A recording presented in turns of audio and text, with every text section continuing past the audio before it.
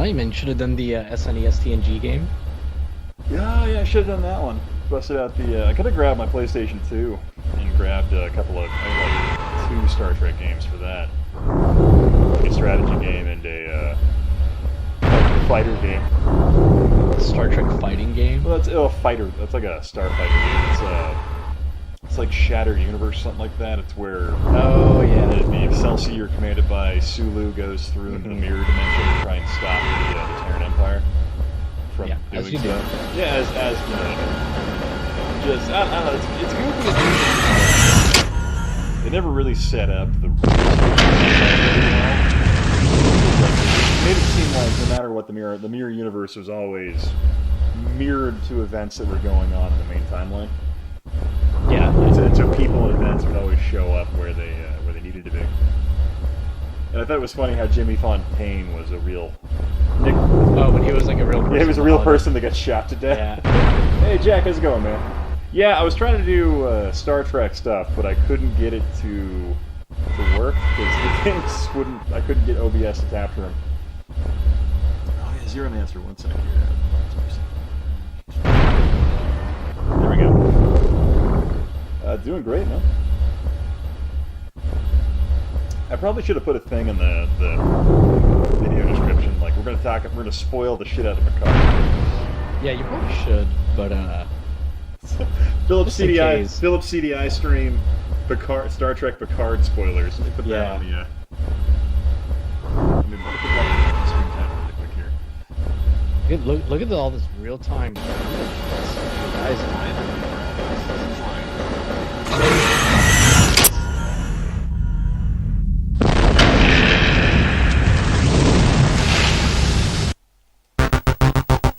I think the game audio might be a bit too loud. Oh, it probably is, actually. Turn that down. Oh my god, it's red.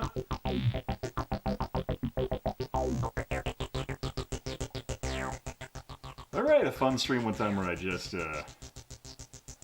watched like old freaking old commercials. Just for like old the old late night commercials, because like the CDI had those great crazy long ones like The Wall and some other ones. Yeah, I feel like your overall volume might be low. Maybe it's just my computer. Let's see. Oh no, I guess you sound alright. I just had to turn my volume up a little bit more. Let me see if I can boost my mic a hair. There we go. Do that. I guess I'm typically a little quiet. I guess if I'm boosting my gain, I tend to get some background noise. No, you're good. I had my mic on like 50, so I think Skype is just really freaking loud, actually.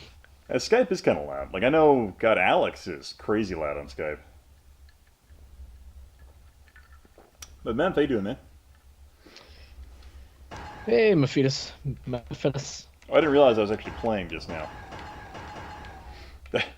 I thought it was just like the intro screen for the. No, these are the real-time rendered graphics. Oh yeah. No. This game's actually pretty well done. Yeah, it's a great, like, as far as a demo unit for what the CDI can do in terms of like live action FMV stuff. It's great, and also the way it just seamlessly like transitions between FMV frames. It's great. Yeah, like it's like Sewer Shark with good video.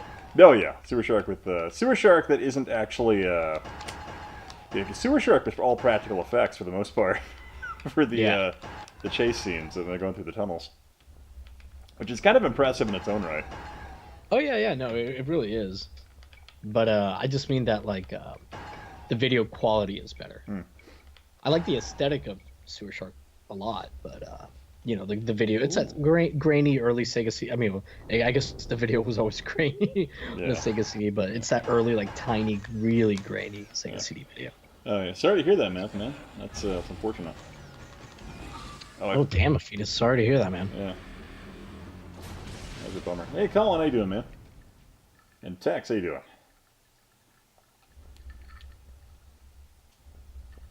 Oh man.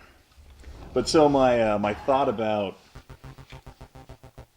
Star Trek Picard, it kind of came to me yesterday when I was thinking about it, and so like like the Romulan fleet sitting above the synth world, right, trying to like getting ready to wipe them out and all that, and then the Federation fleet shows up and it's like try us. Yeah. And the first thing that came into my mind was I'm like, so we had just figured out the episode before that the Romulan secret society was behind the attack on Mars and the synth ban, right? Mm-hmm. And in so doing, they destroyed the fleet that would save hundreds of millions of Romulans.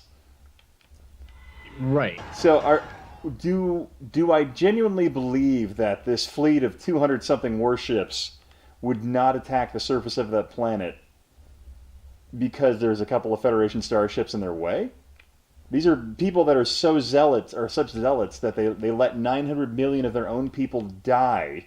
Well, I guess they want to make sure they can accomplish their mission. Maybe later it becomes a problem or something. Because I guess they just couldn't be able to fight off the whole fleet. I know, but think about this though. They let 900 million Romulans die to kill synths. These are the last synths that they really need to find. So it's really like dumb. It's really insanely bad writing. And I sit there and I'm like, that just destroys the entire thing. After I thought about that, I'm like, not only are the characters not believable, it doesn't make any sense. It's like, oh my god. Hey, John Rogers. Yeah, no, it's fucking awful. It makes no sense. There was no reason for the Borg to even be part of the show. They had nothing to do in the long run.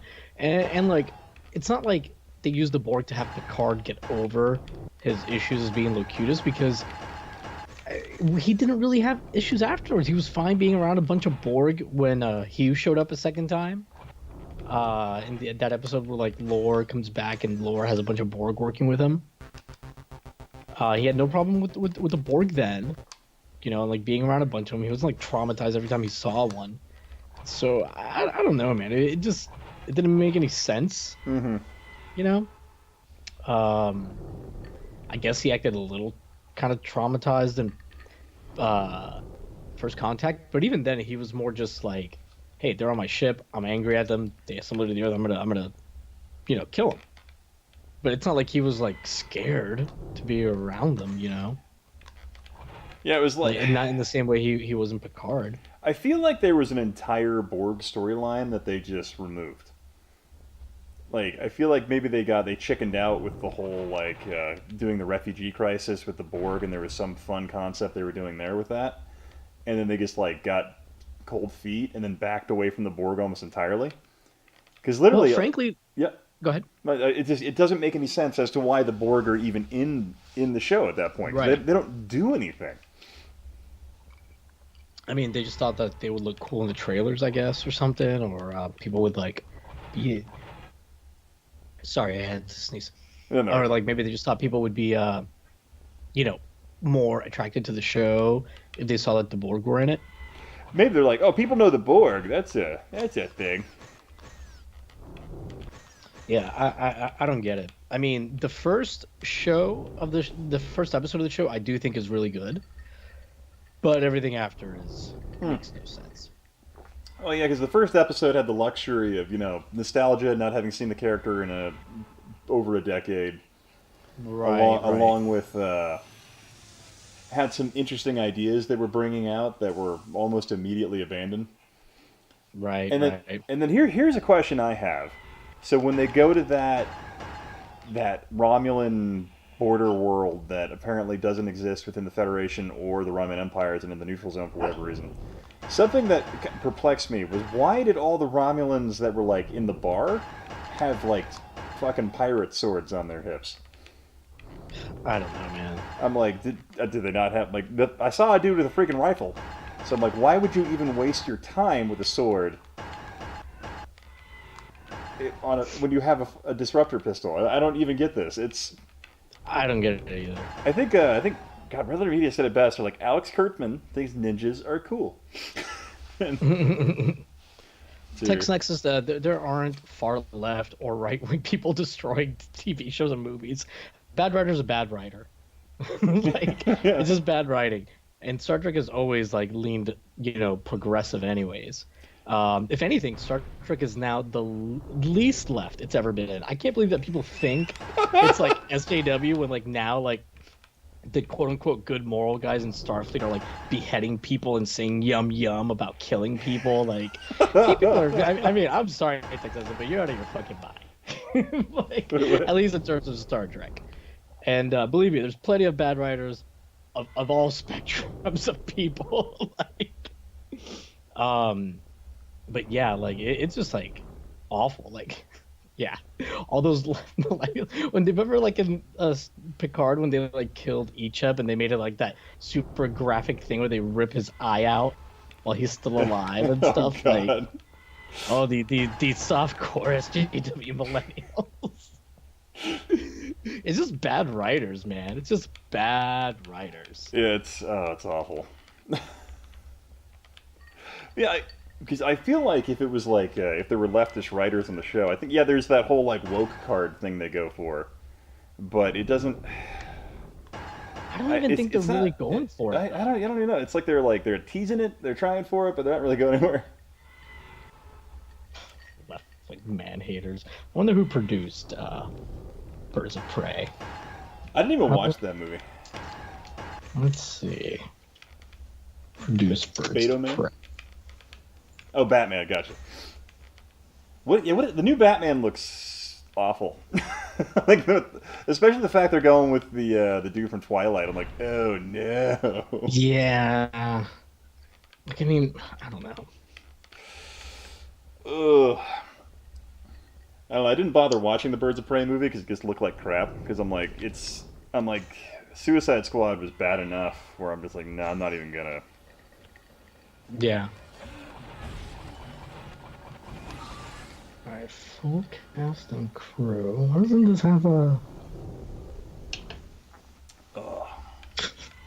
So this movie was like, I didn't realize that Paul Dini and Bruce Timm like co-wrote this movie. Oh no, they just get the no, they just get the creative by credits. Never mind. Who guys? Which guys? Oh, they're the guys that like Bruce Timm from like the Batman animated series. Oh, okay. But he just has credit on it for like co-creating Harley Quinn. I misread what I was reading. Mm-hmm. Yeah, Tess says I'm pretty new to Star Trek. Found just 2 years. yeah, good show, man. Don't even waste your time there. So, wait, Batwoman is a man-hating lesbian man? Come on. Dude, I'm cracking up because the guy that like the executive producer of Birds of Prey, the man-hating supposedly movie. Yeah. He's also the writer of End of Watch, of Sabotage, of Harsh Times, that crazy movie with Christian Bale. Like, yeah, this guy, Training Day. Yeah, I don't think this guy is like man-hating. Oh, he wrote U571. Oh shit, he wrote the screenplay for the 2001 Fast and Furious. Come on, get out of here, man-hating leftist. Get out of here. All right, later, Tex.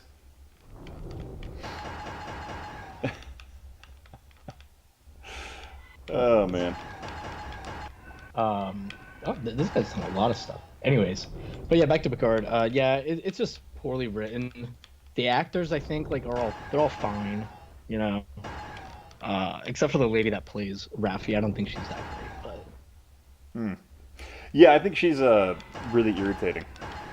Yeah. Like the whole her relationship with Picard and the whole way they were playing it Picard's egotistical and all that. I'm like, come on.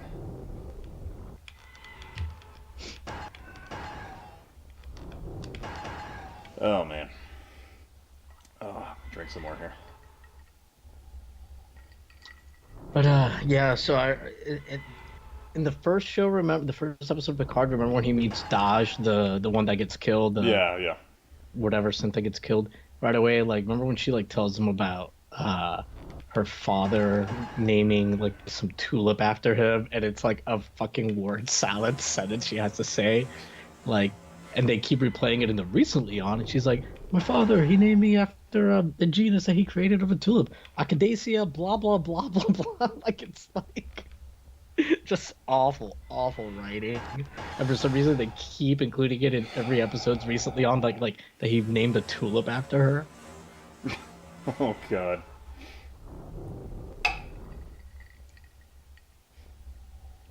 Yeah, it's terrible. So and they make it seem like in the beginning, one of the big stories that they're going to tell is that this allegory for the Romulans being some kind of allegory for displaced immigrants, right? Mm-hmm. But then they don't do that. They just like kind of drop it. Yeah, it was like there was a lot of things they could have done with that, like comparing it to the migrant crisis in Europe and all that, and like explored the whole narrative themes of that. And they didn't do anything with it. Like they could have done that with the Borg, even all those people that are being like displaced and like unassimilated or whatever you'd call that. And they don't do anything with that. It's pointless, all of it. And like, so the Romulans are displaced, right? Mm-hmm. Yet somehow, for some reason, once Picard's new little like crew decides like, hey, we're gonna have to go into the Romulan space or whatever, Rios acts like he's all like scared of it. He's like, oh, my price is gonna be doubled. Because, you know, they always have to talk about money every fucking episode of Picard. They have to bring up money, who's getting paid, how much money does Picard have to make these payments. You know? Yeah, like it's just awful. But then like it turns out that the Romulans, or I guess like the Zat Vash specifically, so not even all the Romulans, just the Zat Vash have at least 219 warbirds. Yeah. At least 219. Or maybe those are just the closest ones that they get sent to go destroy the Sith. Yeah. So, you know, the guy's afraid of going to Romulan space. Romulans government's doing okay enough where they can like run this like, you know, this like thing about on the Borg cube. So like, and the Romulan Empire had like multiple planets. Like, oh, no, what? They had hundreds of planets. They were. Yeah. I mean, they were capable of mounting their own offensive against the freaking Dominion. They had so many planets. It's Right, like, they turned the tide of the war. Yeah, they saved the Federation's ass basically there after Sisko Right. did the whole assassination thing. But it's just like, what the hell? And I find it hard to believe that it would be something like, well, the Federation ships were closer. I'm like, I don't think the Federation ships were closer to the Romulan Empire than the Romulan Empire. And there's that whole neutral zone thing, you know, keeping some separation. So, like, it just makes no sense. I mean, like, they needed to, like, explain, you know, some event happened, you know, that wiped out the Romulans, you know, a third of their fleet or 2/3 of, you know, something. To be like, hey, they had to use Federation assistance. Instead, they just told you that they couldn't do it, and that they needed the Federation's assistance, but no explanation as to how or why. Mm-hmm. Yeah, and then I'm just thinking at the end, I'm like, so Zat Vash was willing to sabotage the entire rescue effort of hundreds of millions of Romulans, and they still wouldn't take a shot at the end, just potentially sacrificing a couple hundred ships to, you know, get one torpedo off at the surface. Well, that's not what the Vision said. Yeah. And then there was the whole like fucking handy, like, what, plot convenient device that could do anything thing. Oh my god, literally like an actual like Deus Ex Machina for any situation in their hands, you know. Yeah, I was like, oh my god, really? That's it might as well lazy. have been like a pen and a piece of paper labeled, you know, next scene. You know? Hey, Sam Fisher's here and he's drunk. Hey, that's great, man. Also, Gabber is here. Some Beetle of Doom. Mm-hmm. I guess Tex took off. But Gabber... I think you might have been saying. Oh yeah, Tex said. Mm-hmm. I was gonna be spouting conspiracy theories about like people invading Hollywood. Like, nah, man, it's just bad writing. It's not that deep. Oh, I will say, like, there was that anger people had about the what was it?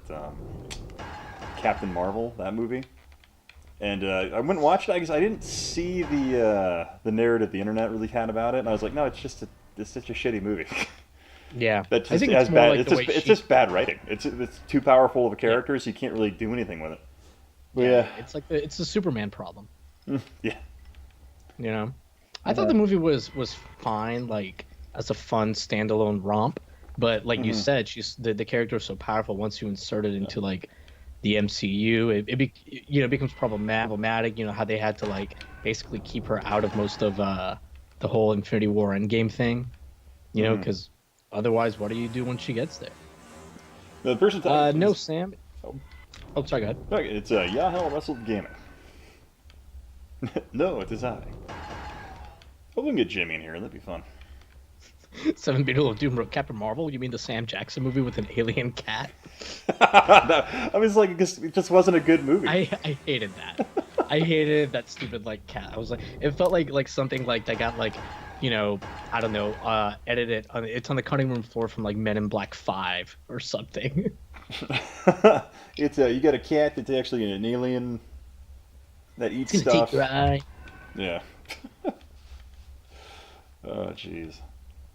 But I don't like. I didn't really get into that narrative. But I haven't bothered watching the Batgirl show or the Birds of Prey movie. They just look terrible. Yeah, they just look like terrible. They just look terrible. I'm like, eh. Shazam is hella good. Yeah, and he is in fact the real Captain Marvel. So oops, I lost the thing. I had actually pulled up like a list of like the Star Trek Picard episodes. Oh yeah. To kind of... So yeah, the first episode, Daj dies. She gets activated. She kills all those Romulans that show up or whatever. Mm-hmm. And it ends on like that pretty cool reveal with like the Romulan reclamation station, which sets up a lot of questions. So it seems like it's going to be cool. It's not. It's not. They kill a beloved Star Trek character there for no reason. Second episode, Soji, the other synth, is like doing all that shitty flirting with Zarek, or wait, I'm thinking of Tom Zarek. What's his name? Oh, Zarek? Narek, the weird looking Romulan guy. Yeah, I remember like the girl that is there with Soji. She's like, "We knew Romulans could be so hot." Did it bother you at all that the Romulans don't seem to have their forehead ridges anymore? Some of them do, some of them don't. Yeah, I was like, what the hell is that? Like, are these just ones that are interbred with Vulcans or something? So they to be fair, you know, it's hard for me to be fair to this show, but they do address that. Like when they get invaded, Picard's house get invaded, like one of the Romulans that invades him does have like the big forehead ridges and stuff, mm-hmm. and she calls him like a Northerner, and actually Picard's like male assistant has them too. Oh yeah, okay. I was just thinking a lot of them just didn't have it, because I'm like, in the like TNG, they pretty much all had them. So I'm like, what the hell happened? So it was like a regional thing, is what they basically explained. Which actually, that I didn't mind, because that makes sense as a way to like kind of refresh the look of the characters and still have like a reasonable explanation. Yeah, I guess it's... that didn't completely change them like they did the Klingons in Discovery. God, yeah, that was... Oh, man. The way they changed the Klingons in Discovery, that just... They should have just made him something else entirely different. Like, they didn't really need to make him Klingons. Yeah. Like, it's like, nobody cared. It's like, but... The fact that they made them Klingons and they changed all that stuff about them, and just made them just not fun characters like Klingons had been in the past in just about every other friggin' Star Trek show. Yeah. Just... And remember, like, they ate, like, Michelle Yeoh, Prime Universe Michelle Yeoh, they ate her. Oh, yeah. Fucking dumb. Because apparently the... Look, the show's soft. Oh, jeez. The show has gone soft, man. Klingons are eating people. Oh, but, yeah, so what else happened on Picard? They killed off Bruce Maddox for no reason way later on. Oh, and then forgot about it like it didn't happen at all. Yeah.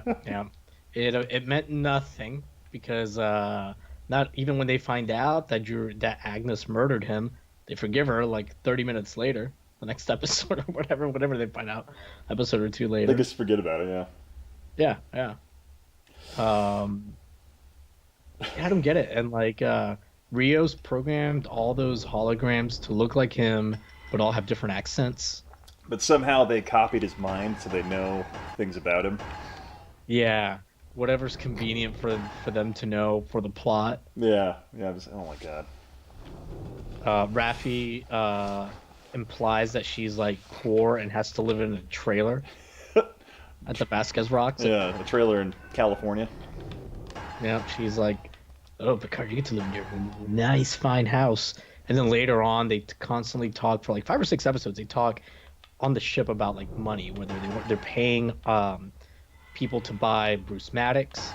That was one thing that they talked about. They talked about like Rios getting paid, and I it's implied that Picard is doing the paying. How does he have money?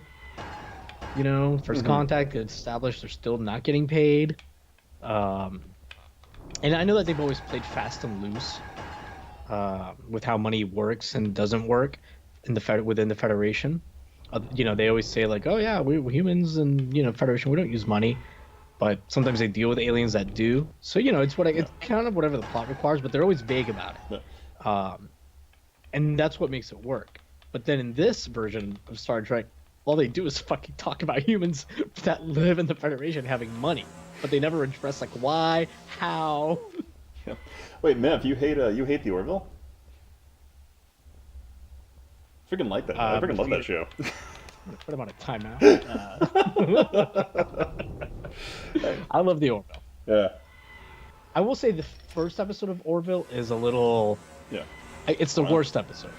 Yeah, it's pretty weak. So if that's the one you've seen, you should watch other ones. But I like it, and it's one of those shows like it really gets better as it goes on. I think like once they hit episode 4 or 5 of season 1, they really hit their stride. Yeah, I just think it was just a fun. It just like there's like you can feel like there's joy there, and some of the stuff is good. I liked it at first, but more and more grated on me. I can only come. Oh, fair enough, man. But yeah, I don't know. I just really enjoyed it, like especially the stuff where they the sequences where they got addicted to cigarettes. Oh, that was hilarious. The Mocklins. That was great. The order's like 500 cigarettes. Needs more ninjas and heads cutting off. Oh, jeez. Where have you been hiding them? And then they did that crazy 2-parter with the man, it's been so long I forgot the name of the race, the robot race. Oh my god, Kalons? Yeah, the Kalons. Oh my yeah. god, that was really good, epic stuff. Yeah. And then the like time travel thing they did towards the end of season 2, like that shit was awesome. Yeah, it seems to me like there was just like there was something fun there. They're actually doing interesting things with the story and the characters and kind of experimenting with where they could go, as opposed to like Discovery, where you're stuck in this overarching story because it's not episodic. It's what's the word looking for? Where you're stuck with the same serialized. So you're stuck with the same dumbass story that they've been going with, and if it's just boring. It just doesn't work for Star Trek. Yeah. Like, I think the way DS9 did it is fine, because, I mean, they obviously had, like, the Dominion War story arc, but it was, like, every episode wasn't all about it. It was always there in the background. It was always brought up, oh, no, we can't do XYZ thing because of the Dominion War or whatever, but then they'd go back on to whatever the story A of that episode was, So it was like they still had their lives and the big story arc, so it was still episodic and serious. It was like a really good mix that worked for Star Trek. But this serialized story, I think part of the problem too is like Discovery, the storytelling, and they did it again with Picard, where it ends up being that like something is going to end all life everywhere. This time it was going to be the end of all organic life. Well, and the annoying thing, it's like, so you had an AI that was going to end all organic life in Discovery, and then you have synthetic AI that was going to end all life in the universe that just so happened to look like the snake dragon things from Star Fox 2 for some reason. Yeah, what the fuck was that at the end? Yeah, they're like tentacle things coming out. It's like a 3D model you go and buy on Turbo Square. Oh god, yeah, and the Federation starships at the end. It was the same. It was just one model. They were awful. Like not only was it only one model, they were terrible. Like these ships are really thin. The Romulan ships too. Have you noticed that? All the ships are very thin. Yeah, they look like they're trying to put wings on shit. Just a bunch of wings. Yeah. Well, I think Enterprise's serialization worked really well, but I would argue that it started with DS9. Now, obviously, like Enterprise took it to a higher level, but I still think Enterprise season 3 and 4 are really good, and they still tell some standalone stories there. I'm gonna refill my drink. I'll be right back. Alrighty. Well, hope everyone is enjoying their quarantine. When Ian comes back, I will probably take the dog for a walk. It's funny, Ian is using like an OSSC for his captures and stuff, so it's like, the most high-end, most expensive, like one of the most expensive like video capture things you can get for your video games. And what's he running on it? The Philips CDI. I meant the completed serialization where it was no longer balanced. I mean, it was definitely like way more serialized. You're right, more so than DS9. But they still had a few standalones though, from what I remember. And I could be remembering it wrong. But yeah, I don't know. I mean, I think like, you know, modern Star Trek feels like a pretty generic science fiction show. It could be anything, you know. Oh yeah, they did the whole thing with the Zindi. Was that when they did the temporal Cold War? Um, I don't know, man. I like season 3 and 4 of Enterprise a lot. I feel like that's when they were hitting their stride. But maybe that's just me. Maybe it's because they did that. Wait, didn't they do that 3-parter with Brent Spiner in season 3 of Enterprise? Should look it up. All right, I'm back. Do you remember like I'm looking it up. I'm gonna switch games as well. I was trying to remember like what season they did that 3-parter with called The Augments on the Enterprise. But they did that 3-part episode where it was like about augmented people and like Soong was yeah, and they explained the Klingon mutation and all that. Yeah, I really liked I enjoyed that one. So that was season 4. Yeah, because I'm like, here was the thing that kind of irritated me about the 2-part ending for Picard. It was like, not only was it crazy slow, but they'd set up that sense of urgency that the ships were on the way. But then, like, they were just still being really lazy about it. So I'm like, what the hell? Yeah, I don't know, man. It's not good. Dove Films. Oh, we're playing a day at the races. Oh my god, this game. This might be my least favorite CDI game. Let's do Artful Dodger. Just play this for a little bit. I actually got to take the dog out to pee and poop, so I think this is a good time for me to do that. Gotcha, all right. And I'll be back. So I'll be back like in 20, 25 minutes, depends how long it takes. All right. You're just going to wait till I skip games. See how it is. Right, I'm going to mute myself till I come back. All right. So doing the whole telecommute thing now? Yeah, Zero. I thought the explaining the... I thought, honestly, explaining the Klingons that way was kind of fun and was within the canon of the universe. Yeah, this is a horse betting game for CDI. It's pretty interesting, but rather odd.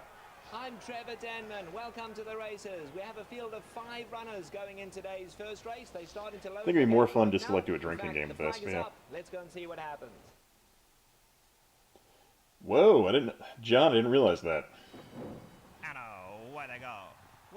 I'm kind of worried about a local video game shop I go to. Like if they're going to make it through this. They aren't like God, isn't like DC Comics on the verge of being closed down by T-Mobile or something like that? Or no, it's AT&T, not T-Mobile. Supporting all the employees. 1, 3, 5 with a late rush on the outside. 1 and 5 come to the wire, and 1 wins it from 5 to finish third. Which show will ruin the queue first, Picard? I don't know. Picard didn't really touch the queue at all the entire time we were in. I never know it. They were doing the show, so at least this season.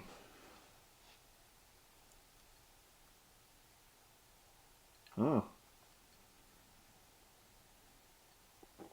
10 hours a day, damn. Oh man, that's a bummer, John. Artful Dodger, no bets. Let's do next race.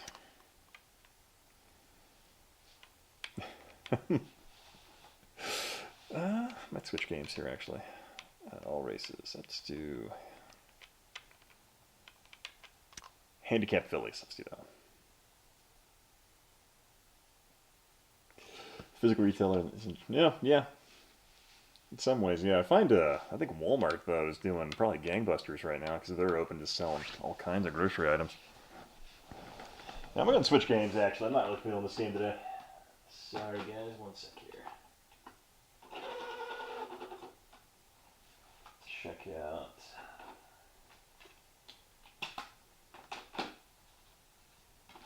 Axis and Allies. I haven't played this one in a while.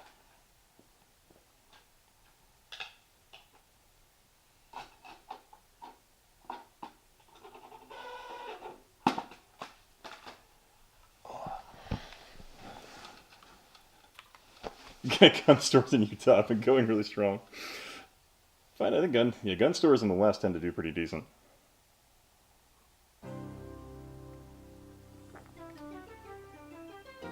Okay. For some reason I'm not getting a video signal. That's interesting. I think my... one sec here. September 1st. There we go. Apparently you toggled off the S video for some reason. Not sure why. Beginning World War II in Europe. Germany quickly overrun Still got stock hardware. Denmark, the Netherlands, Belgium, and France. Food will always be needed. Leaving Britain to stand alone until a surprise German assault on the Soviet Union penetrates to the I remember after Obama got elected, there were huge runs on gun stores in Idaho for AR-15s and 5.56 ammo, so you could not, for I remember like the first year and a half of his presidency, you just couldn't find that stuff. A Japanese surprise attack on Pearl Harbor shatters the U.S. Pacific Fleet and brings the United States into the war. It's now 1942, and you... I have a buddy who, he'll buy ammo by the pallet, and I'm like, my god, why? I'm like, you're never gonna go through all that. And he, sure enough, he didn't go through that, and he ended up selling it to a local range, because they were like, hey, you still got the ammo you ordered forever ago?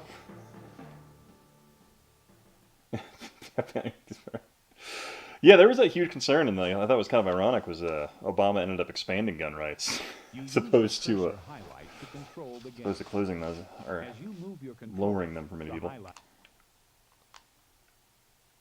Most of the decisions in Axis and Allies require you to choose. No, yeah, I mean, like Cabela's, you could buy freaking, when the unit icons are showing, you could buy the Russian ammo in the tins that you have to open with a freaking can opener. Press button 1. I understand the concept of Axis and Allies, come on. The players always move in the following order.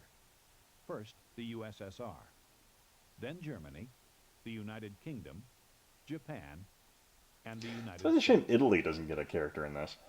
During each France player's even. turn, you do the following steps, called the action sequence. First, So use that your bulk or IPCs to purchase new units. Second, move your units. Third, resolve combat in every area with both you and your enemy's units. Good buddy of mine in SKS for a while. Return your airplanes to base and move any units which haven't yet moved this turn. Fifth, place the I'm units still that you drunk. purchased at the Jesus.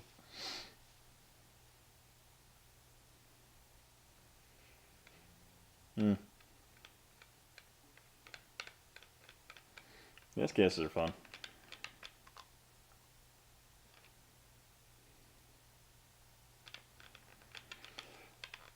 Oh, here we go. Okay, so I go...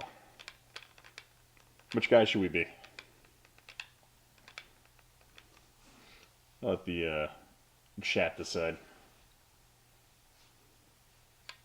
One vote for USA.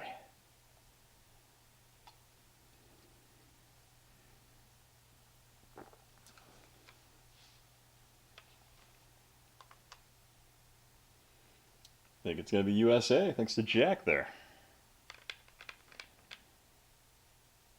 Wait, one vote for USSR. Do we have a tiebreaker? Yep, 2 votes for USSR.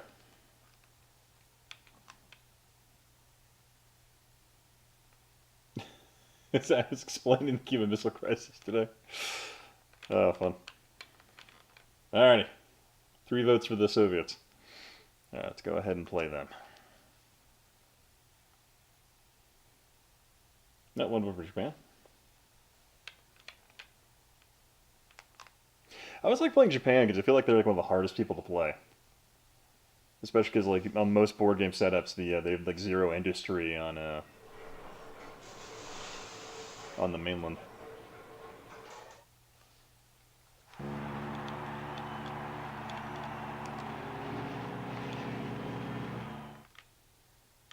Okay. Oh, yes. Okay, you can buy the factory. Okay. I'm trying to remember. The factory does that boost your production, or does that allow you to build units there? Is that how that works? Okay. I can see of England as well.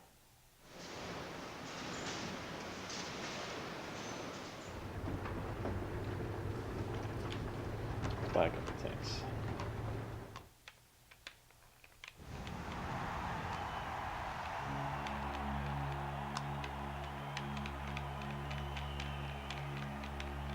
Okay, let's buy 4 tanks, 1 infantry. I guess we'll waste that industrial credit.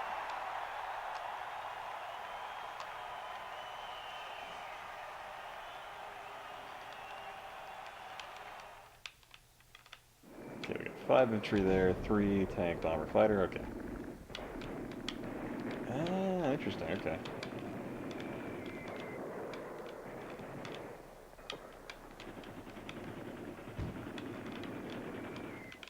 Ah, so theoretically you could put... I said anything but China belongs to the Americans.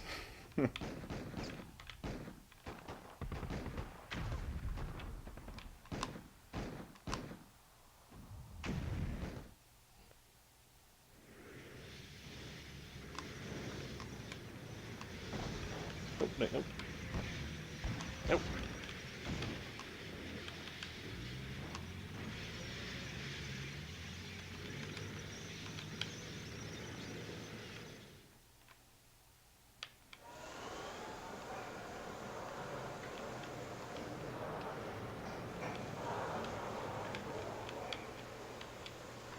Yeah, I'm struggling to place units here.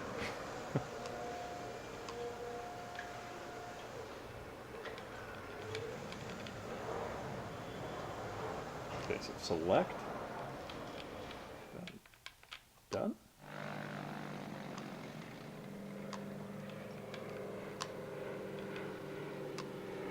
It's not an easy interface.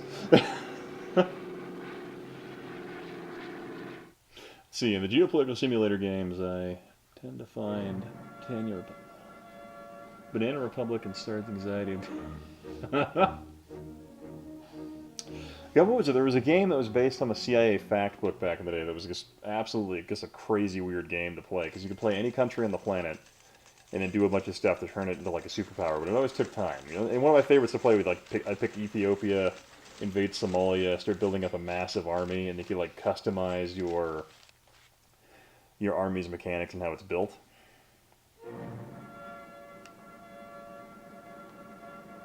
Pretty fun stuff. Superpower, thank you.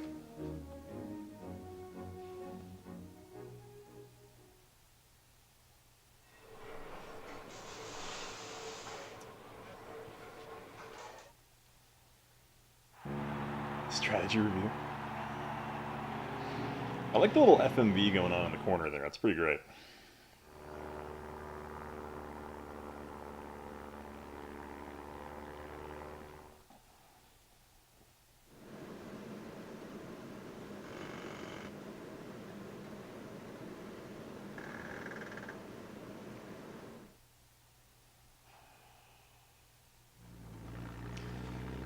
That's the English territory. Is that like Malta right there, or what is that?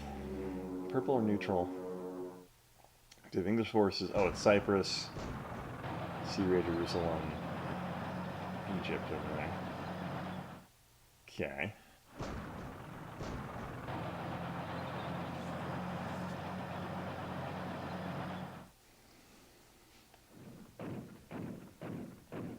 Hope everybody's days are going pretty good, man. I had just the crappiest day today. In terms of just, I'm like, ugh. Woke up, my furnace broke. So I'm like sitting there trying to fix that, like fiddling with it.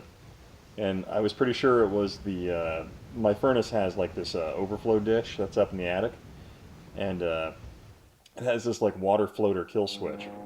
And I was convinced that it was that, because the thing was bone dry, and I couldn't figure out exactly what it was. It was cutting off power to my thermostat and stuff like that. I'm like, why am I not able to do anything? And so I'm looking at that, and I'm like, all right, I'm gonna go. It's like a $5 part normally online. So I'm like, okay, I go to Lowe's. They don't have anything. Then I'm like, ah, crap. So then I call like a couple of places in town that might have it, and they're like, no, we only sell to contractors. And I go to one place that literally has a storefront, looks like a standard, almost like a Home Depot hardware store, and they wouldn't sell it because they're only sell to contractors. So it was like, ugh. So then $100 later, it turns out my furnace door switch had somehow done a thing where when the cover's on, it like slips out of the spot. So it just would disconnect the circuit for the furnace. Because the door cover switch would just vibrate into a spot where it was fully extended underneath the door. And I'm like, oh my god.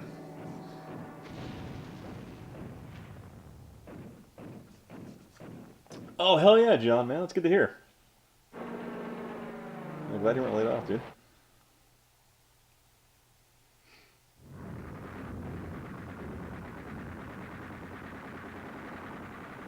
But yeah, so $100 later, I found out that it's a door switch. That's great. But then also in the middle of that, I discovered that the base I work on, because I was evicted from one office and moving into another, because they're like, yeah, contractors are going to come through here and renovate this entire area. I'm like, so you need to be out in 10 days. I'm like, oh god, why? And so I have all these like gigantic desks I had to move out of the office, and then I had that coordinated to be moved next week. And then I got a call from them today telling me that they're sending all their drivers home on admin leave just because of the essentially the governor's shutdown of the state. And so I'm like, crap. So I had to like run in today and get that knocked out and taken care of. So I'm like, oh man. So my days just sucked.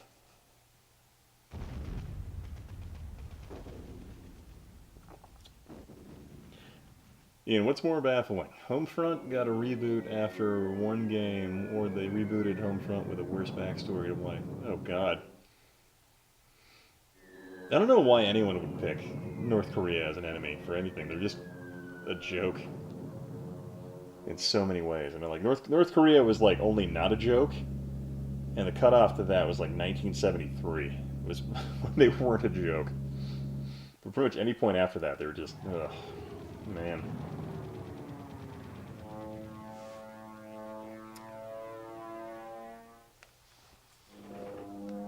Ooh. I was not paying attention. I was too busy rambling about my, Okay.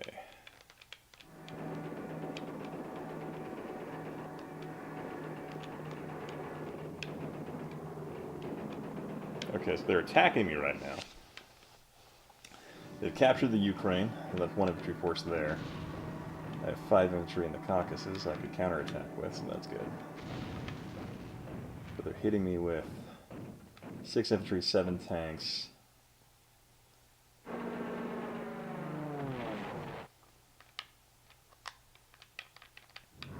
Now how do I select this?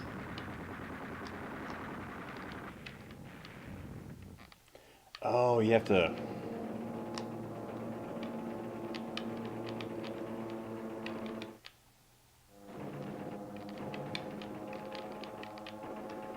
This was way easier on the PC version I played forever ago.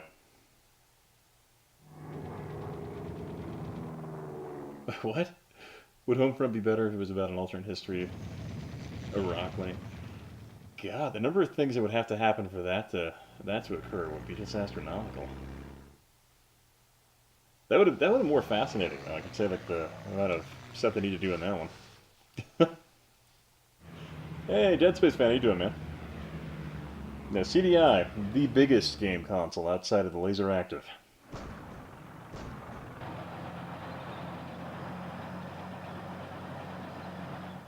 Hmm.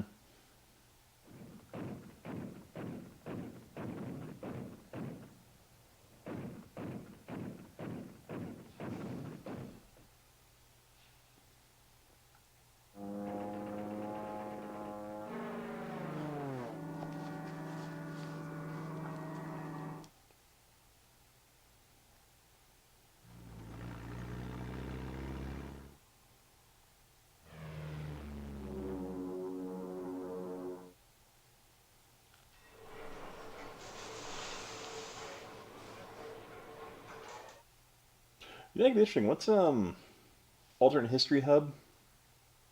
I think it'd be fun to see that guy do something.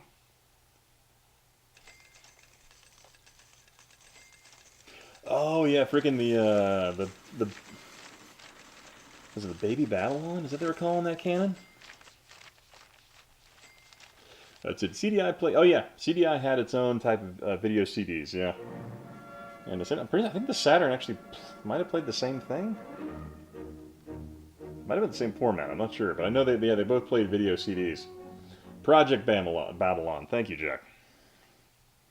Yeah, that was fascinating because that whole project was like, their idea was to put a satellite inside of an artillery shell that was accelerated by a rocket immediately after being fired by a cannon. So it was pretty fascinating that they were and they were really close to being able to put a satellite into orbit, with the exception of, I want to say it was Israeli intelligence that killed the guy in Iraq to derail the Babylon project. So essentially, they would have been the first Middle Eastern power to be able to launch their own satellites into orbit, just using basically kinetic energy of a cannon. But I thought was even crazier was that Mossad killed him. Yeah, it was all of the barreling for that was basically ordered by a German manufacturer. And there's this German manufacturer, they're like, why are they rifling the inside of these oil pipelines? And they're like, I don't ask questions. Because they were making these gigantic freaking tubes and rifling the insides of them. Sort of the giant mechs coming? Oh, eventually. Yeah, Germany has 39?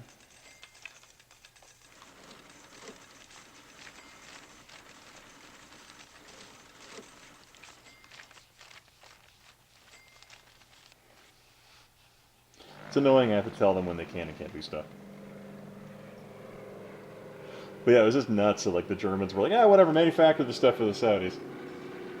Hey, Jeremy, how you doing, man? Finally saw the wave this round.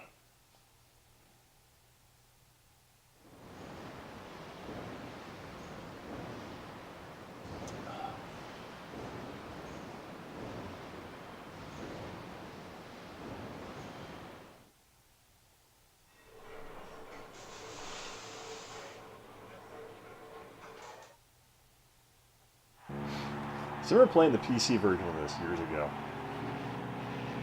And it's my brothers and I would just play the crap out of it. But that game always, it would always glitch out before we could finish a game most of the time, though.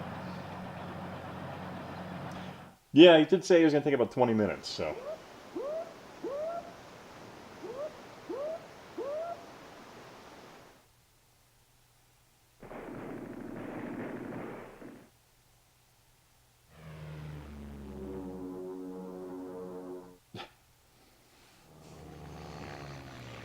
Oh, man. But anyway, I just had a long-ass day. I'm just freaking exhausted today. Ugh. But hope all you guys' days are going pretty good.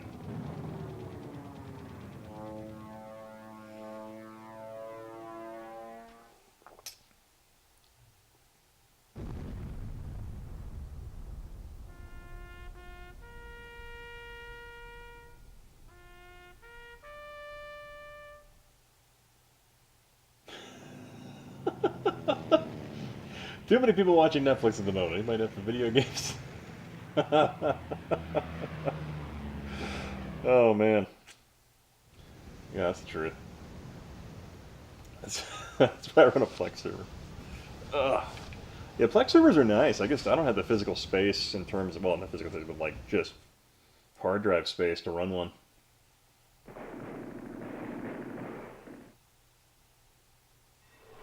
Hey, Cat Retro, how you doing, man? Oh man, freaking the Germans pushed me all the way back to freaking Moscow. I'm gonna get wrecked here. Jeremy, what's up, man? I saw your Skype wave.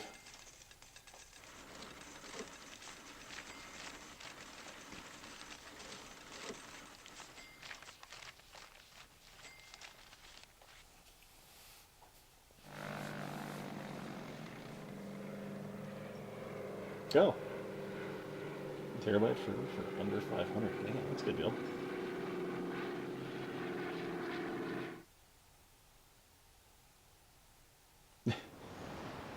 God, something I love about a lot of retro games is like you can sit down and play co-op without having to have a freaking Xbox Live account. Or oh man, it's so frustrating.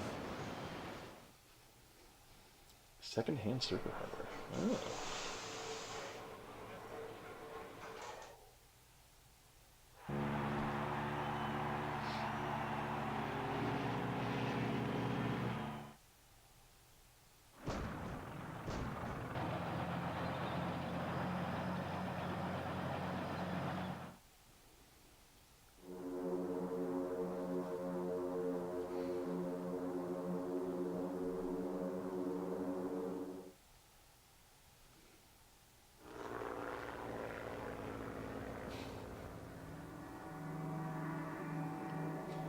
Yeah, sports. Yeah, sports bar. Ooh, is Japan attacking me in the friggin' east? You can save their resources for fighting the Americans. Oh, not yet. I'm just waiting for Yahel to get back. I'm have more ranting to do.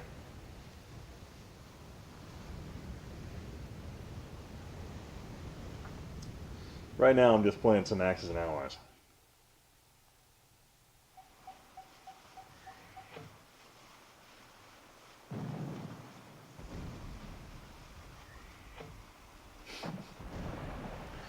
Yeah, Jeremy sent me that picture. I forgot about that.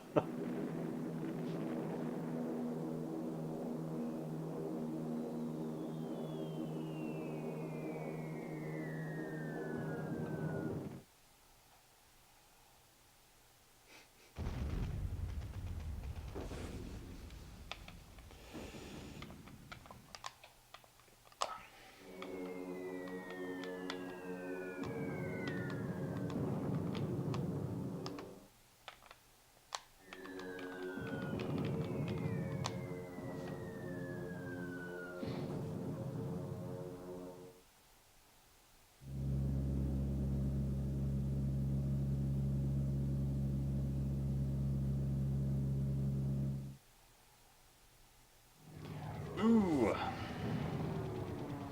Soviets get pushed out of Eastern,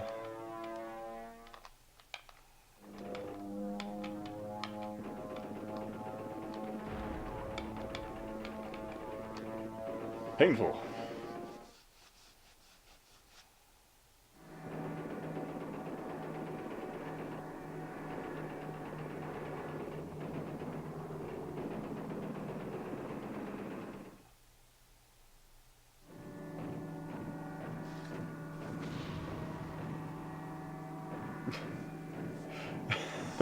So I think I held the territory, but no one's there right now.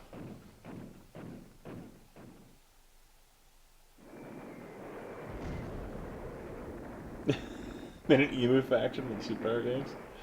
That was fantastic. 4-player shoot. Oh. You remember freaking Alexander Mejia is all about that.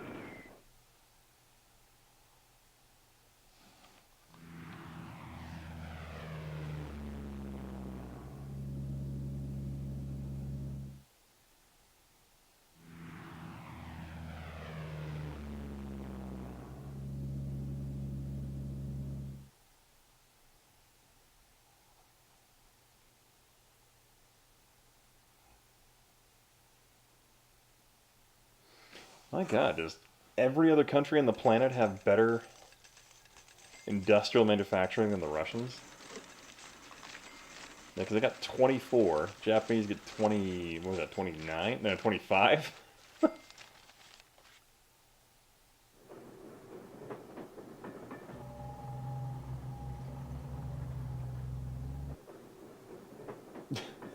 Losing a chief to Emus most embarrassing casualty.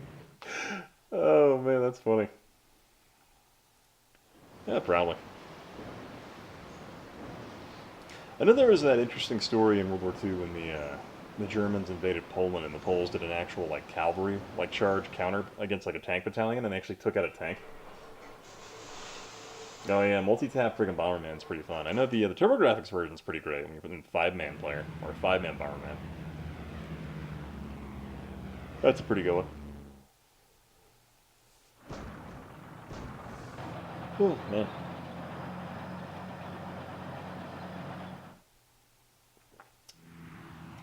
Oh, the Americans are attacking into Manchuria? Nice. Way to go, America.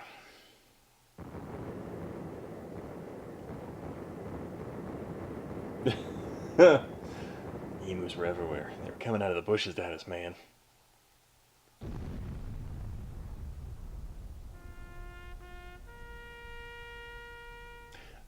So I'm wondering how the math is in this game. Because remember in the other versions, it was like if you rolled a 2 with a tank, that was an attack point, but it only defended for 1. So you had to roll like a 1 in order to get an actual attack, or a defense point for a tank. I should remember the specifics here.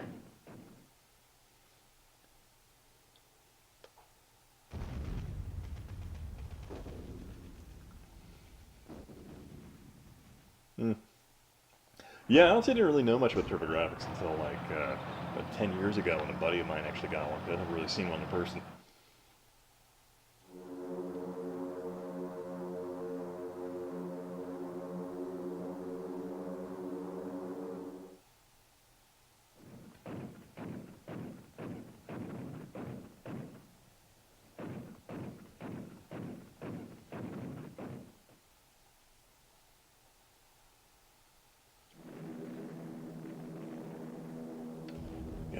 Man.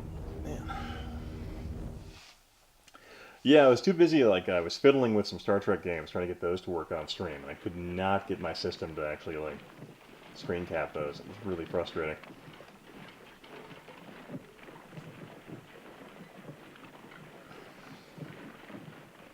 I find PC games in my garage setup are just not it's not really conducive for PC gaming. Definitely conducive for, like, console gaming, things like that, but this doesn't really work too well for that. Alright.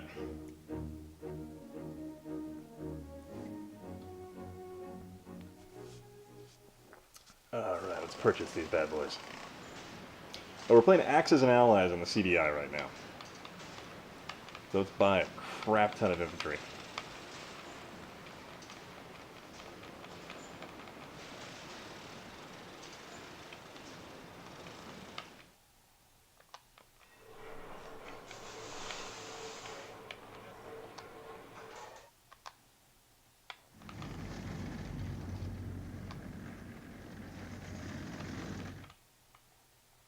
Damn. Who do I got?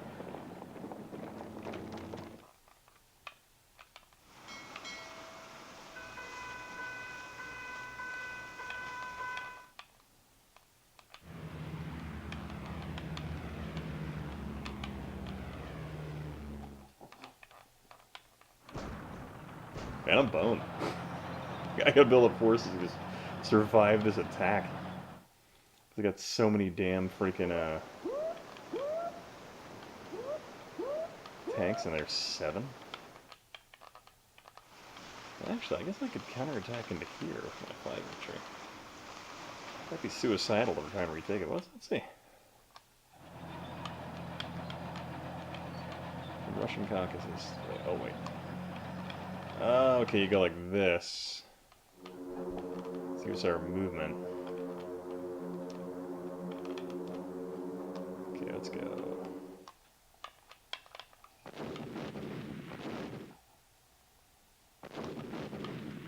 Let's move all that.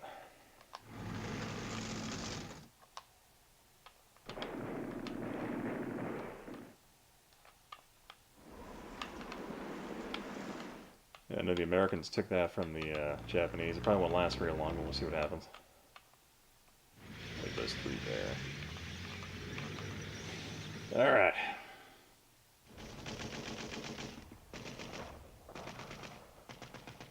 I'm actually working on a video for TurboGrafx. Should be interesting.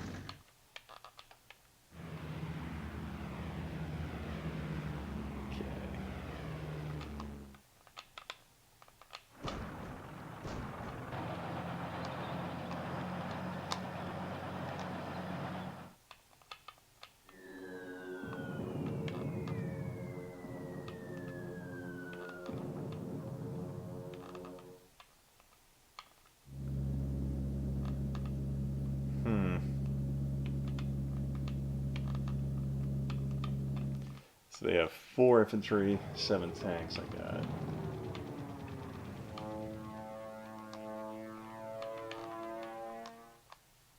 Wait, crap. Wait. What did that just do? What did I just do just now? Oh! Okay. That's interesting. It's so oddly hand-drawn.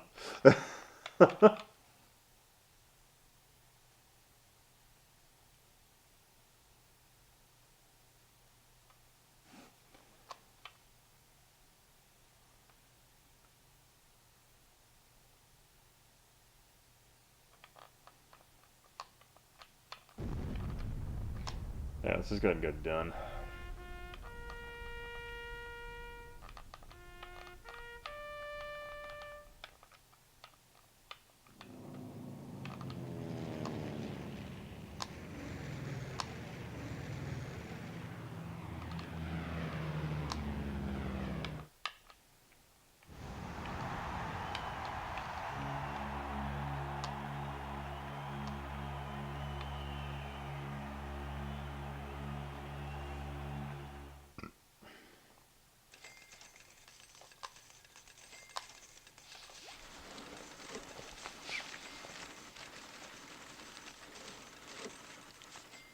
Yeah, as far as I'm aware, the TurboGrafx, well, I guess this PC Engine CD add-on, yeah, it was the first one available.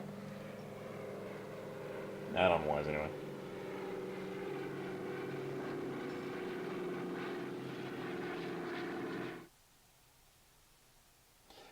And God, it was like $399 when it came out. And it was like, what, the tail end of 1990? Yeah. Had 2 launch games and no pack-ins.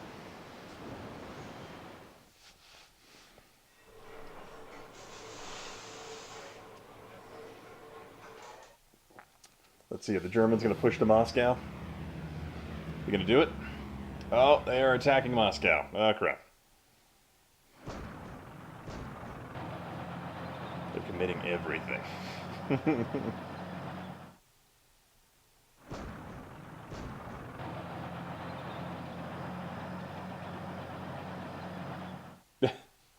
See, Pokemon. People still play Pokemon Go? So I tried to run Starfleet Academy, the PC version, and I tried to run Starfleet Command. Those are the 2 I had readily available. And the issue I was running into, I couldn't get OBS to screen capture them properly. And you can't minimize or do anything with them once they're open. And so that was a pain in the ass. I think my setup out here just isn't really conducive for PC stuff. I think if I'd done it upstairs in my office, it might have worked, but eh.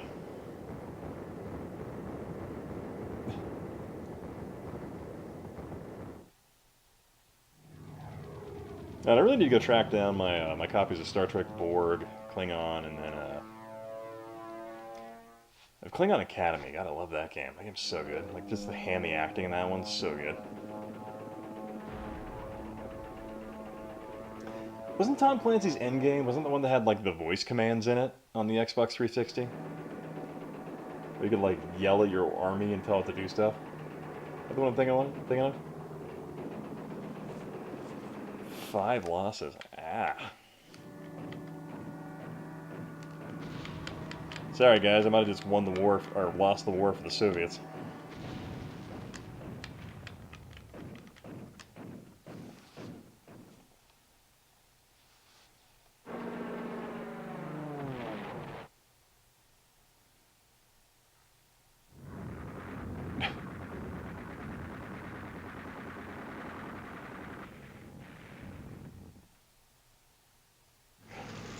Oh, Moscow fell. We're doomed.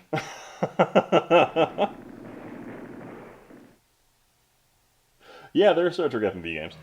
Like Borg and Klingon are pretty good FMV ones.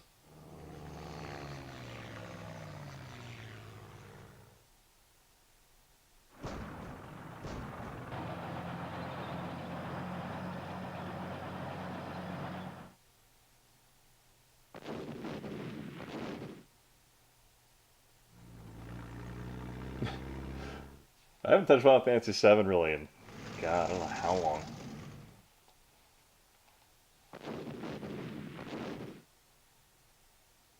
Well, I guess I was playing it on the PlayStation Mini a while back, but that wasn't really playing. It was me kind of just looking at it.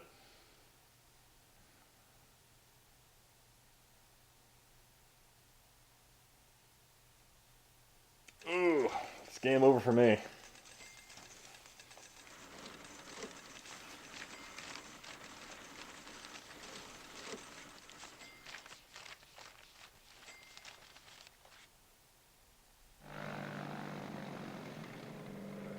I'm gonna refill my drink, guys. I'll be right back.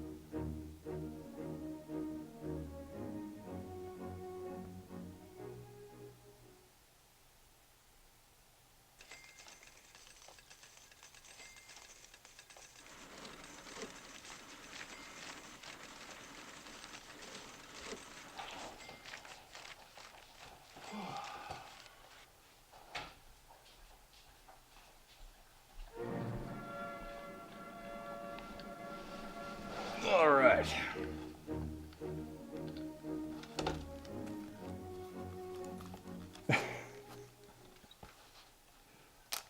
Either a submarine just dived or a Model T drove by. Oh man. Stupid's getting wrecked by this game. Ugh. Don't think I'm going to make it after this turn. We'll see what happens. Get the Yahoo back.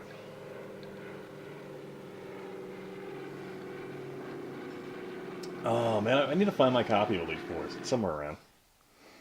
But then I also need to find a CD drive. Becoming more difficult these days.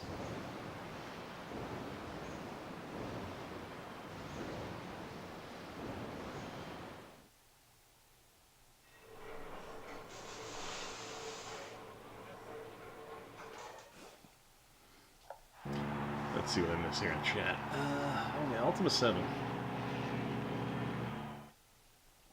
Never played much of the Ultima games. We were watching the Spoonie Experiment reviews back in the day. Those were great. And then Spoonie lost his mind. Ooh.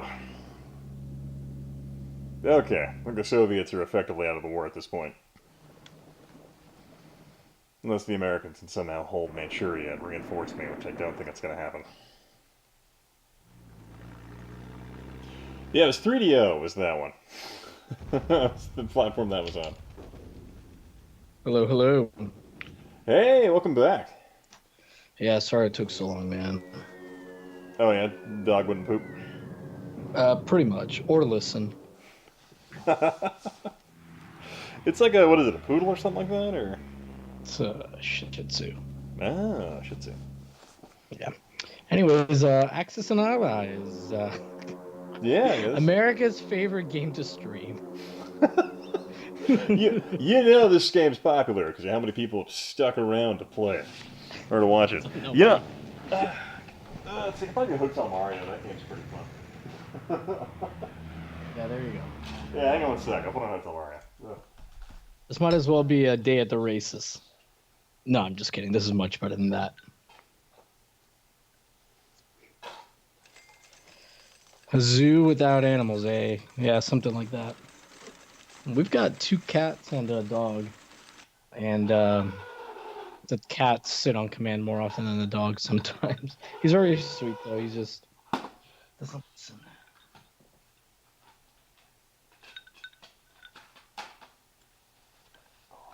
Oh, a Shih Tzu. I get it.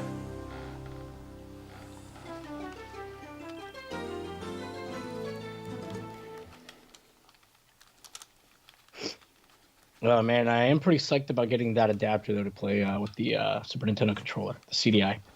Oh, what was that? What I missed? Well, I just said I'm pretty psyched about getting that adapter to play CDI with my Super Nintendo controllers. Oh yeah, that should be fun. Yeah, I freaking love the CDI 3-button though. It's so damn comfy. Yeah, there's an adapter on eBay right now for Sega Genesis to CDI controller adapter. Those go for like $30. I think 40 because of the conversion rate. I actually tried ordering that before I found the SNES guy, but there was some kind of problem with eBay's order processing that day and it wouldn't work. So it worked out for me. Ah. We gotta find the princess. And you gotta help. Yeah, I'm gonna check that out just what because level I'm. have you? On how to get through the hotel. Oh, sorry, what level is it that you've gotten to? Oh, This game? God, I want to say after 8 hours of just drunken play one day, I think I made it to like, I want to say level like 60 something. But like I don't know, I can't really get the game to save. Let's see. Let's do one player. Let's do restore. Let's see what happens. It did not save my game.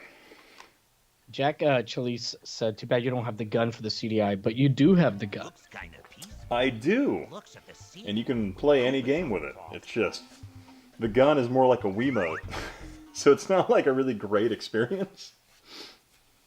And it works with modern LCD TVs. It's just not as, it's not that accurate. So you can play like Mad Dog McCree and those ones, but it's not, you're always just off just a hair. And Mad Dog Yeah, and those McCree games has have... yeah, I was just saying, Mad Dog McCree always has those shots once in a while where it's like some dude in a window across the goddamn map.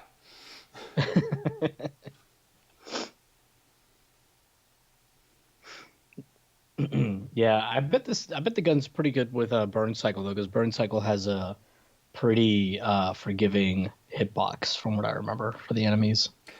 I need a burn cycle. I keep saying that, and I'm realizing like, burn cycle.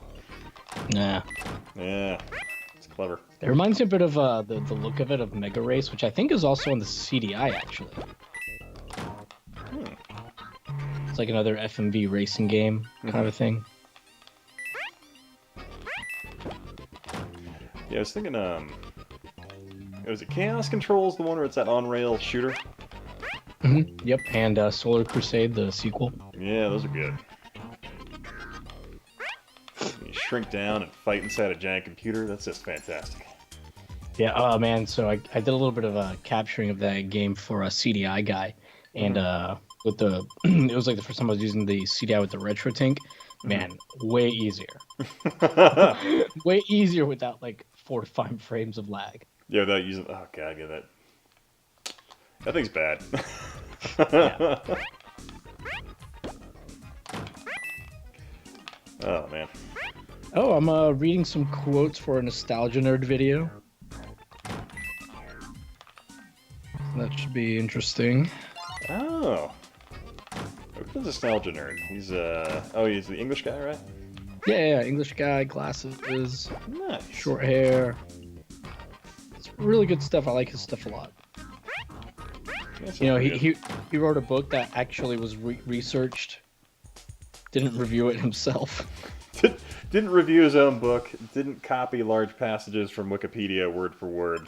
Right. And yeah, that's real thoughtful of him to go the extra mile and do his own work there. Yeah. Card Freak, a man of refined taste, second best CDI game behind Thunder in Paradise. A man of We call the Hotel Panero. a man of culture. Yep. Oh god, I'm not sure if you were listening to it while you were out walking, but I was telling people like in the store, like my day has just been awful. Like I woke up and my furnace was broken. Oh shit. And so I'm like, god damn it. So I'm like doing research trying to figure out what it is. I'm like up there looking at it, the fuses are all good, trying to figure it out. And my furnace has this this water backflow kill switch. It's like a little like floater switch basically. When it fills up with water, it turns the system off. And I'm like, it has to be this unit. It has to be faulty because I can't find anything else that's wrong with it. And so I'm like going around town, calling folks, trying to just buy the part for $5 just to wire it in, just to see if that's will actually fix it. And it turns out, like, yeah, and nobody would sell it to me because it had to be a contractor, and I'm like, ugh, so that was just awful. And then, so I finally give up, and I'm just like, all right, well, I guess I'm paying $100 to an HVAC guy, so that's great. And so he comes to my house, has it fixed in like 20 seconds. He's like, oh yeah, your door switch thing, for whatever reason, like it wiggles out around the edge of the door and just pops out. So like the kill switch thing would just wiggle out. Like I'm like, oh my god damn it.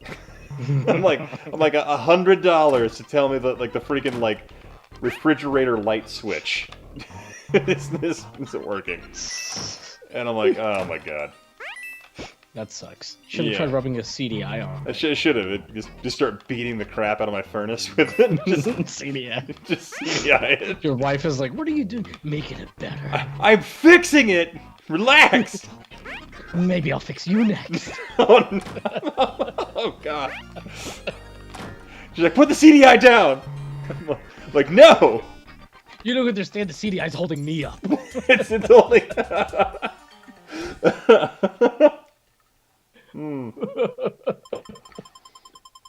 I should have called. I think a CDI would have been more effective than a hammer, though, just based on the amount of blunt force area you can sustainably hit with the CDI in a single swing.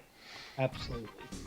But yeah, but like, meanwhile, in the middle of that, I get called to work because I'm moving stuff out of my old office because I'm being evicted, and they're like, oh, by the way, remember how we had coordinated this thing to have the trucks come on Tuesday next week? Yeah, we're sending all the truck driver guys home because of the whole governor lockdown thing, so if you need to move those, you need to come in today to do it. I'm like, god damn it. Damn. So I went into work today for a couple hours to freaking do that. So literally, like, my day off, I spent the majority of my day at work trying to fix a furnace. I'm like, this is great. Colin said, you lie, you don't work, you just live stream and drink. You know, that's the dream.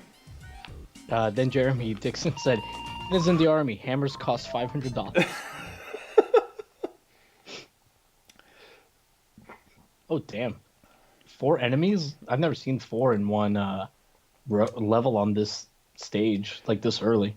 Yeah, I was kind of surprised by that. That's a little weird. I can usually make CDI surprising you in new ways. Oh, every time. I find like this stage doesn't really get like that painful until you get to like closer to like level, I want to say like 7, 8, and 9 are pretty painful. Yeah, so I captured a little bit of this for him too, and I was playing with the CDI mouse when I was capturing footage for him because I sent him my controller.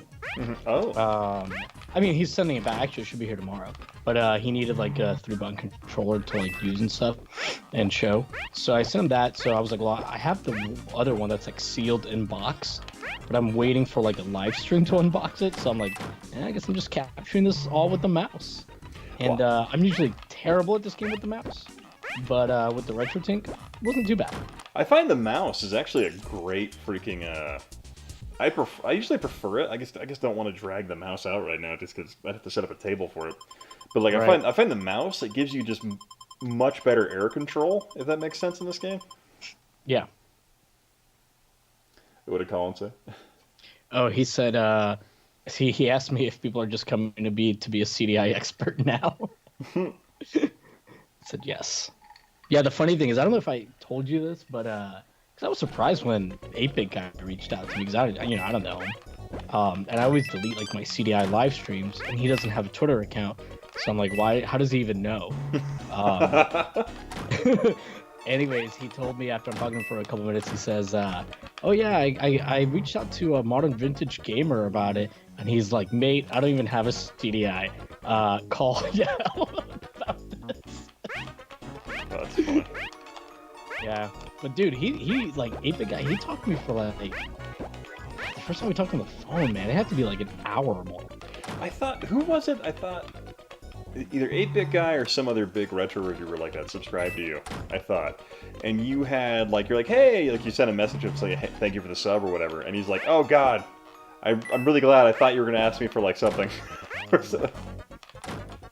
No, I don't think that was me. Who was I was talking to? I thought it was somebody else then, I guess. Like, they were telling me, like, some big YouTuber subscribed and they could, like, talk to him and say, thank you for the sub and all that. And the funny thing, like, the big guy was like, yeah, oh, thank you. Yeah, like, I really appreciate the fact you're not asking me for, like, a collab or something. Oh. No, I've never had that happen. Yeah. Yeah, I mean, the few really big channels that sub to me, they're all pretty cool. Like Gaming History, I mean, he's subbed to you longer than me. Oh, yeah. They're all very reasonable. I think LGR might be the biggest one that's subbed to me, and he's nice to everybody. Yeah. That's CDI consoles go to about like $200, $300 on eBay now, I think. Yeah. Yeah, I have to say, like, friggin' Norm is a really nice guy, and what like really shocks me every time I've met him is he somehow remembers my name. Yeah, he's a good dude. And I'm like, how do you even remember who I am?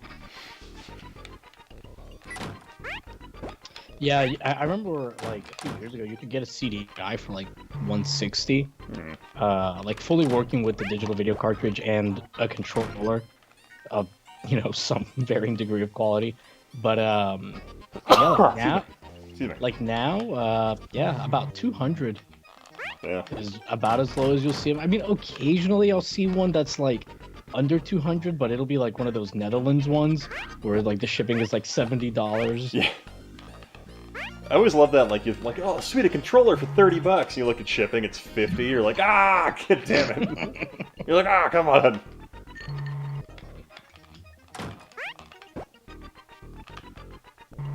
Yeah, I looked at my first CDI controller. I got it for like $12. Wait, what? Zero Metric said from your Wikipedia page, Ian. Wait, what? I have a Wikipedia page? What? No, when you were saying like about how does Norm remember your name, I think he took it as how does Norm even know your name or something. Well, I used to remember, like, the funny thing is, like, back when I used to post regularly to RetroWare, damn it.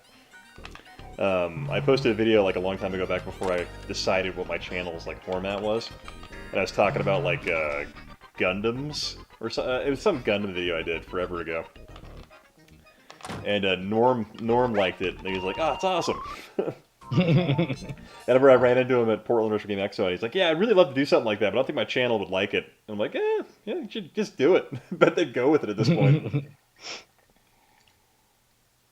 He made a video like about something like about his mistakes in game that he's made in videos or something. Oh yeah, I think it was like history or citing mistake or something like that he had done, right?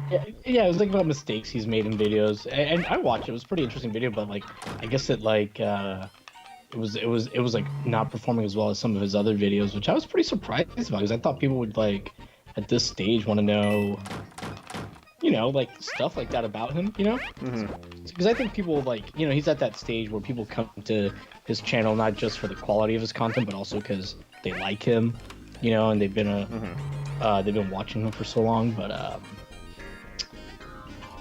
I was going somewhere with this. Oh yeah.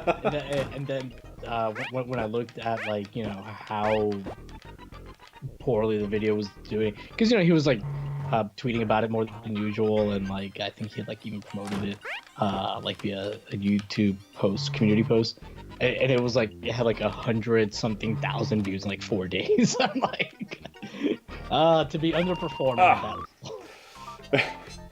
That's still like $700.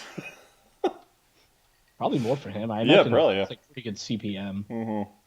Yeah, so this video, I mean, I kind of get it because like this video had 207,000 views. This video before that, 1.5 million. I guess I could see how that'd be disappointing. Yeah. Like I do, like I mean, you've had a few videos that get like that got several 100,000 views.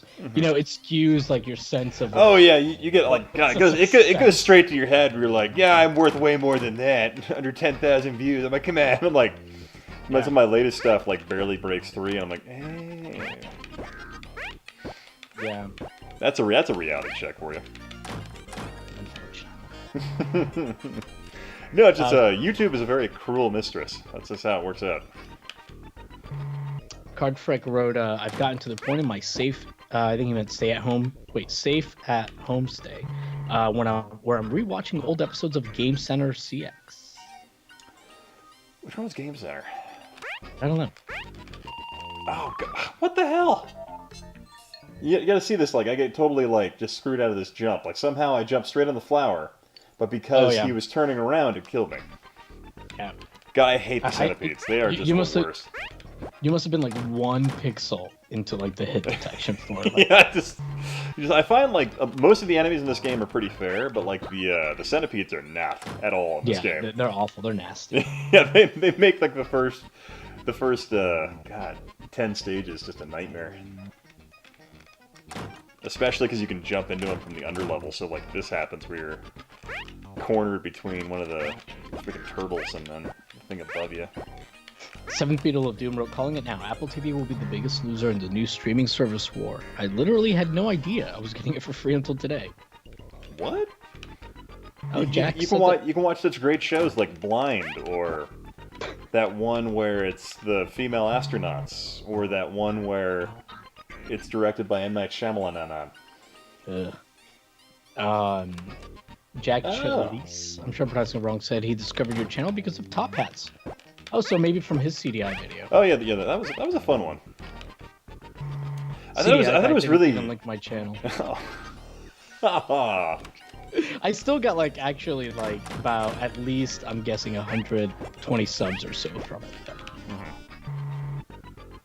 From my analytics, like the amount of people finding the channel from YouTube search like was super high, like the first couple of days after it was released. So, but still, you know,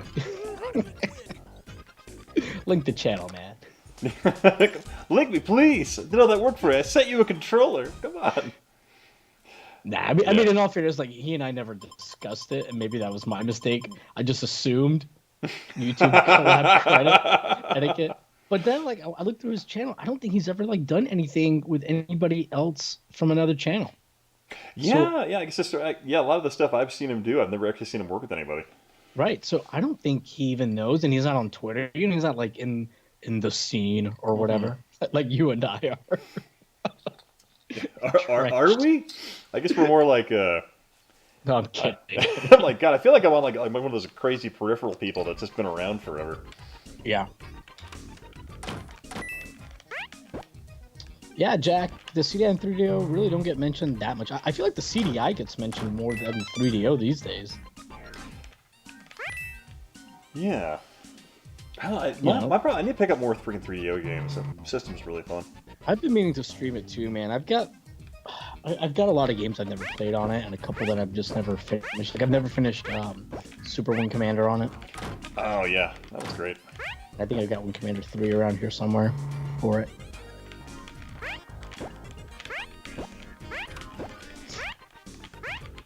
Yeah, so one thing I hate about this game, I mean, it's good because it makes you have to use a little bit of strategy, is that those centipede things, they'll, you know, like reopen the doors. Respawn if you fully kill them, but if you leave like one ball, they won't respawn, but you have to keep dodging them. Yeah, like, but the irritating thing is they still open the doors on you though. So it's like, and they open them more.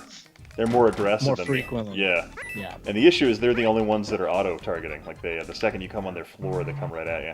Right. It's just there's depth to this game that you wouldn't expect based on just what you're seeing. Yeah, this game's challenging.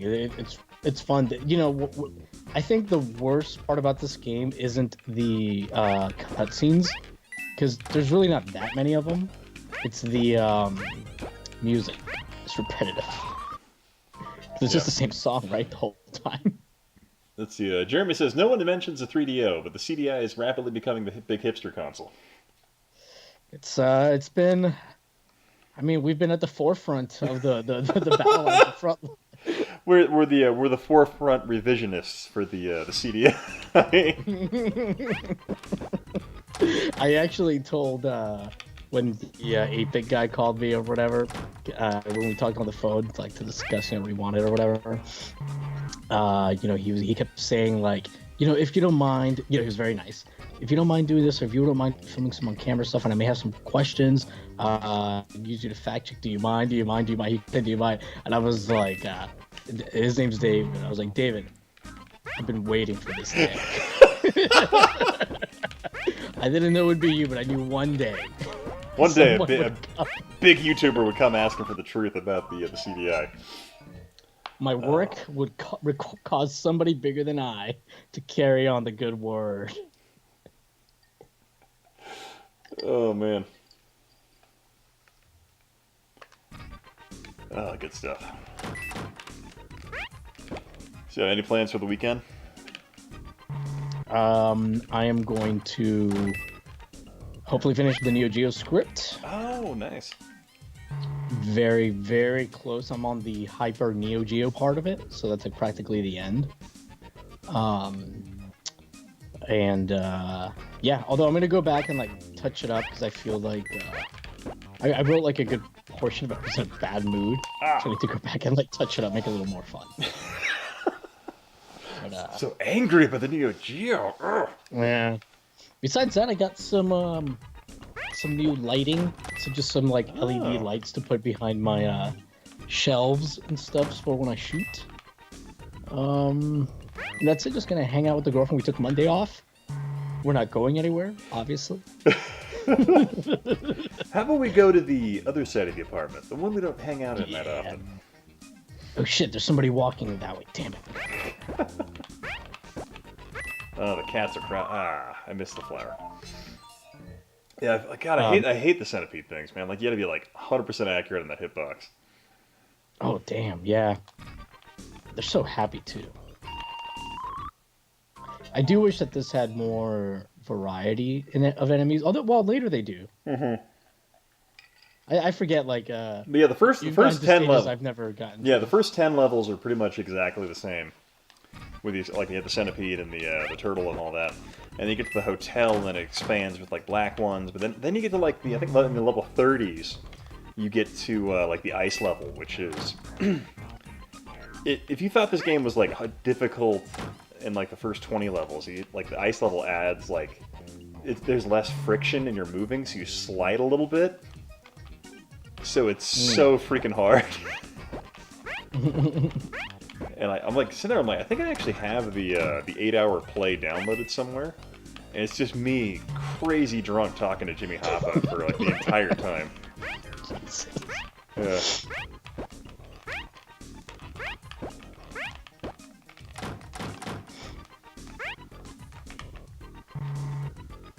Oh my god. I hate the fact that the centipedes come at you the second you come on the floor. Yeah. Ah, what was that? You're gonna see it here in a sec. Yeah, I already heard it. Oh, yeah, just watch it. Oh, okay, you got robbed on that. I'm like, how did that one work? Questionable. All right, let's see. Let me show you. I figured I'd get further in Atlantis, so let me show you that one here really quick. Colin said, if Jimmy is so awesome, why don't you marry him then? What was that? Colin said, if Jimmy is so awesome, why don't you marry him then?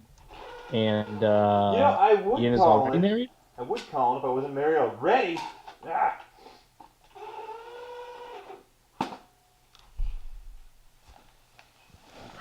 I'm going to make a drink. Did my thing just... what just happened there? One sec here. Oh, wait, no, we're back up. Okay. Okay, I'm going to make a drink real quick. Oh, yeah, do it. Right. You're past the first level. Oh, yeah, I can move to Utah and marry multiple people. Can it be multiple gay married, though? So, like, I can marry a man and then, you know, keep my wife around?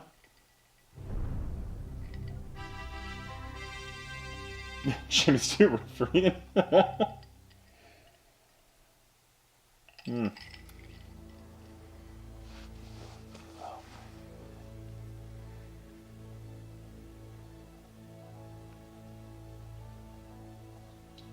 Ooh.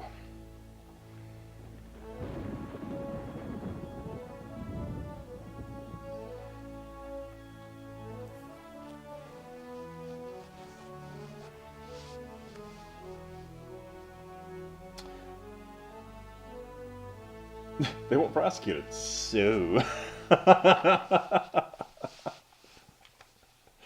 Yeah, I had heard something about Utah not enforcing that or something like that. They're saying boo earns.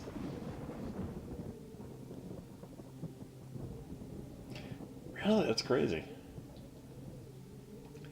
Is it just in Utah? Yeah, I think most states will still prosecute for that. Ah, the skull of Shamak, bearer of sad news these many years ago. Has taken over Colmac. That Tolmac. What calligraphy letter is that? All the other letters are pretty... It's like you have random capital letters in there. Why is darkness capitalized? I don't know.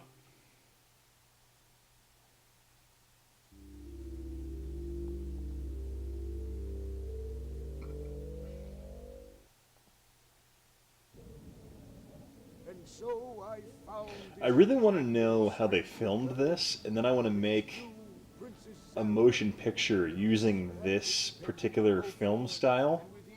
It would be so just uncomfortable. Ganon's taking over Dolomite. Alright, let me get these headphones in. Welcome back. They filmed it badly.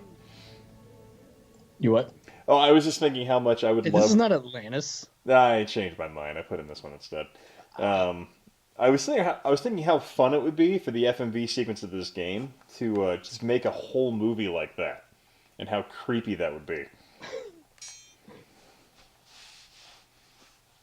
feel like it'd be like, oh, do you have a saved game on here? Apparently, like, I don't know, my CDI is finicky. It'll save games for some things, but not Hotel Mario for some reason. Nice. So all that progress I made getting to like level 67 in Hotel Mario was for nothing. Have you gone into your memory, like the memory management thing, to like see if you just have to like delete some stuff? Maybe like whoever had it before you has a bunch of shit saved. Oh, maybe I'll check that out. That's right, everybody. The CDI has internal memory management. It's the console of the future. Is this this thing that the very first screen reminds me of the Romulan circle that like hanging around? God. So here's the thing that they didn't really explain. So that was all females there, but they never explained why it was all females. They never mentioned why that was. And then you had the brother who was a failed person for that. Right. So I guess it was just a coincidence. It was females. Yeah, but I feel... Yep. No, go ahead. I feel like that's significant. Like, if you do a shot like that, there needs to be a reason as to why it's all female. That might be, like, narratively... And then, like, maybe I'm just overthinking it, but I'm like, I feel like narratively there's something there. But remember, like, you know what? I bet what it was, because they mentioned that, like, you know, Commodore O, like, she didn't really, like, experience the vision. It was just, like, it's been passed down and passed down and passed down. So, you know, it's probably like, you know, that thing where like, I'm sure you've done that exercise where like somebody says one thing and they pass it on around a room. Oh yeah, by the time it gets telephone, to, like, yeah. So, you know, and you're right. I bet it was like set up as something where it was like, oh, this is like her she sees it for whatever reason, you know, and they just never followed up on it. Like they never follow up on anything. Or the fact that, you know, an android could learn mind melds. Fucking awful. And here's something that really pissed me off in the last episode. They're like, when our ancestors arrived on Vulcan. I'm sorry, what the fuck? I'm like, no, it's Vulcans evolved on Vulcan, hence why they're called Vulcan and the planet's called Vulcan. So why are you saying this? Especially, I'm like, they evolved an inner eyelid because of the second sun in the Vulcan system or whatever it was. I'm like, come on. Dude, this show, I mean, it's awful. It's awful. I feel like there's a lot of like references to like other stuff in canon, but I feel like they just like watched a few episodes or like Googled like articles about like, oh, things that appear in TNG that people like. Yeah. And they just like try to reference them, you know? And like the thing I thought was really irritating was like, it's always, in Star Trek there's that trope that every time you meet a Commodore it means they're evil. So it's like, come on. Right. That I don't mind so much. She was so one-dimensional. Yeah, like, yeah. All the, you know, Romulan, like the Narek's sister, she was so one-dimensional. You know, Narek, I guess you could argue towards the end he gained a little bit of depth. Yeah. Even then, that was still like not really explained. No. Yeah. And then as to why the android chick turned evil all of a sudden after seeing the vision, and then that she needed to, you know, kill one of her family members.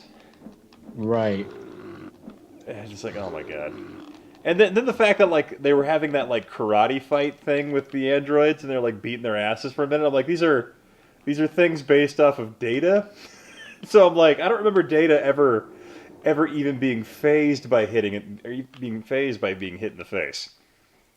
So I'm like, what is going on here in terms of like your narrative structure? In terms of like what rules do you even follow when you're making this story right now? Because are they super strong or are they not? I don't get it. Depends. Whatever the plot. Yeah, needs. whatever the plot dictates. That's how whatever that episode needs. Yeah, oh my god. And some of them like are like human biological synths, but some of them are yellow like Data. O'Colin wrote, why is she called Commodore O? Why can't she be Commodore Amiga? Funny. Oh, and then another thing, like, so when the first android daughter died by being blown up by the thing, so here's something I'm thinking about. So that Romulan like infiltrator guy, he didn't know he could get the spit off at the rifle to blow it up. He just took a giant bite out of whatever sulfuric acid he had handy and just hoped she'd stand around long enough to spit the acid at her. Right. And I'm like, that is probably the worst way imaginable to die. Just having your face melt into your brain like that. I just like, what? I don't remember the Romulans ever being particularly that hardcore. I remember them being like really devious and political about things, but never fanatical maniacs. That was kind of the fun thing about the Romulans. They weren't fanatical maniacs. They were passionate and devoted to their causes, but they weren't fanatical. They were very logical and kind of militant in what they were doing. But yeah, it's fucking nuts. So Seventh Beetle of Doom wrote, are phaser suicide settings now canon? But, and again, this show is awful, so I'm not defending it. But that's been a thing since at least DS9, because O'Brien was going to kill himself with a phaser. I mean, like in Wrath of Khan, the one captain killed himself with a phaser. Oh yeah, I didn't. Yeah, yeah. So that's kind of always been a thing. Yeah, back to Picard. Let's fucking get through this. So, absolute candor.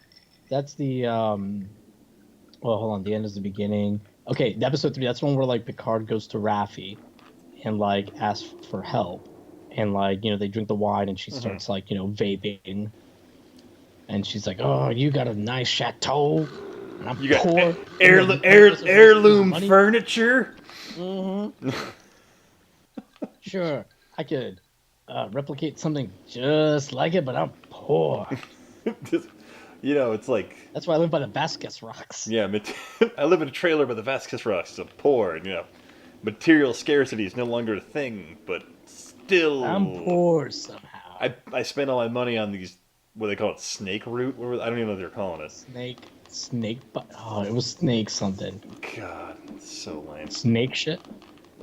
Snake shit? Well, let's not forget, too, that the first episode, it's the first or the second episode, Picard goes to that admiral, and she's like, the sheer fucking hubris. And we start getting F-bombs from there on out every episode. Like, there's like 3 or 4 F-bombs every episode, sometimes more. I'm not a prude, but you gotta use those things within Star Trek sparingly, I feel like. But it made no sense. Right. It would have been more amusing if she had just nonchalantly been like, haha, you're an old man asking for things. What? No. Yeah, that would have been more amusing and more belittling of his character, as opposed to her being somehow offended by his presence. And then later on, like in the penultimate episode, when she agrees to help him out, and he's like trying to convince her, and she's already convinced her. She goes, "Please shut the fuck up." Like, that one would have been way more impactful and almost kind of funny had that been the only fuck the entire series. Yeah, that would have been amusing, like for him, like to be like, yeah, like who's right now? But it's just, it's so pointless. But yeah, they wasted them just like Discovery wasted them. Like, I thought like the way that TNG did it when like Data said, "Oh shit," Generation. Yeah. It made sense. It's his first time with emotions, for a long time. And it was a moment because it was him. It was a moment that really merited it because like the ship was going to crash into the planet. Yeah. Oh god. Oh yeah, and the end. So you know what really bugged me about that? The whole thing of like, I want to die. It's like, okay, first of all, you're a copy of Data. Data already died. So it's but they kept referring to it as this consciousness. It's like no, you're a copy. Like Data had said, he tried to make a copy of himself to put into B4. And then the annoying thing about that was like at the end of Nemesis, they hinted at B4 picking up on pieces of Data's consciousness. And so my thought would be, Data didn't want to die, but he was willing to do that for someone because he could make that leap and still be okay. That was why his character made that choice in my mind. But I have a lot of problems with Insurrection and Nemesis Data, because from Insurrection forward, they ignore that he has emotions. Mm-hmm. He's back to like not having them, but he acts a little bit the way he did in season 1 and season 2 of TNG, where he'll sometimes make a face that indicates an emotional reaction, but he's also like not understanding jokes. You know what I mean? Acting cold. No, yeah, I thought honestly, I thought Nemesis was probably the weakest use of Data as a character in the TNG. Like in terms of it's like Nemesis, it was like he just kept showing up randomly without being told what to do. Like he would just do whatever the hell he wanted. Like somehow he was on the poster, so you gotta. It was just like they forgot what to do with him. It's like, oh yeah, Data's in here. Let's have Data show up because we got B4 here. That was a thing Shinzon for whatever reason made a copy of. I'm like, we're really not sure why we did this in the story at all. It was to get a scene where Patrick Stewart can drive a dune buggy. But yeah. Like in Generations, when Data finds Spot in the wreckage, he's crying. Yeah. And you're telling me that he wouldn't be more emotional, even if it is like a copy of his consciousness or whatever, more emotional about seeing Picard and knowing Picard's gonna live on. Oh god, it's like none of this show makes any fucking sense. But back to the actual episodes. Absolute candor. When Picard goes to the Romulan planet with the refugees, why are they even fucking there? Like, Romulans are supposed to be super ingenious. They can just make more ships, so that makes no sense. But then he finds the Romulan ninja nuns. Oh god, yeah, those things. Picks up Elnor. Oh god, the thing that has really irritated me about the writing team for Alex Kurtzman has been the fact that they do these emotional moments. But here's the thing, emotions in a show need to be earned. There has to be a justification as to why people are feeling sad. And when they killed in quotes Picard at the end of that with the whole brain abnormality thing, I'm like, none of this is earned. Also, none of these people crying over Picard right now have known him for longer than 60 minutes in real time. And also Riker shows up at the end to help save the day kind of thing. Yeah, which admittedly it was a cool idea, and it hits you like in the nostalgic bones, right? Yeah, To have like Riker show up and like he's like, yeah, I got Picard's back. Cool, great. Picard knows he's about to die. Does he tell Riker anything? Nope. He's like, yeah. all right, well, I guess I'll see you around. Riker's like, peace. You got this, right? You're gonna do the. Actually, you're gonna do all Riker that? says, I hope to see you around, or I'll see you next time. Something to that extent. And Picard's like, mm-hmm. Even though literally 30 seconds later he knows he's about to die. Yeah. So like, and the thing that annoyed me the most, like, so all those Federation starships leave. I'm like, so what? What literally stops two of those Romulan warbirds from cloaking, turning around, and coming back? And dude, and just dropping a volley of torpedoes onto that settlement. So I'm like, what the fuck? And then the aromatic syndrome that like Picard has, it doesn't give him headaches. That's not how it worked. It just makes him have dementia, basically. It's an allegory for like Alzheimer's. Instead, he starts like acting like his brain is gonna explode. Maybe that's the moment. Maybe it's silicon based and needs a positronic matrix to be healed. The entire ending would have been a lot better if I shouldn't say a lot better because it was gonna be bad no matter what. But I think like all of the ships except Riker's ship should have left. Riker sticks around in case the Romulans come back, something like that. And then Riker goes down to the planet, with Picard when he's dying or whatever, and he's there for when they do like the new eulogy / funeral for Data.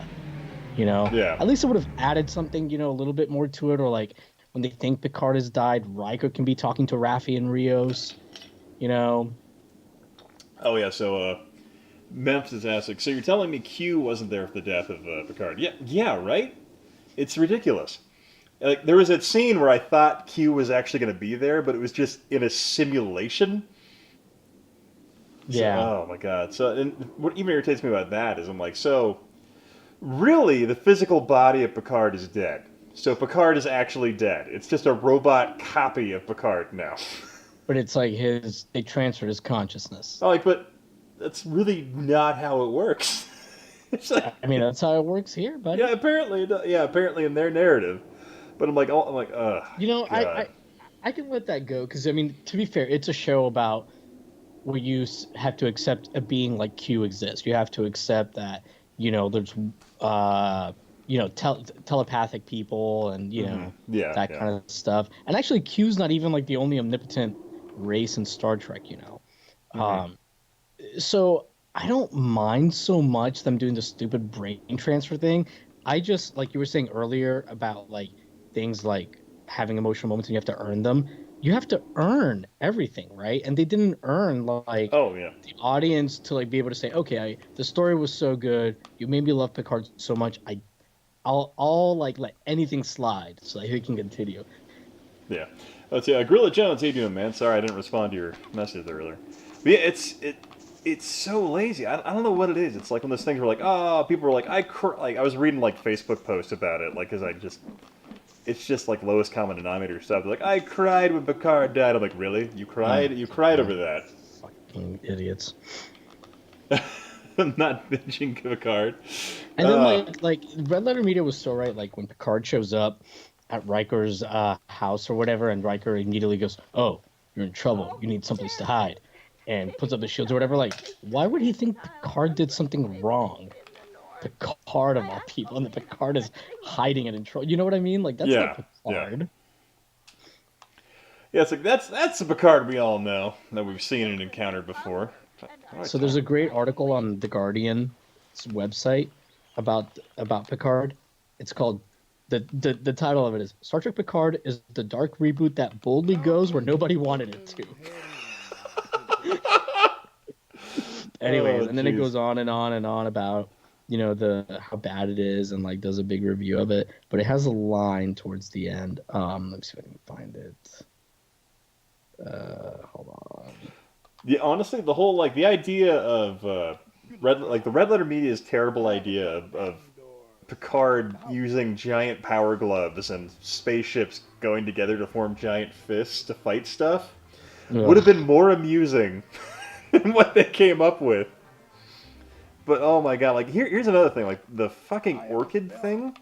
I'm like, you have a device literally that can turn into whatever you want it to turn into, and you don't install that in the stupid orchids that go into space to fight the Romulans that just get shot apart for whatever. Oh my god, just terrible. It was like honestly, I think what really like spelled the end for me, like the absolute finite end of how I can't take the writers for Picard or Discovery seriously, was the moment they spent 15 minutes of an episode having a funeral sequence for a character we'd only seen in the background. Oh my god, yeah. And it was like one of those things where like, oh, she was partially robot or whatever. And I'm just like, so she wasn't a robot race. She was just some human who had her body rebuilt with robot parts. Right. And it's just like, I'm like, what? I'm like, I don't... Dude. Oh my god. Just fucking awful. just terrible. My question is, with this gems like Sega Genesis, Sega CD, is it, even Tiger handhelds were... Wait, what? We're playing a broom simulator? oh, this one. Yeah, this game's terrible. Let me go and switch. Hang on one sec. I'll put on Atlantis and show you how far we can actually get with that. Oh, jeez. So the AV Club has an article too about like how terrible the show was, especially the finale. And at the end, they talk about his death. And they write, in the end, it amounts exactly to nothing. The status quo is more or less restored. There's no real triumph in this, no satisfaction of life snatched clear from the jaws of death. Sorry, I missed what you were saying there. Oh, I was just saying that AV Club also has an article about the finale and the series and how bad it is. And in particular about his death and how meaningless it was, because, like, you know, they just took it right back and they had just made you not care about him. But anyways, the last few sentences say, so after all that setup, all that crying and sad looks and melodrama, in the end it amounts exactly to nothing. The status quo is more or less restored. There's no real triumph in this, no satisfaction of life snatched clear from the jaws of death. But then, if Picard had actually died in this episode, I would not have cared. That's the worst possible thing I could say about this show. That it brought back one of my favorite television characters, threatened to kill them forever, and it somehow found a way to make that mean nothing. That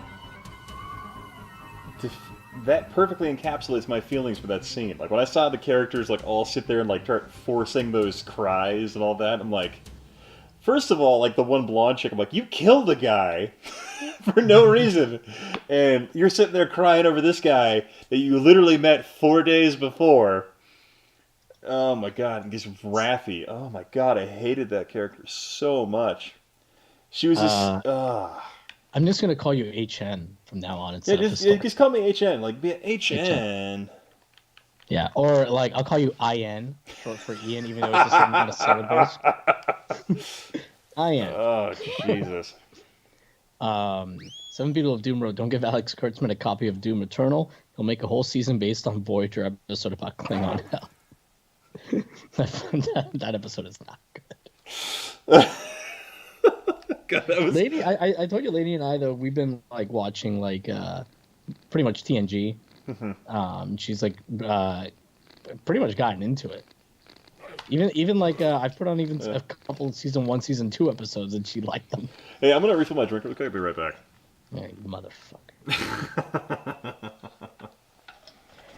Let's see. Alex Sherman already ripped off story points and characters. Oh, thank you, 7 People of Doom, for mentioning that again. Yeah, like, the whole synth thing and, like, the way, like, that storyline was leading. I mean, it ended up obviously being a little different from Mass Effect 3 from what I remember, but still, like, fuck, like 90% like Mass Effect 3.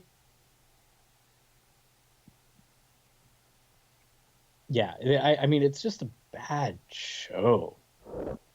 Oh, John, this is a rewatch of season 4 of Voyager for you, right? Hey, Sebastian, good to see you, man. Thanks for coming and hanging out. I don't know if you know of Ian's channel, but He literally just went to go make a fucking drink, but he is playing the CDI, and the game he's about to play is a first-person shooter, a la Wolfenstein, which a lot of people don't know that the CDI can indeed run, and it runs at a really good frame rate. Oh, John, you haven't watched it since it ran. You didn't want to sleep on the... Yeah, we're trying to avoid discussing it. I mean, it's no big deal if we do, but just try to give people something like to take their minds off things. I mean, we probably want our minds off of it. I live in Seattle, whereas until New York took over in cases, the hotspot in the country. So it's we've been dealing with it for a while here. So it's kind of interesting to see though the rest of the country kind of like have a little bit of the panic that initially happened here. Although here, outside of like even toilet paper was still available like for quite a while. You'd go, there wouldn't be a lot of it, but it wasn't like it has been in other parts of the country, and I don't know why. Seattle tends to be like pretty like, I don't know. I came from Tampa, Florida. I found it to be way friendlier. The people here there seem to be way more considerate, at least in my experience. To be fair, I've only been here a little bit less than a year. But damn, your uncle let that live in Federal Way. Damn it, yeah, Mephitis, man. I'm sorry to hear that, man. I will say, like, it is a little scary. Like, I've seen some people on Facebook that I know who have had people that either passed away from it or have it. But, as long as we follow the protocols, I can tell you that here in Seattle, like, things are slowly seem to be getting a little better as far as, like, flattening out the curve, so. Was there a big hit on the hospital infrastructure there, or no? So, I mean, it was one of the hot spots, but when it happened here, it started happening more in, like old folks' homes, hospices, that kind of a thing. So it was a little easier to get in front of it, and the local government and the governor were pretty good about kind of recognizing the importance of it and acting fairly quickly. So people here were pretty conscious about keeping their distance and like doing stuff, not as early as we should have, of course, because I think that the whole country didn't react as quickly as it should have. Yeah. But compared to a lot of other places in the country, like, they reacted fairly quickly. It's just like things like got out of control here with like the port and a bunch of other stuff, Mm-hmm. Oh yeah, here, let me show you. So you're going to see here in Atlantis here really quick. This is a little door panel here. So you go up to it and you press your change weapon button, and that opens the gate. That's a door panel, that spider thing? Yeah. Oh my god. So I knew there was a way to like change the weapon thing, but I was like, what is this for? Like, I can't believe it's that fucking easy. I legitimately thought, like, I was sitting there, I'm like, there has to, because like you can go back there and there's like a set of like sunglasses on the ground. Oh shit, there's more enemies here? Yeah, you got like these crazy worm type things that look pretty cool. Okay, and, alright. Yeah, I'm just like, what the hell? It's so odd. I'm like, why is that even a game mechanic in here? Just having a random door lock that you have to open. I'm like, why? It's like, I think, like, their point, I think, is that the further you go into the game, the further away the door locks will get. See, it's kind of like a key system in Doom or Wolfenstein, but, like, you have to find a switch instead? Interesting. Yeah, it's very odd. So you got this guy in the chat, Sebastian. I don't know if he's still here, but said that I tweeted about your stream. And he said he showed up because of the tweet. So you better impress him, Ian. Unfollow me. I don't know. I'm sorry. I might be intoxicated. Hey, Sebastian's still here. That's good to go. I made my last drink real fucking strong, and I may have been indulging in some of Seattle's other medication. Seattle's other. Their strip mall weed is damn it. Lost the joke. I'm drunk too. Sorry, my joke fell apart. I was gonna make a joke about like strip mall dandelions or something, but it didn't come together. Didn't work. The animation on these snake enemies is not bad. It looks pretty good. Oh, it makes not bad. I really, freaking modern vintage gamer. The whole like, no port begging. You're like, I'm like, come on, I offered to pay you money. How was that begging? Silver Surfers in this game? What the fuck? I don't know why. This game is so odd, like in terms of like stylistically their plans here. So dude, once you open that door, like things really yeah, it picks up and gets more interesting. And so you just went through like a portal? Yeah, like well, it's like the end level for the okay. like the elevator switch for Doom. So this is like a password to like continue? Oh, maybe. I don't know.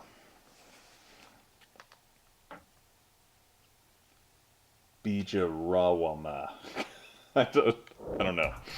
Yeah, I've been thinking about doing like some like real quick like 5-minute videos in between working on this Neo Geo video. Maybe I'll do one on this game. Oh, John says that's a password. Oh, okay. Yeah, there's so many things I wonder about this. Like, why does it have like a Ray Harryhausen like skeleton thing in the front?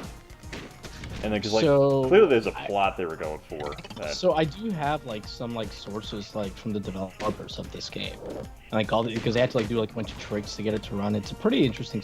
You know, I could probably get them on camera. I should fucking reach out to them. Another video nobody. I'm like, so you're saying like you're like, oh, 5-minute video. You're like, fucking hour-and-a-half video on Atlantis for the CDI. I'm gonna make another fucking YouTube community post about my Nick Arcade video tomorrow. YouTube is not putting it on any home pages. It's the craziest thing. I can tell you, I'm still really butthurt about my Play Cable video. Like the fact that like I looked at it and like YouTube showed it to like the day I launched it and it went live. They only put it on the home screens of 400 people. Like even of my subscribers, I was like, what the hell, man? So like, I looked, and like 4,000 of my views, it has like 30,000 views, are only from subscribers, and like it was only shown on home pages for my subs like 1,000 times or something. Yeah, I was like, even then, like I'm not even sure it was like based on the analytics I was looking at. Like I'm not even sure it was shown to people on their sub feeds. I'm like, what the hell? Just crazy. I don't know. I've told you my tinfoil hat theory about how I believe YouTube is going to try and bury like the independent content on there. In terms of like how a lot of the devices are moving the sub feed like to the very bottom of your selection list. I'm like, what's going on here? I don't know, man. There's my tinfoil hat thing for the day.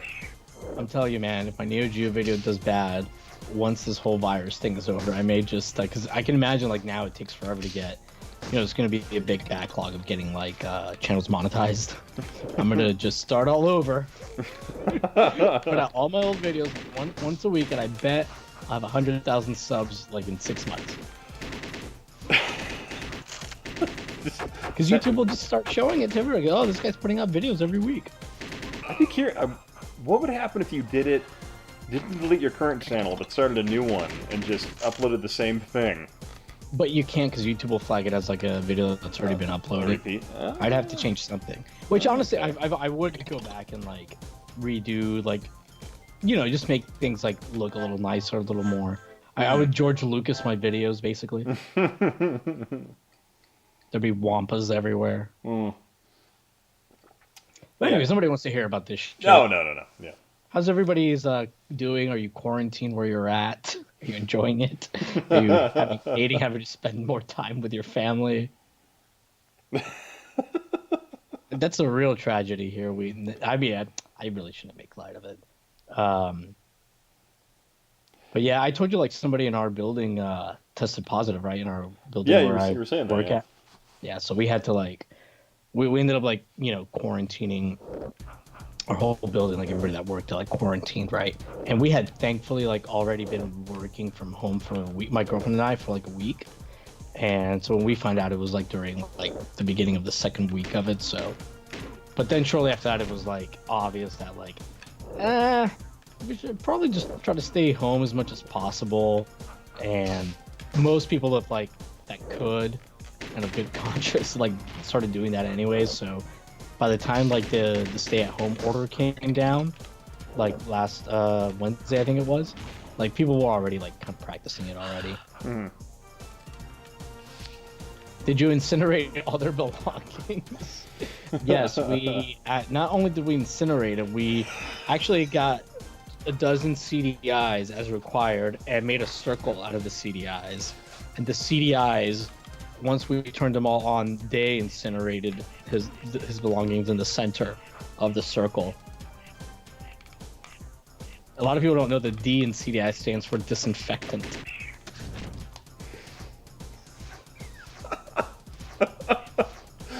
Oh, jeez. But also on that, Seven Beatles of Doom said, will Picard get a sword in Season 2? Okay, he had a sword in Season 1 for a minute, but he threw it down because he didn't want to sword fight the Romulan for whatever reason. Yeah. Despite the fact that would have been just absolutely dumb as hell. Picard having a sword fight with a Romulan on a planet where, you know, energy-based weapon systems exist. Hey, Zero Mancer brings up a great point. So he says plot for second season, Picard wants a real human heart. Does he have one now? Doesn't he have like a human heart now, I guess? I guess he would, unless they replaced his put a new titanium heart in there for whatever reason. I know that they were like, oh, we made you with no augmentation, aka Picard doesn't want to do any stunts. No, I'm just kidding. It'd be dumb if he had like superpowers all of a sudden. You know what? I would take that over what they're doing now. I'd be like, whatever. I mean, I would take it just because it might be fun, unlike what they do now, which isn't. But what the fuck? It looks like you need like a key or something, I would assume. Or is it already open? Because I don't see the force field. Okay, wait, well, I can't go through. That's just bad game design where I'm like, okay, the thing I've been doing for every other door has opened it. But this one's red. Yeah, I guess, yeah. I guess I gotta find the, wait, what is that it? Oh, I have the key now, apparently. Okay. Oh, was it the cigarette thing, or? Yeah. Oh, yep, there it is. The weird red bong looking thing on the ground. It's the only way I can describe it. There you go. Yeah, we just caught up to it. But honestly, this is really impressive when you think this is running the same CPU as the Motorola, as the Sega Genesis. And the window for this is pretty big, really smooth frame rate. Yeah, the sprite animations are pretty sharp, but I guess that would be the benefit of having a CD to pull data from. Because these worm things are pretty cool. Like, that's almost like... I'm trying to think, it reminds me a lot of the animation you see on, like, Space Hulk from the 3DO. Oh, I was thinking, like, the Sarlacc pit monster, or is it the asteroid monster, like from Star Wars? Oh yeah, I could see that. Yeah, I was just thinking in terms of contemporary game sprite design. Speaking of Star Wars, there's that episode of Picard where they go to like the Star Wars planet at the bar where everybody is like seedy and Picard does the weird fake French accent. I'm sitting there wondering, I'm like, I feel like Picard would be a pretty big celebrity in just the universe in terms of the fact that, like, not only did he save the Federation multiple times, it's like he'd been on Federation newscasts, you know, talking about how the Federation lost its way and all that. Right. Well, they gave him a scar, Ian, and an eye patch. Oh, a scar and a beret and a pimp hat of some type. Yeah, no. I gotta admit, like, Patrick Stewart was pretty funny, you know, hamming it up. Well, it was clear, like, like whatever he was doing was all about, like, yeah, it's nice to see Patrick Stewart having fun in some capacity there. Like, it seemed like he enjoyed what he was doing, but I'm like, but it was just terrible. Yeah. Yeah. Oh my god. Yeah, like, I mean, he was having fun, but it didn't make any sense. Like, it was just, I don't know, man, just not good. Oh, yeah. But yeah, I guess, man, like, here's the thing, like, I feel like, I'm not sure where they're trying to go with Picard, because it's like this gritty, mature future type thing, where they're, like, not going to the whole, like, Earth is no longer, the Federation is no longer this utopian vision of post-scarcity and making people's lives better. It's just like this bureaucratic, failed state. Right. That makes no sense. I'm sitting there, and I'm still trying to figure out what the hell the Rangers are, or whatever that organization the Fenris. is. The Fen Rangers, or whatever they're called. Fenris Rangers. Yeah, Fenris Rangers. That like the patrol. No, it's Fenris. Fenris Rangers. Yeah, FBNRIS. I believe. Not Fenris. It's been like what? Because at least with the Maquis, you had some historical reference to what they were. You're like, okay, that's kind of fun. You know, they were fighting the Nazis. You know, whatever. And then in this universe, like okay, so you have that, and I'm like, oh my god, it's so frustrating. It's oh my god. Yeah, Alex. I really don't get it at all. And I know Mephitis wrote that the CDI uses a Z80, but I am 99% it uses a 68070. I want to say. I know it uses a Motorola 68000 of some sort. Now it may be using a Z80 as like a co-processor or something like that. But, you know, let me look this up. Gotta go back into that whole. Yeah, maybe I'm wrong. Like maybe I'm wrong. Maybe I'm remembering it wrong. But maybe it is a Z80. But I just looked it up on Wikipedia, as you said. I mean, Wikipedia is not We're monsters with Dungeon Dragon. Yeah, they do look a lot like those ones from the freaking cover. Yeah. Well, but the question is, what's the source on the Wikipedia? No, the Wikipedia says it uses a 68070.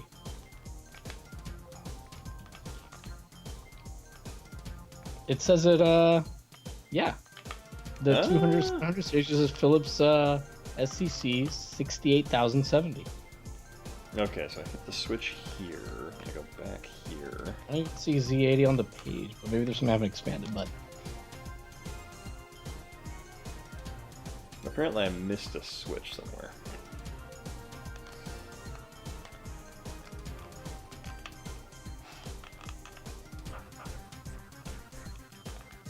Oh yeah, Mephitis, but I just meant it's in the 68K family. Like, I mean, all right, I get it. I get what he's saying. Come on, man. I mean, you are correct. Don't get me wrong.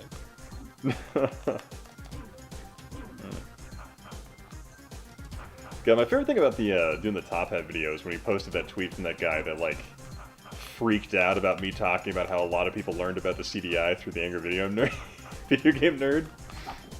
And apparently I was a monster for pointing that out. And I'm like, no, there was a lot of people that had no idea what the CDI was. Yeah.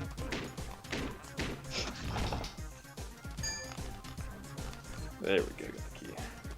Like, I mean, even me, like, I remember, you know, reading about it, and I always like fawned over like, you know, because the screenshots always look awesome, right? Especially the FMV games, and you know, you're like, I mean, I do like FMV games, but you know, they always look like really good in these screenshots or whatever, and you're like, this is amazing, but you don't really like know anything about it because your parents aren't spending $600, you know, for a fucking CDI. Yeah, nobody's gonna buy that for you. So yeah, the AV Jam was when I first saw like somebody like really review it in depth, like on video, and I was like, what? Like, what is this thing? Why are there freaking Mario games on it? No, it's just really interesting in that regard.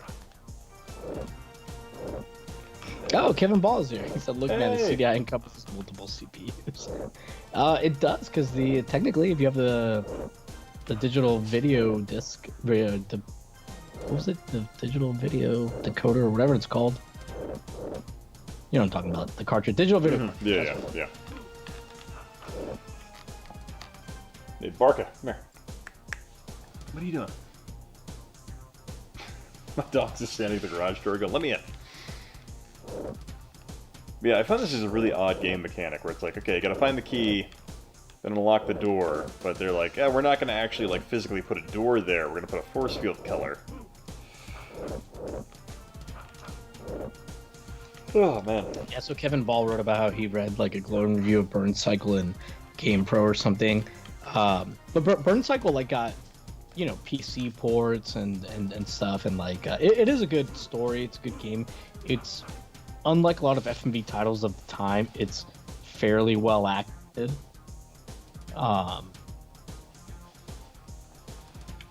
You know, so it makes sense that it got like good reviews. You know, I don't think it's as good as Thunder in Paradise or something. Oh, nothing's as good as that. Yeah, Maybe it has better gameplay. Maybe it has deeper game mechanics and, you know, puzzles. More game mechanics, but the shooting is definitely better on Thunder in Paradise. Clearly, I mean there's never been a better FMV shooter. Some people do remember when Picard was attacked by Saw Vampire in TNG. Star Trek Picard would make vampires literal. Remember, like I mean, like TNG had some really dumb storylines, right? Like there was the Space Ghost thing that was hooking up with Dr. Beverly, and that was Beverly Crusher, too, like season 6 or 7. Yeah, so like you had really dumb stuff like that, but even that episode was more entertaining than the entire arc of what we just saw. Because the characters were at least like pretty well written. Yeah, even if they.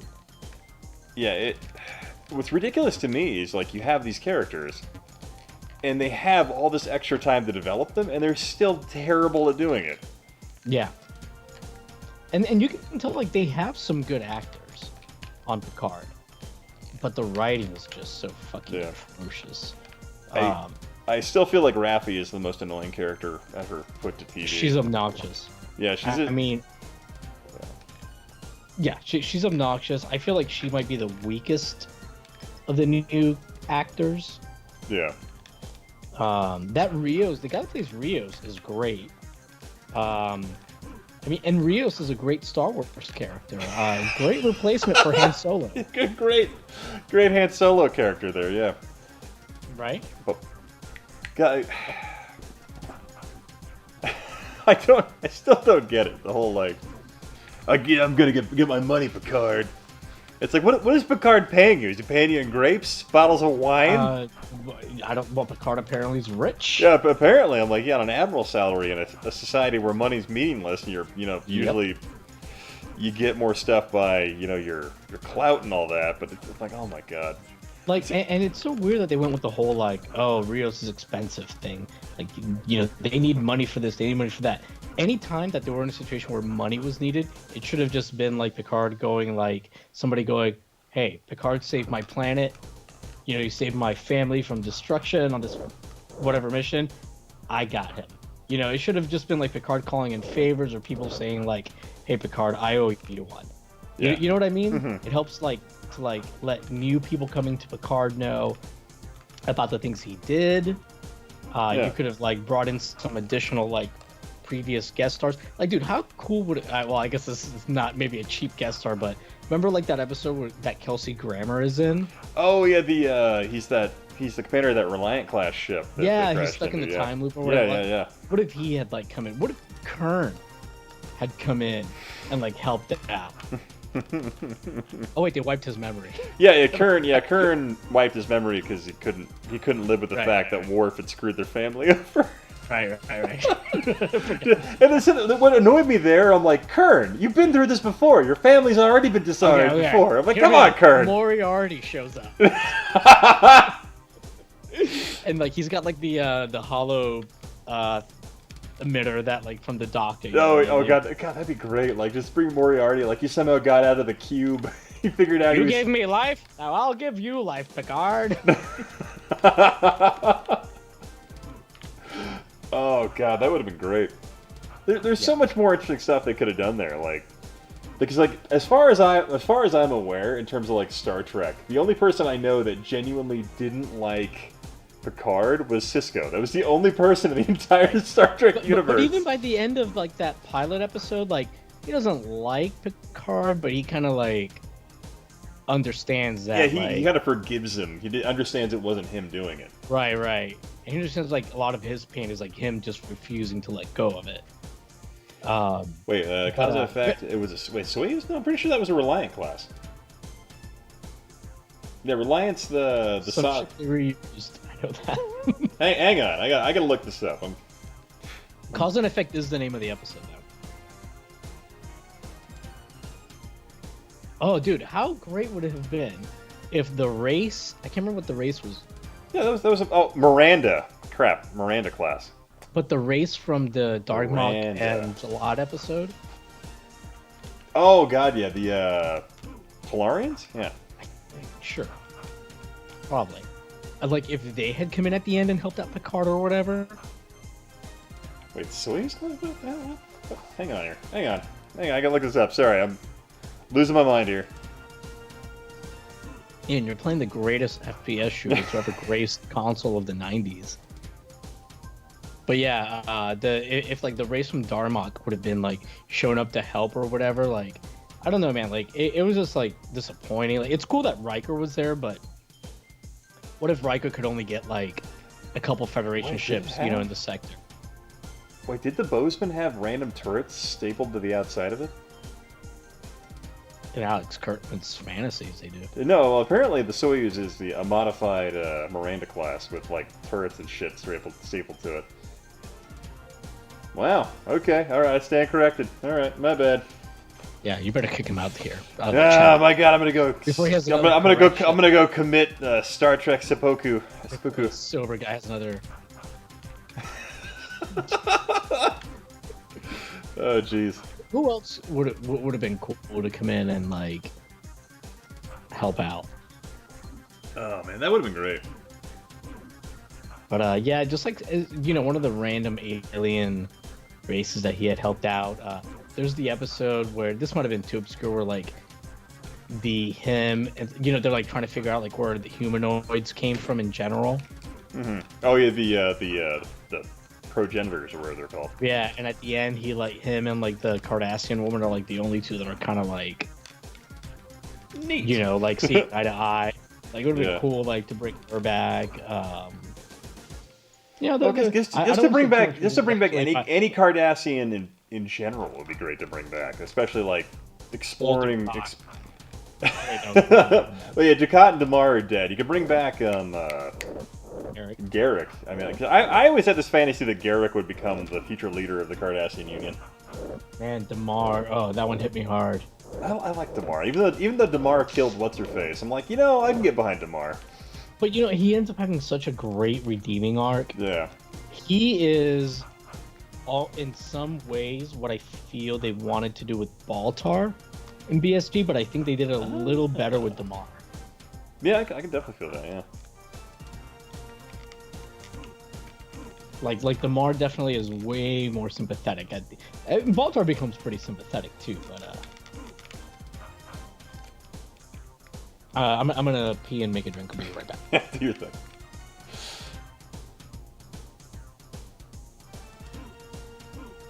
See, Captain Morgan Bateson.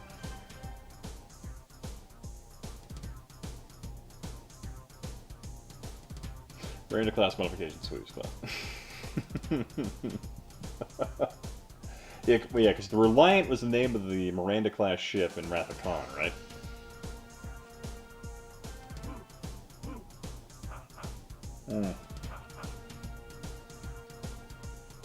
Oh man.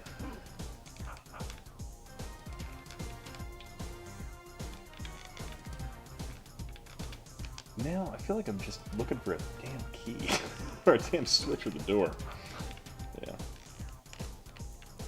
Yeah, I don't know why it's called the Reliant class. But that's probably why. God, I have to say though, like one of my all-time favorite freaking Star Trek classes of ship was the freaking Excelsior. Freaking love that thing. Just that like streamlined design, and the fact that it was around for like 70 some odd years. This reminds me very much of how like the actual like military is in terms of like B-52s being around for that long. And that's what I really hate about the current state of Star Trek with Kurtzman Trek, where like they just introduce new starship designs and they don't like pay any homage to the older ones. So like that whole last sequence was just trash.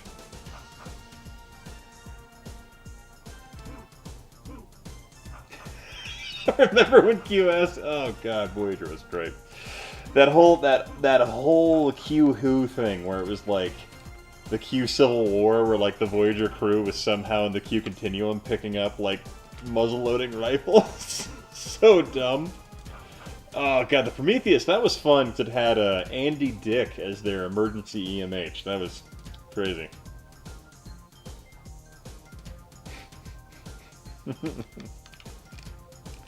Okay, I feel like I'm missing a door switch somewhere.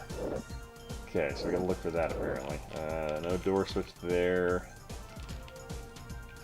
Right there. Going back. Because that's the door switch there. Let's explore around this area. No, I don't look at that door switch there. Excelsior's my favorite of the large-sided cruisers. My favorite overall design is the compact. How do you feel about the Akira, Jeremy? I think the Akira is pretty great. And Nebula is a cool one. I thought the Steam Runner one was pretty tight. But yeah, I'd say like my all-time favorite, is the Enterprise E because I freaking love that design. But like my overall like Star Trek like just Federation type design is the Excelsior, because that one just seems to be the by far the most utilitarian design. Oh yeah, Kira class or freaking Sovereign. It's sexy as hell. Yeah, I love the Akira, but what I didn't like was like, they had the Akira design and then the NX-01 came out. And I felt like that was just way too similar to the Akira. But I thought it would have been cool because there was that like person who did they did a mock-up of the NX-01 with like a hull refit that gave it like a sick looking like Constitution class type style to it. It was just awesome looking. I didn't like the First Contact ships because CGI made the models. Well, First Contact was actually the last one done with practical effects. So the Enterprise E model on that was actually a practical effect.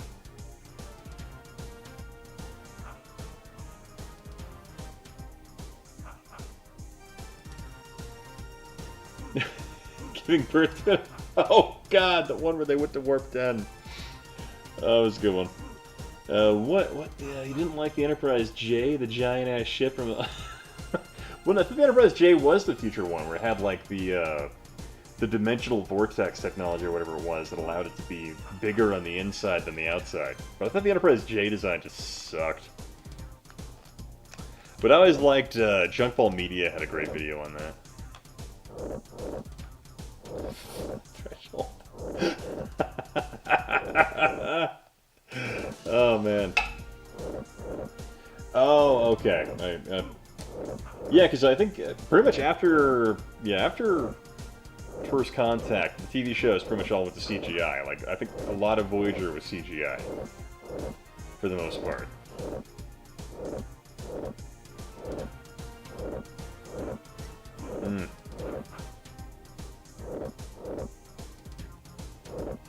But yeah, because the Enterprise E, God, that looks so good. Yeah, because like, I think the model for the Enterprise E kind of sucked in Insurrection. Because Insurrection went really CG heavy. Like, they had some fun ship battles on that one, but it just didn't look nearly as good as it had in First Contact. Okay, where is the door key I'm missing for this damn big force field? Is it spamming? No, apparently not. Yeah.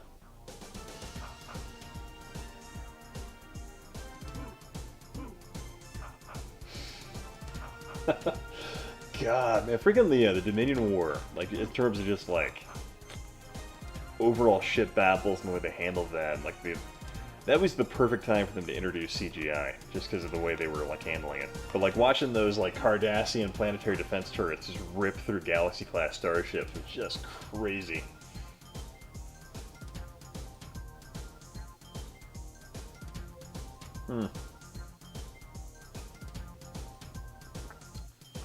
Yeah.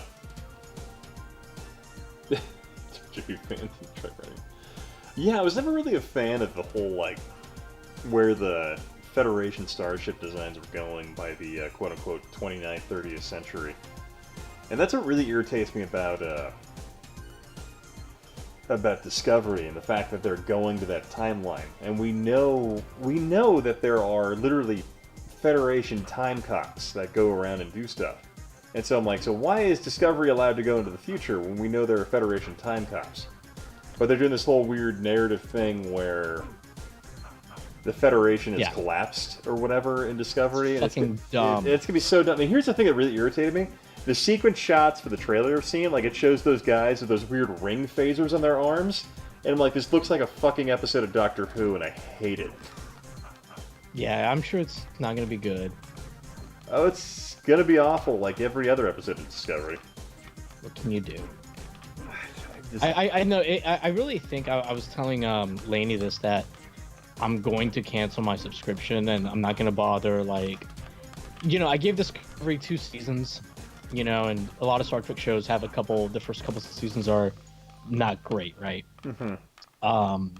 But it's like, you know, Picard was just like bad. Discovery's been bad. None of these like shows, other Star Trek shows that they've announced so far, really like speak to me, and I have no faith in them like doing something good with them. Mm-hmm. So I'm just kind of like, I'm gonna check out, and you know, if reviews end up being good from people I trust, maybe I'll go back and check them out later. But yeah, this is just bad. Please don't make me have to pay for anything. I'm just gonna, because I know I'm piggybacking off your account. I don't want to pay for it. It's awful.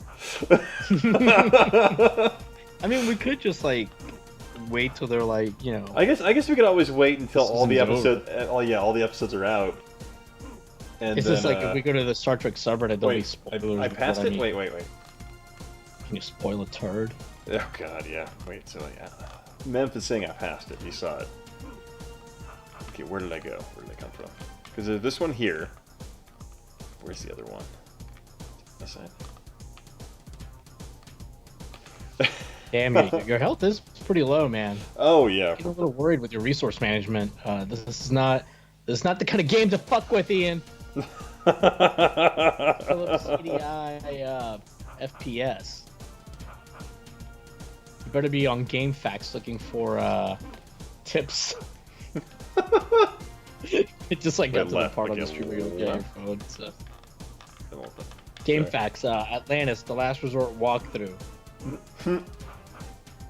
One view. God, I have to. That'd be fun. That'd be. Oh, yeah! There we go. There we go. Okay, got it. All right. Thank you, Oh man, I'm getting drunk. Mephitis? Mephitis. My fetus? My fetus. But yeah, I'm just basically all I'm doing with my life right now in terms of like Star Trek is just hate watching the shit. So it's awful. Like I'd never actually been angry watching a TV show before, like the ending of it, where I'm just like, I was viscerally bothered by how bad it was, just how lazy the writing was. And I'm just sorry to cut you off, but he did write it out phonetically. Mephitus. Okay, all right. Mephitus. Okay. Yeah, you just how it's written. We're just drunk. Mephitus. Yeah, we're just drunk assholes. Hey, babe. Will you look at this and tell me how you would pronounce it? the webcam's not on. This is on Ian's stream. Yeah. The webcam's not on. This is on Ian's stream.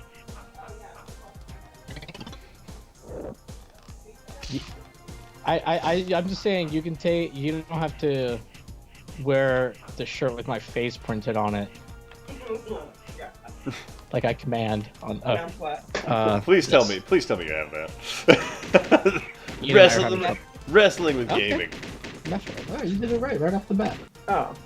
Get out of here. Well, apparently she can read like a nerd. She does read books. She keeps reading nightly. Oh, kind of intellectual. Oh dear, I'm out of ammo. This is bad. Oh. But yeah, it's just let's see. I know we've been like kind of like going through all the episodes, kind of like out of order. Just bitching but about pretty it. close. Oh, the Impossible Box. Oh wait, which one was that one? The Soji's like dreaming of herself as a doll, and Narek makes her like take that walk it through a room, and somehow that makes her remember. Oh god, that was so irritating. Like, I think one of the main complaints people had was like, why would he have let her have that memory? Considering, like, but then again, when you expand the whole concept of like, so why was she even on the cube in the first place? It wasn't like the synths could gain anything from being there. Right. So why did Maddox even have her there? And then yeah, they never really explained like what her mission was. They talk about it when she gets to the synth planet, but yeah, and then so even then, like you look at it deeper, you're like, so what was the other sister's goal when she was going to the Daystrom Institute? Like, what was her goal? Like, what was her purpose for infiltrating? Right, because they can obviously already build synths themselves. Yeah, yeah, so they don't need anything they have to offer. It's like, it makes no sense. Yeah, like, why did Matt... And like, there's so many things that they don't really, like, explain. And you know, a show doesn't need to, flat out explain everything, like, verbatim, right? Yeah, yeah. But if you write it well, the audience isn't like, what about this, what about this, what about that, to things you didn't want them to question. But, and yeah. But, no, it's glaring in the sense that it literally, it makes no sense. Like, the more you think about it, you're like, so, like, their goal was to hide from the... Okay, so... So Brad Maddox made all those synths? Assume? Yeah, and so here's the thing I'm confused about. So why did Maddox flee the synth world in the first place? With the two synth girls? They never say why he left and why he needed money. Because that was the thing. He had borrowed money from somebody on that Stardust Rag City planet, whatever they called it. Right? And she's the one that had him killed. Yeah. Or wanted to kill him. Well, she savagely beat him, and then what's-her-face killed him, and they forgave him for it. Right. Or forgave her for it, because, you know, yeah. She was going to sell him to, like, the Romulans or the Tal Shiar. Yeah, the... Whatever that new faction of the Tal Shiar is called. That right. Makes no sense. So, like, what the fuck was the point of Bruce Maddox, like you said, going to that planet? It made no sense. Why? He was obviously already, like, building a planet of, like, synths, I guess? Yeah. So, yeah, but they're all dumb? Yeah. Because, like, they, like, listen to, like, the gold Soji synth. That's evil for some reason.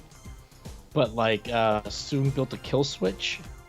Yeah, and then, like, so, like, here's the weird thing. Like, when Soong turned her off, I was expecting him to be evil for a second. Because he said, you're just like us, like, in some odd way. And I'm like, okay, where's this going? Because he said that rather in a sinister fashion. Well, I think he meant it, like, I do think, like, that was good because I took it, maybe I'm giving him too much fucking credit. I took it as, like, him going, like, you're just like us, and he's almost disgusted with himself for having built this kill switch. Yeah. I guess I was sitting there thinking, I'm like, is he lore? Is that what's going on? Like, was what I was kind of... It should have been lore. I know, if it had been lore, I'd been like, okay, that's... You know what? I think that would have fixed some problems, because it would have been like, okay, that's why Maddox escaped, because he figured out lore was doing it and he's evil, and all of that. Dude, it should have been lore, a redemption arc for lore. He made himself into, like, a human synth or whatever. Yeah. He's the one that's keeping Data's consciousness alive. Data's refusing to go into a body. Picard shows up. Lord, Data, and Picard. Shit, that would have been so much better. Lord, Data, and Picard all go into the quantum simulation, right? Yeah. And then, you know, like, once Lore is there to see, like, the conversation between Data and Picard, Lore can finally let go. Data, like, fully forgives him. You know what I mean? And yeah. Something like that. God, that would have been so much better. Think about that, Jesus. Hey, do you mind if I get another drink really quick? Yeah, go ahead. Alright, I'll be right back. I'll just be over here writing Picard Season 2. Write Picard Season 2, where you can, like, retcon stuff that happened in Season 1. I'll be right back. In Season 2 of Picard, they have this Scene 1. Picard is looking out to space. Rios comes to talk to him about how Wrestling with Gaming just crossed 1.2 billion subscribers on YouTube. Which somehow still around and still not notifying subscribers of new videos put out by people they've subscribed to. And then an admiral shows up. She's been overhearing this conversation. She goes, "The sheer fucking hubris of YouTube." And save this for Ian.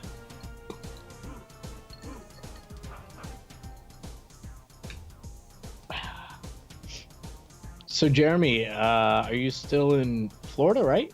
You're still on there? Are you guys finally like having to take precautions? So we've seen it hasn't been taken too seriously in quite a few parts of Florida. Just curious about that. Oh, I can hear that my girlfriend's playing Modern Warfare Remastered. Wrestling with Gaming, oddly enough, is popular among the Ferengi.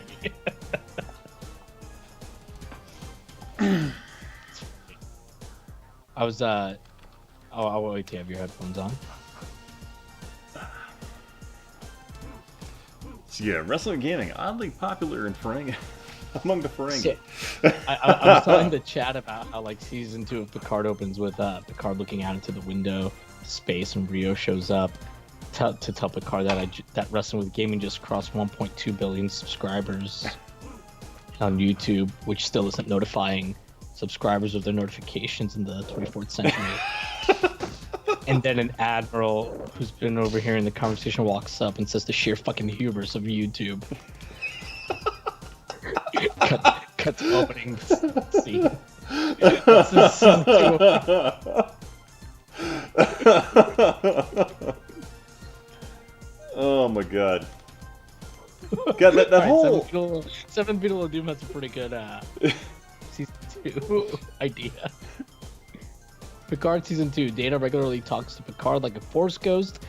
Geordi becomes a blind cyber ninja. He is on the quest to find a sword that can kill a Q. Evil Klingon ninjas can destroy all life. I feel like... Oh my god, yeah, if they use, like, what is that, like, one little, like, you buy the book of ad-libs? You know, where it's ad-libs? like a verb, a noun, and another noun, or whatever? Yeah, it's Mad-libs. Yeah, Mad-libs, yeah. Like, I feel like you could write a better season of Picard just by using Mad-libs. And you would have had a better story structure than what they came up with. Yeah, it's pretty bad. Oh my god. Yeah, I was sitting there like, when they had the whole Dr. Sung brother thing, I was like, okay, I mean, like, maybe there's something, you know, sinister here. Like, why would Maddox have fled the planet otherwise? And then they don't do anything with it. And you're like, okay, so why did Maddox leave again? I don't understand. It made no sense. Like, what was his... Why did he leave? And the first thing he does when he leaves is go look for the equivalent of a 24th century payday loan. like, what? You fucking kneecaps. You know, I hate them. And, like, Riker's daughter in the episode where, like, on their planet or whatever, the Pente, she's hunting, like, some kind of, like, rabbit thing, like, some kind of meat. That's toxic, yeah.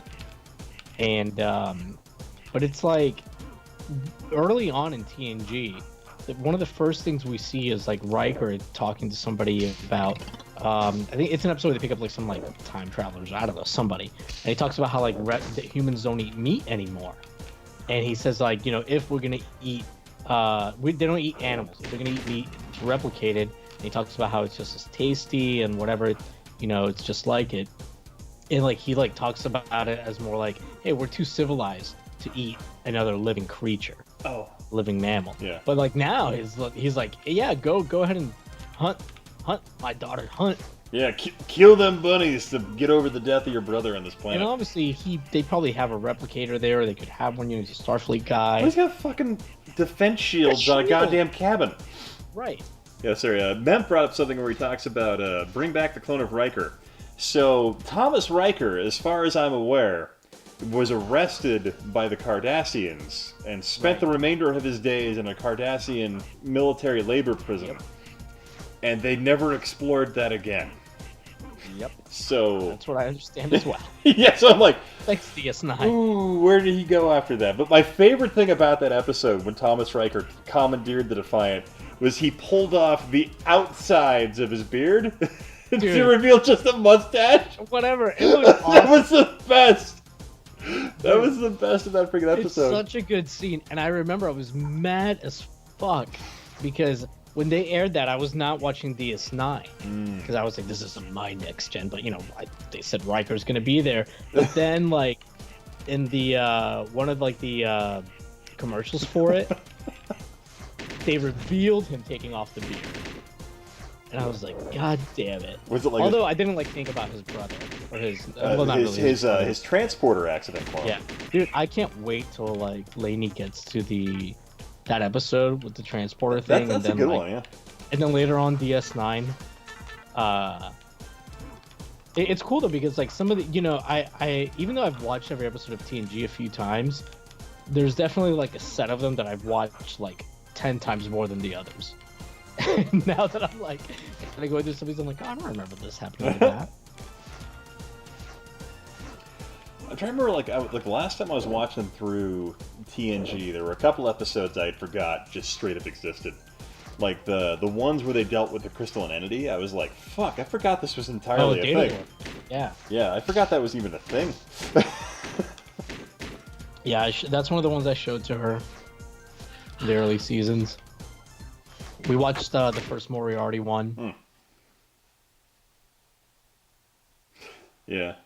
We've kind of been skipping. We're mostly sticking to season 3 right now, but I've been like throwing in some season 2 stuff and with the occasional season 1. Because you know some of the stuff like there's a lot of more than I remember like ties back. Like that comes around again. Yeah. I remember. Like I forgot that like the season 1 finale is called the Neutral Zone, so it kind of sets that up. Yeah, because that's like when they're like the Romulan 1 finale. That's kind of like they start talking about like the Borg are going in there and pulling it, like ripping up outposts and shit, right? And it's happening. No. That's not. They don't meet the Borg till season 2. Oh no! Wait, is that? And Q who? Is season 1 that like the big build up in that one was the random fucking spore things getting in the brain, right? That's like the penultimate episode, the second to last episode. Yeah. Contagion. That's like the best episode of season 1. We have not watched that one. Well, I guess remember, like, what was it? Like, the thing that bugged me about Picard, going back to that, was when all the, it was like 7 Federation worlds threatened to withdraw from the Federation based on supporting the Romulans. Hey, it was 14 Oh, sorry. out of, like, 20,000. Yeah, 14 out of 150 or whatever. And here's what I was sitting there thinking about. I'm like, if I remember correctly, the Federation and the Romulans hadn't even fucking talked for like 25 years before that. So I'm like, why do these worlds have such weird issues with the Romulans, despite the fact the Romulans were incredibly isolationist during this period? And were only brought out of isolation again when the Borg came into play. And at the end of Nemesis, remember like that Romulan ship helps the Enterprise or vice versa, I don't remember exactly. And like the Romulans like become open to like talking to the Federation because they help deal with the Remans or whatever. Yeah. So it's like, and they had help with the Dominion War. It's obviously like the relationship with the Romulans has been getting better and better, you know. Mm-hmm. So it doesn't make any sense that there would be this weird hostility. It just like as I was saying earlier, I'm like, what really kills it for me was I was sitting there thinking about, I'm like, so am I really supposed to believe that this random terrorist group that is willing to sacrifice 900 million Romulans just to disrupt synth production in the Federation, really, like, they would like be worried about a couple hundred ships in an engagement to destroy one colony on a planet? Yeah, it made no sense to me. The only way it makes sense to me is like if they're like thinking, okay, because Riker did kind of make it clear, hey, you can't defeat all of them. You can't defeat us. So if they do take out all their ships, like let's say that is the whole Vash Armada, those 219 ships, then they could never get rid of the synths. Mm-hmm. But again, like all things on the show, it's never explained.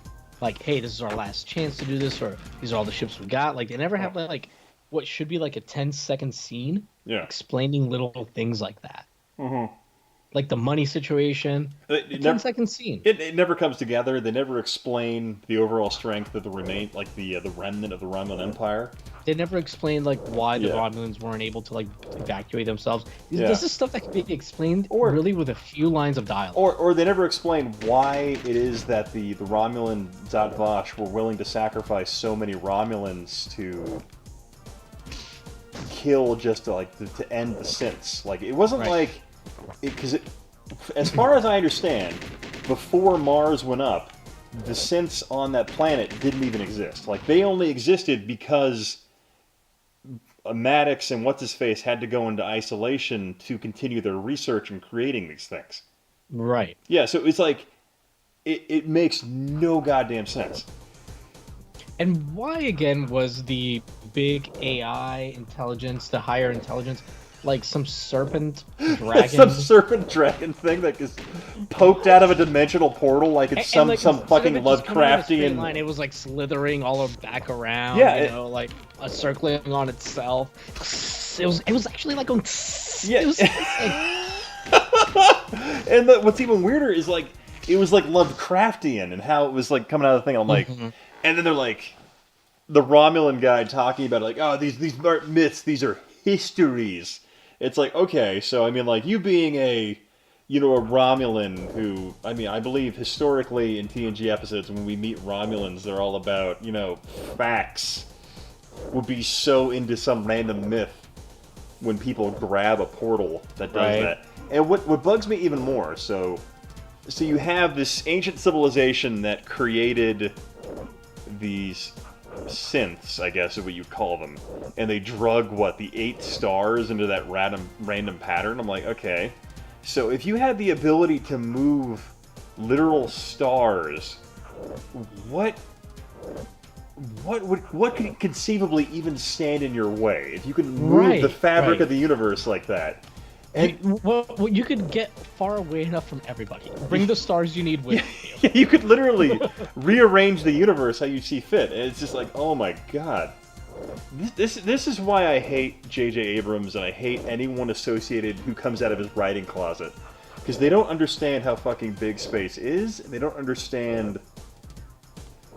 they don't understand how to make a good story. Because like the second you introduce these ultimate powers like that, so you introduce a race of synthetic beings that all they do is wait around for synths to contact them, and they wipe out all organic life in said galaxy. But they've been monitoring all the time, but they can only show up when they're asked. They can only show up if the other lower synths call this beacon thing.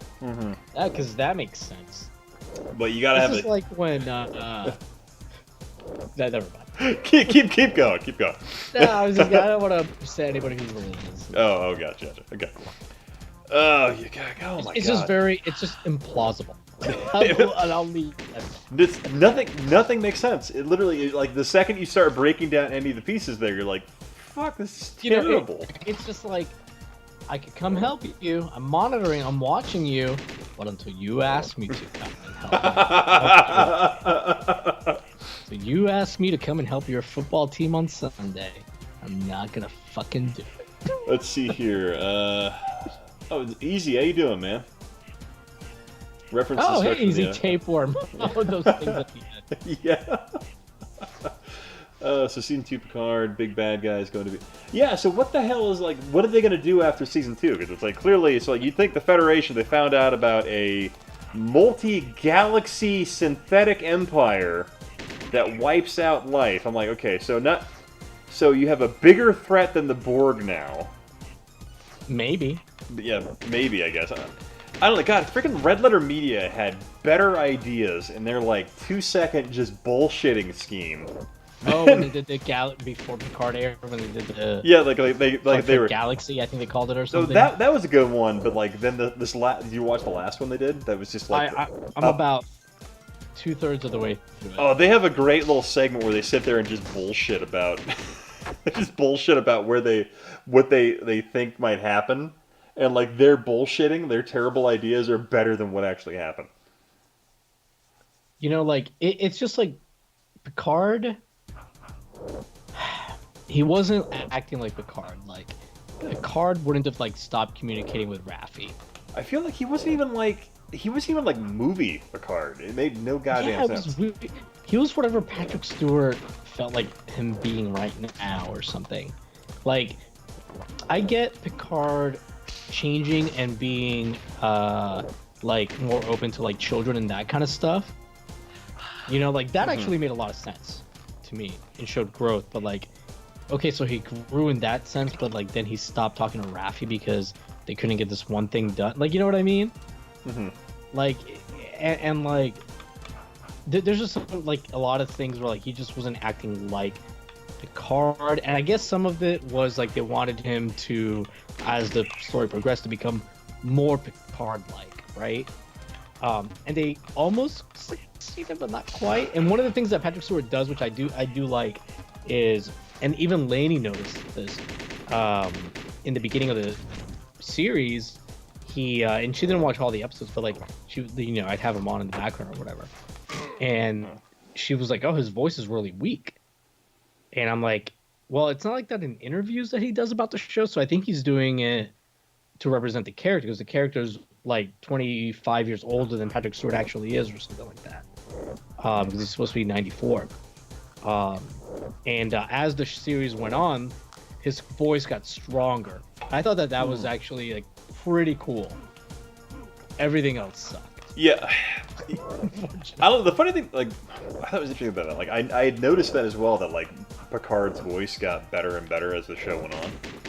Really cool idea. Yeah, but it just, it's a cool idea. I just, film-wise, I kind of hated it because he just made him really weak, and I'm like, and like because they're intentionally being raspy and stuff like that. I'm like, come on. I didn't mind it, really. I mean, I think it maybe dragged on a little too long. I think at the very least once he had like La Serena and like they were, you know, the ship together and most of the crew, at that point he should have been like, oh, okay, I'm fucking Picard again, you know? But I didn't mind it like the first like 3 episodes or so. But after that, it was like, all right, because I feel like he didn't start like getting like his Picard voice again until like episode like 7. Yeah, like he really didn't start getting that whole like, because when he was giving speeches with that broken raspy thing, it was like, oh, you're the captain. Like when the what's his face, the Spaniard guy was like, oh, you're gonna give speeches, and like then he gave kind of this weird speech that was like the one guy was apparently really moved by, but like I was sitting there distracted by how broken his voice was, and I'm like, that he was talking so much better earlier. And you know, I feel like that's what they were going for the speech to not quite land. Yeah, but maybe, but here's the thing: it landed with the other character, which didn't make any sense. I don't think that's that bad. Like if it landed with somebody, because Rios, again, I'm not giving any fucking credit to him. Horrible. Anybody just joining, don't think like this is an endorsement.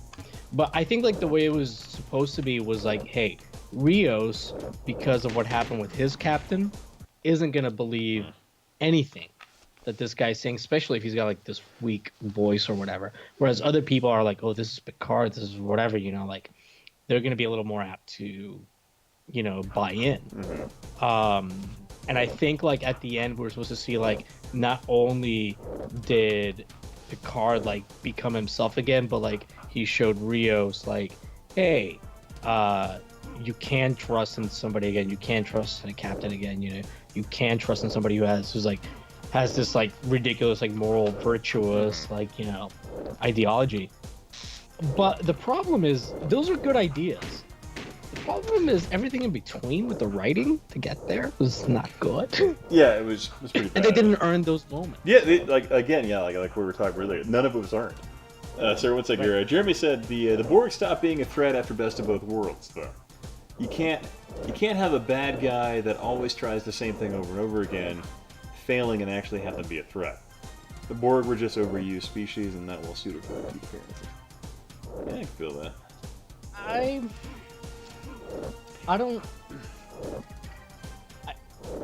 want to say I disagree because I can see where he's coming from, but I do think TNG found ways to make the Borg a decent threat, I feel like First Contact and Voyager combined kind of fucking. I think Voyager, the second they did the whole like what's the word, the ablatic armor and all that, like the future technology, and they introduced that thing that fragmented the Borg.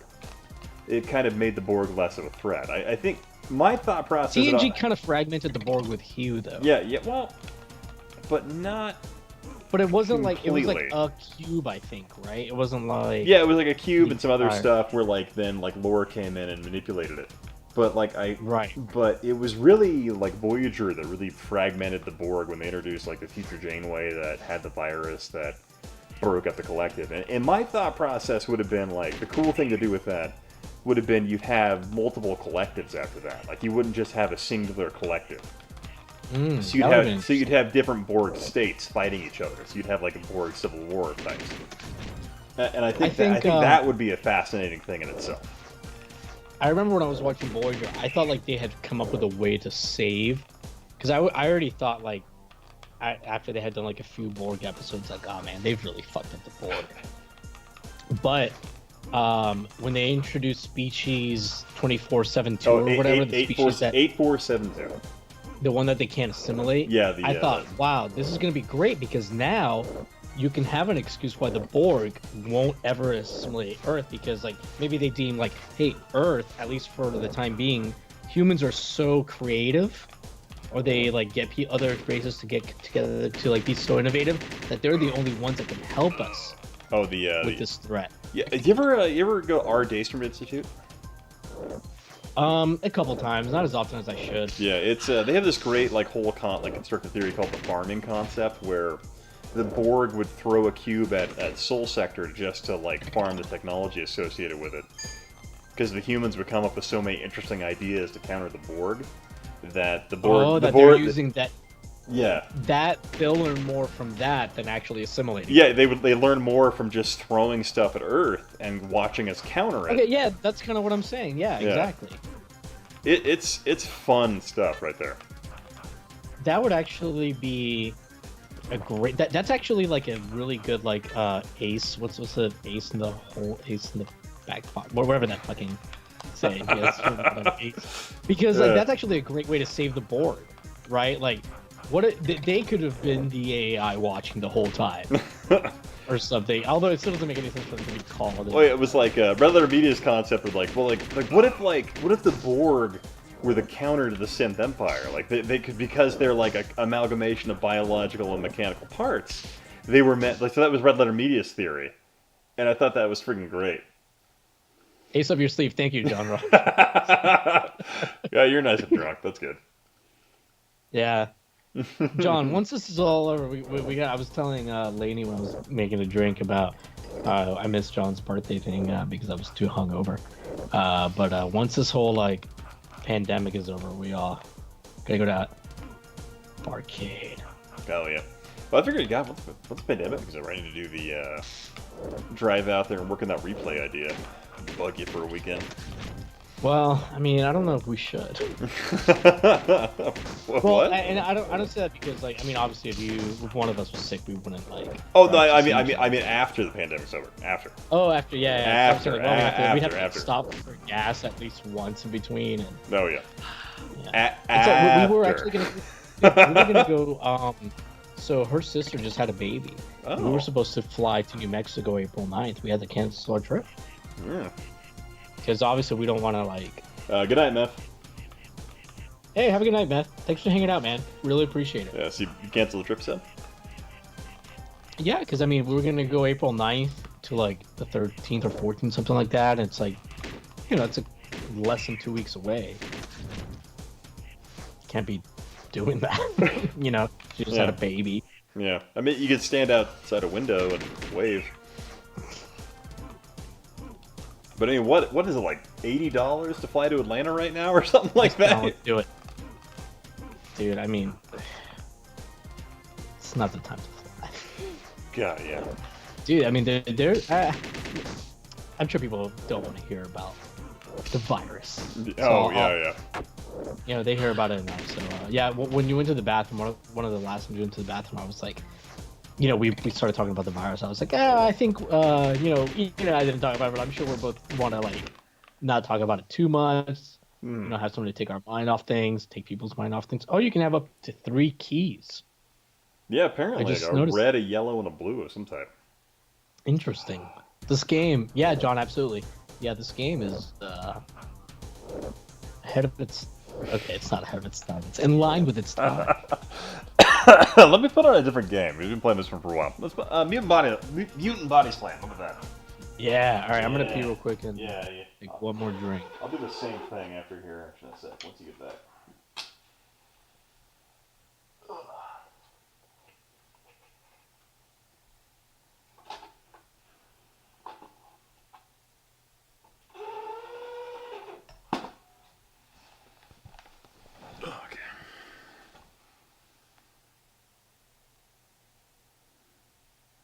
See, the Borg in First Contact did not work for me because going to the past to assimilate Earth means Earth never developed all the technologies they wanted.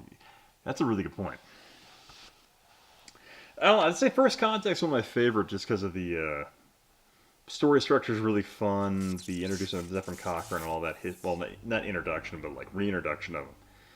I thought it was pretty great. But yeah, I guess it does kind of counter the whole concept of what the Borg's ultimate goal would be, which would be to farm all that great technology.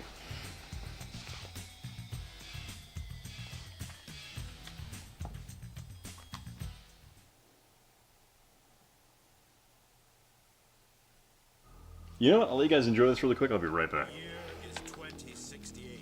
Things have changed. The Millennium Wars ruined the world's cities. The Grey Tremor Plague of 2017 reduced the population by a third. Radiation from the Thanatos meltdown radically altered the gene pool. It's a mutant! Technology advanced.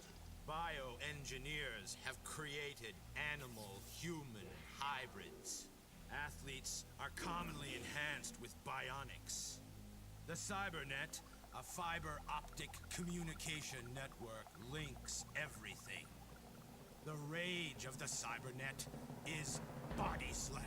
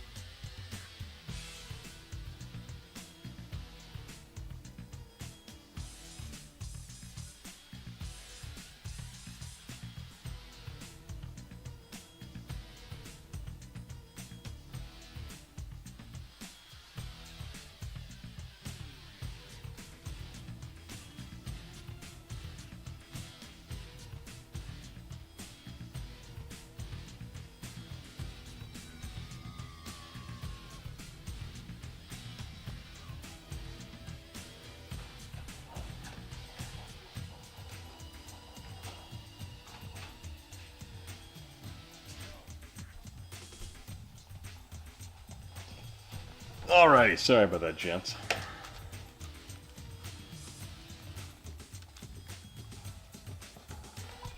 Alrighty, let's see here. Yeah, the music on Atlantis was annoying. Sorry. The movie's good, it was great, but the Borg just don't work. They're a single-minded, all-evil species with a singular goal. That makes for a shit plotline, to be honest with you. Huh? Yeah. See that. One Borg cube is pretty powerful force. Attempting to develop them beyond, like that Voyager did. I don't know, I always thought the only thing I didn't really... oh, hey, welcome back. I thought the number one flaw, I felt like what First Contact introduced when they introduced the Borg Queen concept. It humanized the Borg too much. It made them less of a force of nature and more like a personified threat. Where like before, like you couldn't negotiate with them, you couldn't do anything. Right. I feel like that made them more interesting in what they were. But, eh. Yeah. God, I love this guy's face. Oh, God. Just doesn't move at all. It's just that face. Yeah, I just, my whole thing with the Borg Queen was they should have explained why she existed more, because the only thing they see in first contact is like, oh, I bring order to chaos. Yeah. Or something like that, which is like, okay, like, it's, like, you could almost, like, get away, say, okay, fine, you want to have, like, this, like, you know, face to communicate with humans, or for whatever reason, but why is she seductive? Why is she so emotional? Like, you know, that kind of stuff doesn't make any sense. So it's, the Borg's true weaknesses are ninjas and swords. I like how after Elnor kills a bunch of people, which he knew that's what he was trained to do, he's like, bad Elnor. Bad. Don't do that. Don't kill people, Elnor. And then he kills a bunch of people later, and it's like Picard doesn't give a shit about it. I was like, no, it was a good idea. Well, whatever, you kill those guys, whatever, you know. No, that was like the one moment, like when he got like mad at Elnor for killing people. I'm like, oh, nice, cool. That's like the Picard we know, kind of. Yeah, and I thought it was like, and that was right around where he was kind of like acting more Picardish a little bit. Yeah, like that was so I was like, okay, he's coming back. Yeah, and then like Elnor takes the head off 3 Romulans in the cube, and you're like, okay, and then you fucking say shit about that as opposed to just knocking them out. And dude, the way they killed Hugh, that was bullshit. I was sitting there like, why? Like the annoying thing was like you had that like Romulan chick that killed him, and you're like, okay, so are you gonna build up this character at all and make her more interesting? Nope. You know what would have been awesome? Okay, have Seven in the show. I actually don't have a problem with that. I have a problem with the way that they made her like so like cold-hearted or whatever. Mm-hmm. Like she's more stone cold than like, you know, like when she was on Voyager. It's weird. Mm-hmm. She just doesn't talk so robotic, basically. Yeah. But I feel like what should have happened was like, you know, she comes in to help them out for whatever reason. But then like instead of her like taking over the cube as the Borg Queen, it should have been him doing that. And like when Elnor says like something, are you gonna like assimilate me or whatever? You know how she was like, oh, I don't know if I'll want to let go of control. He should be like, you know, he should have said something to the effect of like, I can't handle this. Like Picard and his crew showed me how to like be an individual. Mm-hmm. You know, something like that to tie it back in and be like, hey, this is easy. This is going to be easy because of how Picard helped me. Just like earlier, it shouldn't have been Picard paying for people to like do shit. It should have just been, we owe Picard. Yeah. Everything should have been about like, we owe Picard. Like, there's a great thing in professional wrestling about, you know who Ric Flair is, right? Yeah. Everybody knows. So when he got to his 40s, he like, this is like in real life, he like lost his self-confidence, and he didn't, you know, he just thought he wasn't like, you know, good in the ring anymore, all this stuff, and blah blah. He was getting older, even though he like wrestled to be like 55 and had like a show-stealing match at WrestleMania in his last match, but he legitimately thought like he had like lost it. And this guy Triple H in real life told him, it's like everybody knows you're Ric Flair except for you. And like that's how it should have been with Picard. It's like everybody knows like it's Picard, this legend, except for Picard. And Picard has to like relearn that. But no, it's pew pew pew, 7 kills people, and we gotta kill Hugh. And well, yeah. So what really annoyed me about 7 was for her to be this bitter, jaded character the way she was. That would imply somehow in the last 10 years she had all these horrible things happen to her. Which, it doesn't make sense to me in the sense that she went from being a Borg what could be drone. Worse than that, right? Well, she went to a Borg drone to being basically like the fact that she was like, 7 when she was assimilated. Right. That then she was basically this blank slate when she was on Voyager for so long. And then she hooked up with Chakotay.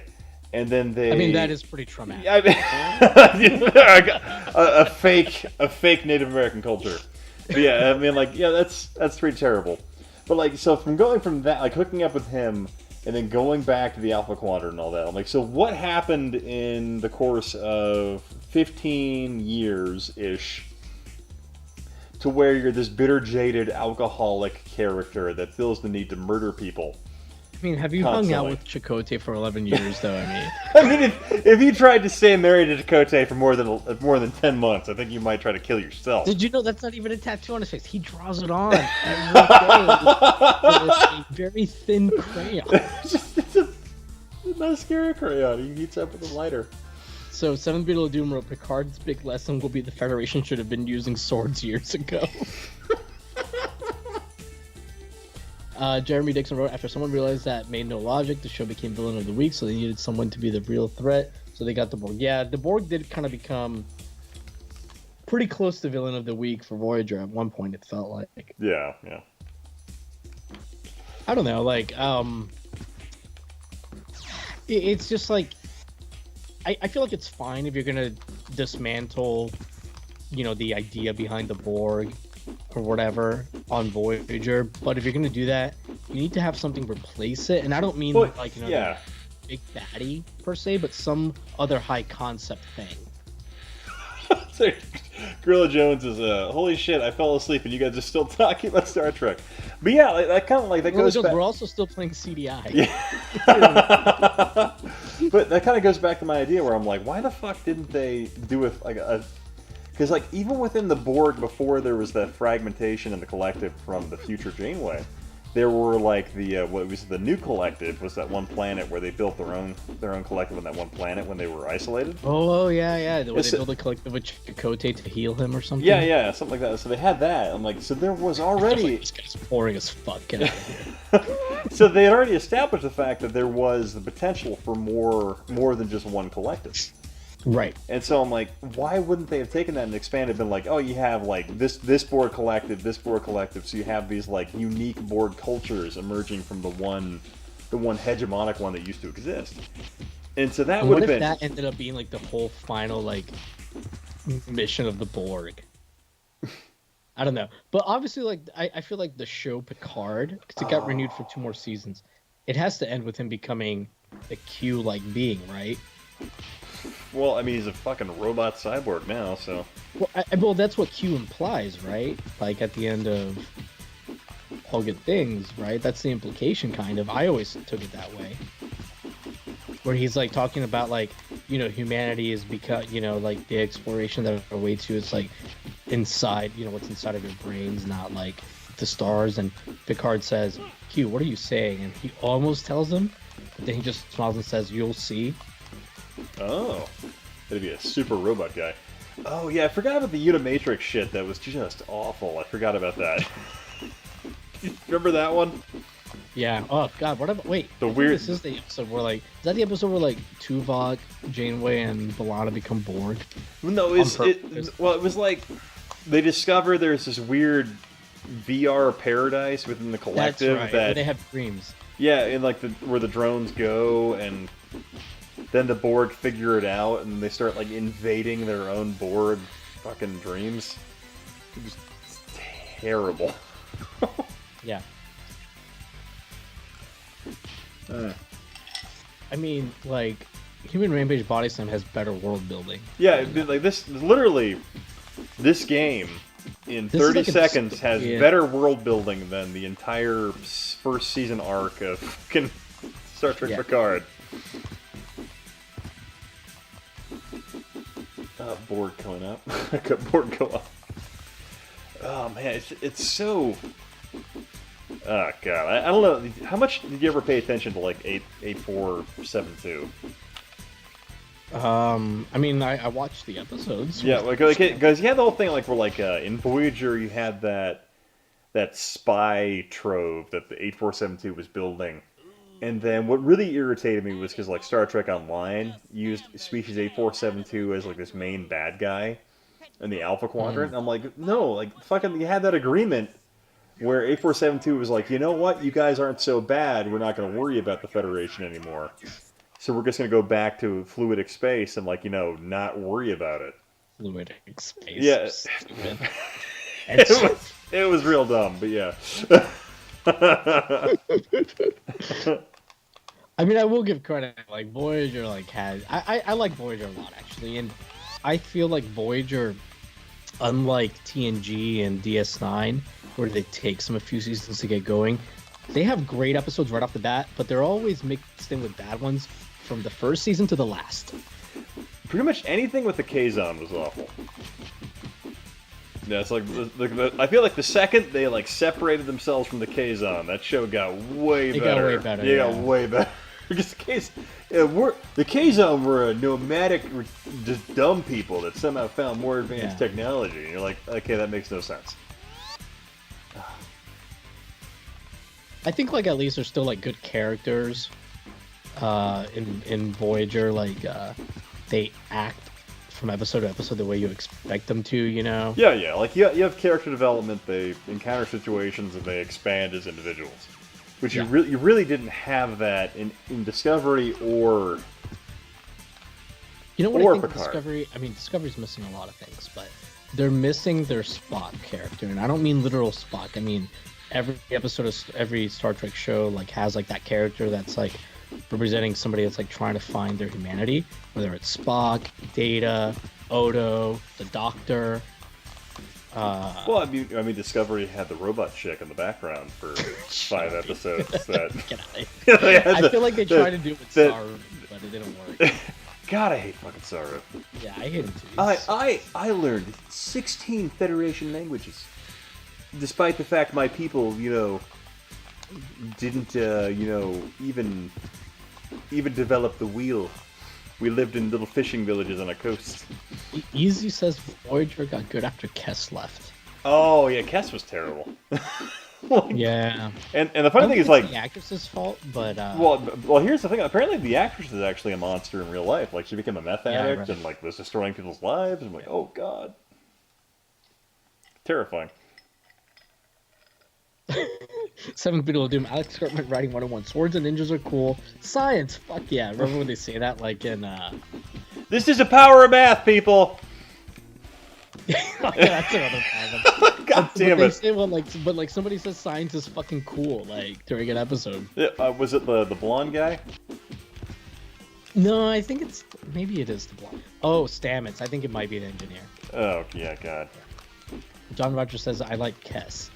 She had potential. She was not written well. No, the actress is good. I feel like but how do you describe it? So like the fact that they established her species as only living for 3 years, like fucking gerbils, it made no sense. Like I'm like, okay, so am I supposed to get emotionally invested in this character that will literally die in 2 seasons? It was kind of odd. Yeah. The Ocampa, yeah. Ocampa, I assumed that when they introduced that, I was like, oh, so there's going to be some episode about them figure out a way to extend their life or whatever. Like, I didn't think, like, it was a bad premise on the surface, that there was a race that they only live X amount of years or whatever, and it's a really short lifespan, but I was like, all right, how are you going to... You got to be really creative, right, to make that stick as, like, main character. Yeah. And then, like, what was the Year of Hell episodes they introduced later, where it's like Harry Kim marries the daughter, and you're like, okay, so he's just gonna like marry the next daughter, like, 'cause she's gonna die in like 2 years. Oh, does he marry like? Yeah, he marries. So it was like Tom and Kess. Year of Hell was. Well, no, there were multiple. Like, here's the funny thing. Like, so in Voyager, you had multiple takes on the Year of Hell. Like, you had like the first one that happened in like season 3. But it was like Cass was jumping forward in time, unaware of what was going on, and so you had like she hooked up with Tom or something like that and had kids. No, but that's like one episode. That's not Year of Hell. That's yeah. Episode. Well, it's like, but they talk about the Year of Hell, like they're like getting ready for it. I could be misremembering some of it, but I remember Harry Kim marrying the daughter or something like that. Twice, so yeah, I'm not. Yeah. I could be remembering it wrong, but I don't think I am. But. I'm also pretty inebriated at this point, but yeah. It does something Harry would do. But yeah, it just got really goofy because like the whole Kess character and that whole like 3-year, 7-year lifespan thing got really odd. So Ian, who's your favorite TNG character? Oh, TNG? Worf. Oh, interesting. Yeah. Why Worf? I like Worf just because he was just odd. A bad father, Ian? Well, it's a terrible father. Like you know, Alexander, I can't take care of you, so I'm going to send you to live with our grandparents and mix. You know, favorite means, could mean the most interesting to, it doesn't mean like the... But I've always been a big fan of Klingons, because the whole, like, warlike thing and the warrior concept. Also the fact that, like, Worf's an outsider, but he's, like, this purist ideal, like, what was it? Purist, oh my god, I can't talk. I can't talk anymore, I'm too drunk. He's super, and he's the most Klingon. Yeah, he's the most Klingon because he lives outside the system, and like, and my favorite thing was super into the idea of a Klingon. Yeah, he's romanticized. Yeah, and then like when he murdered the one guy that was basically going to be the Chancellor because he killed his girlfriend, and like Picard was like, "Don't do it," and he's like, "Yeah, I'm going to do it anyway," and like nothing happened as a result. It's our way. I'm putting this in your permanent file. Klingon law. Yeah, because he could legally do it. I don't know, I guess like Worf. But the funny thing was, it was pretty clear they didn't have a good idea as to what they're going to do with the Klingon Empire. Because like the first time they introduced the Klingons in TNG, they were members of the Federation, which I thought was hilarious. That they say that in the episode, but they kind of like steer away from that after. But I mean, they're always members of the Federation, from what I remember. Well, I mean, not in TOS, but. Oh, not in TOS, but in TNG. Yeah, in TNG they like. Yeah, the Kittimer Accords or whatever they are. It's the Kittimer Accords. Yeah, but like, it's kind of interesting. Like it's like they're allies of the Federation, but they're not members. But it's pretty clear in that one episode they're like, it's a very like uneasy alliance. Yeah, but they say like, because like Picard's explaining to Wesley, he's like, yeah, like it's crazy. They're like this civilization, but they joined the Federation. That they like ignored it. Jeremy, I'm. Yeah, they're just allies. Yeah, they're just allies. But I'm just saying, in that one episode, they hadn't defined the relationship all the way yet. But like, so they actually like say that in the episode. But it's fun. That's all I gotta say. But I just like Worf though. Yeah, no, I like Worf a lot. He had a lot of character. Yeah, Jeremy's like, yeah, I know. I would say my favorite. I always go back and forth between mostly Picard and Data. I guess Barclay's fun. But and there's so many good ones. Like even Riker. Sometimes I'm like, I feel a lot of times like he represents the viewer, because he'll be like reacting to a situation like, what the fuck? Like, he'll make like a face, in the background, or like if something like is kind of silly going on, he'll like kind of like be like half breaking character, smiling, in the background. So like that's pretty cool. But Picard, I feel, is like the person, like you watch him, and he's so well written, and Patrick Stewart like does such a great job. He's like the kind of person you want to be, But like Data's like so interesting because he has like the childlike wonder you want to have, and I don't know, but yeah, man, Worf is really interesting too. Yeah, that Worf is just fun because like they had the expansion where like you had the brother with the fleet of warbirds under his command and all that. And no, dude, Birds of Prey, not love warbirds. how they tied in like the stuff with Tasha into like the Romulan Empire, and then like that Klingon two-parter with Yeah, with the Enterprise B, no, Enterprise C. Yeah. That's an amazing episode, yesterday's Enterprise. With Shooter McGavin. Let's see here. One sec.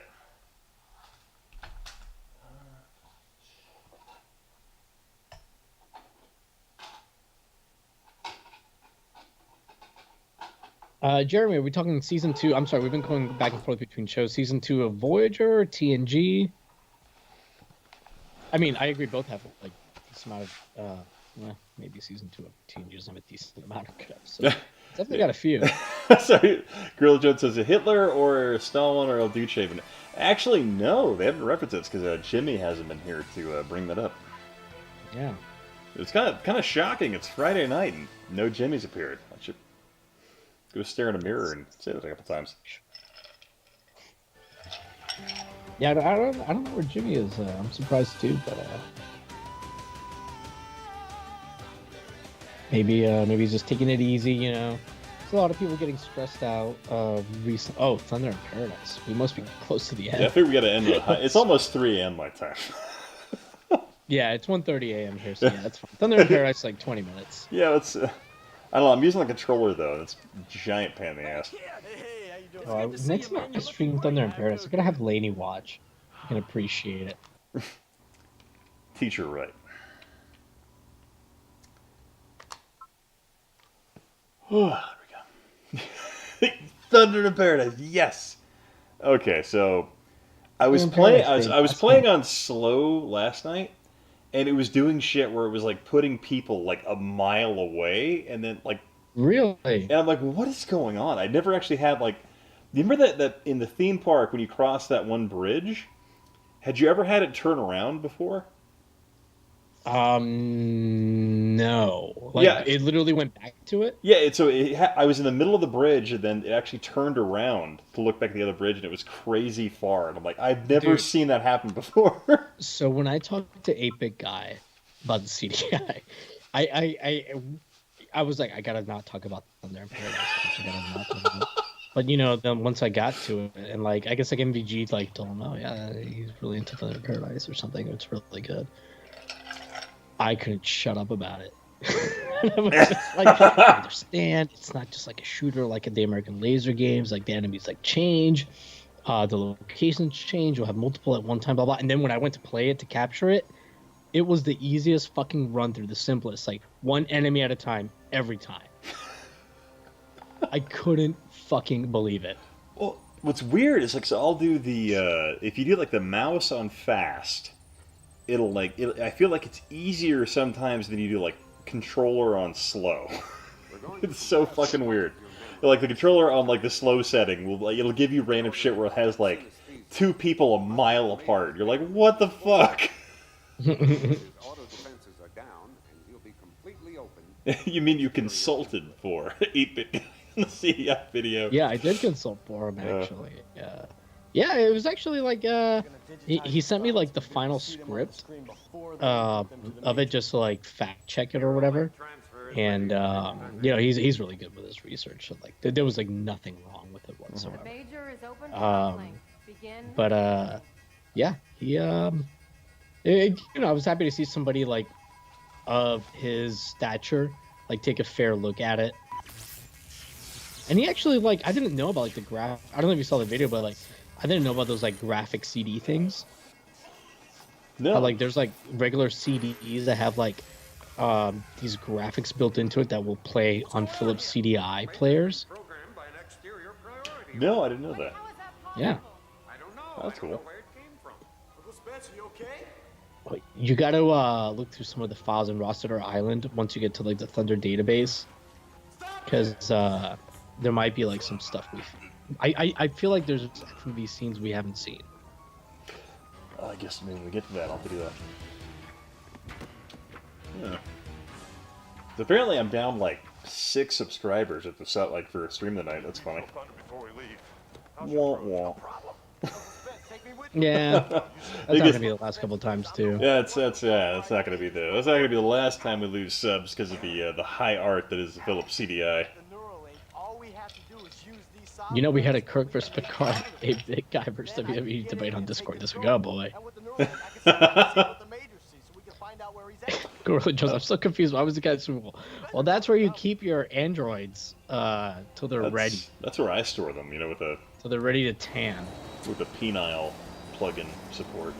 Why is this kid's like flat top like crooked? I think he's like sitting crooked in the chair, maybe. No, like the whole time it's crooked.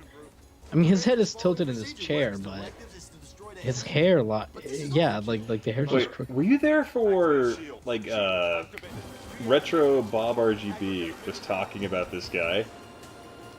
JT? Yeah, were you there for that conversation? I feel like it sounds familiar. Where like he came into the gas station that RGB worked at and was like asking, like calling gun stores to buy guns or something like that. I'm like, oh, that does sound familiar. Yeah, I'm like, oh my god. Wait, Gorilla Jones says he mentioned the crooked flat top yesterday. Did you stream this game yesterday? Yeah. I did actually. Well, because like I had this plan to stream fucking Star Trek games tonight, but none of them worked. So I'm like, ah. Well, they worked, but I couldn't screen capture them. So it would have been very odd just to have a black screen with me sitting here talking about Star Trek. Zero Man's wrote it's because he's a kid. It takes a while for a flat top to become fully formed. I Man, maybe I should call in some favors and see if I can get like Hulk Hogan on a stream. I mean, nobody's doing anything, right? I mean, what does he cost for an hour? I mean, like, what would the cost of Hulk Hogan? He's pretty expensive. I don't know if you're aware. He has like, he had like that $110 million like settlement that he won like from like Gawker, and like they ended up settling for like 50 million or something. So he has like at least like, several dozen $1 million. Well, yeah, I mean, it's $1 million, but like, what does he charge per hour? I mean, like, maybe we could crowdfund that.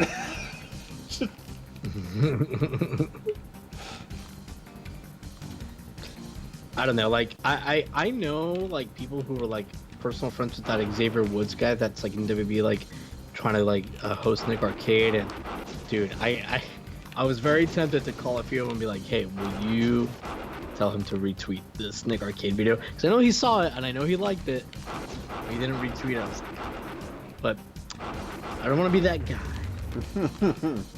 You're like, God damn it, do you want Nick Arcade to happen or not? I hope he's successful, because then maybe somebody will watch my Nick Arcade video. I'm gonna get one more drink real quick, because I know this stage lasts forever. Yeah, I think when you get back, I'm gonna refill mine.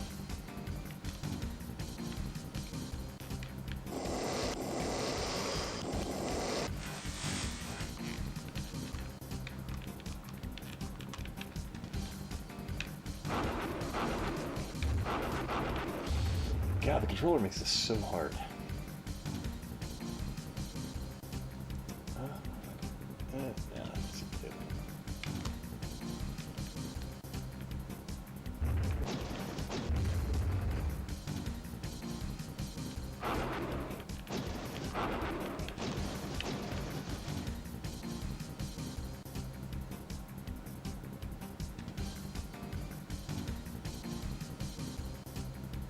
Hey, 316, what's up, man?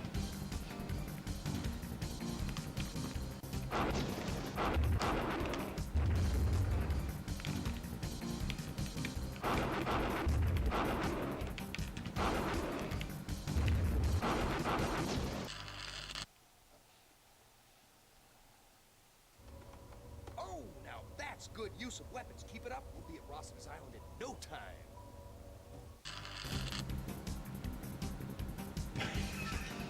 You should have.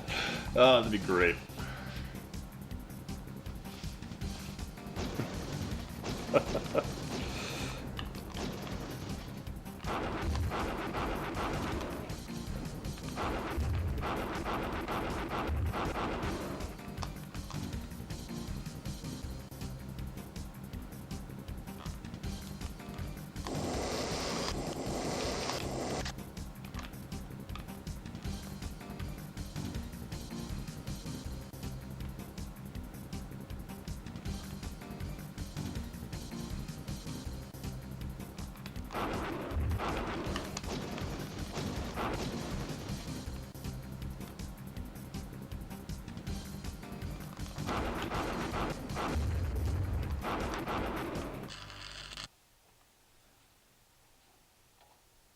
In case you hadn't noticed, it's getting awfully hot on your left.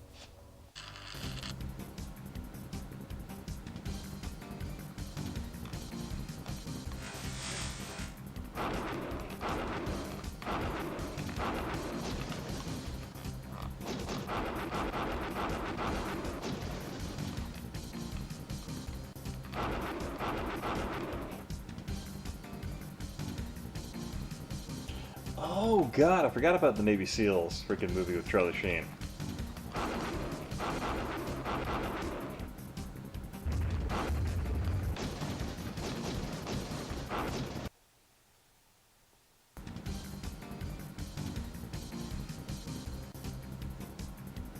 Let's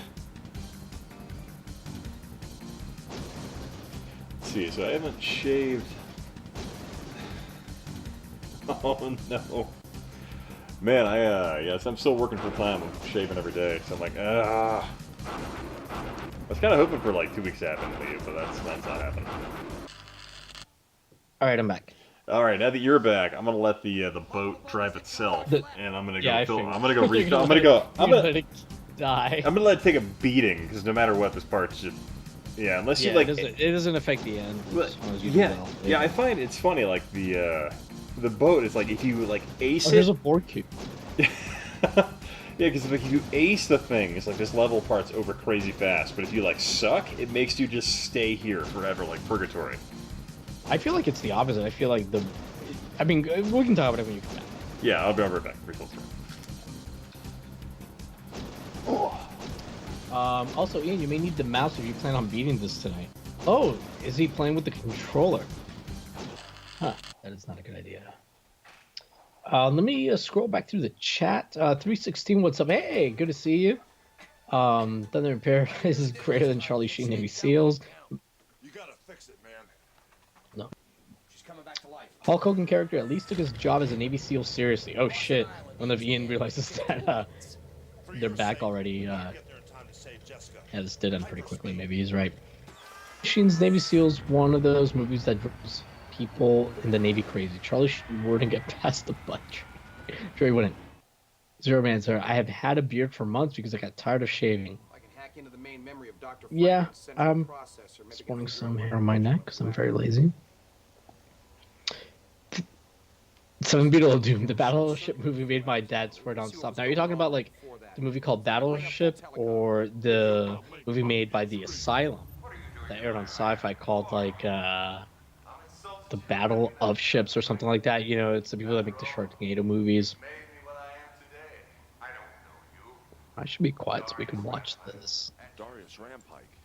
Do you know who he is? No, I never heard of him. Why? What's going on? Now here's something to make sure you never forget me again.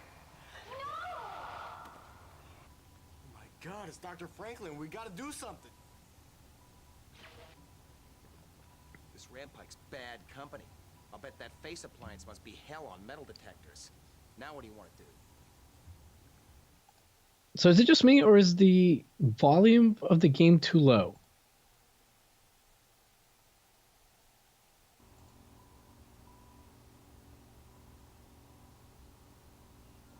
Maybe the volume of the whole thing is too low. But yeah, hopefully when he comes back, we can go through some of these stupid Thunder System videos. Okay, we'll tell you to turn it back up.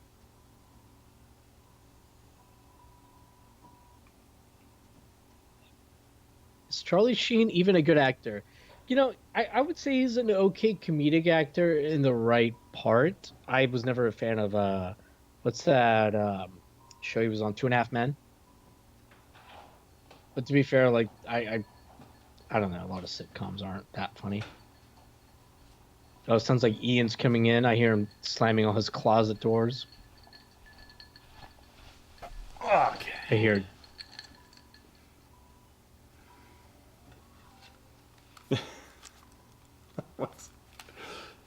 Apparently we should make a movie like Thunder in Paradise. Yeah, I don't know. Ian, the game audio, I do believe, is a bit low. Oh, let me turn that up. I was trying to listen to the cutscenes while you were gone, and chat agreed. John Rogers said, "What's the shaving y'all speak of?" His like profile pic looks like even hairier than me.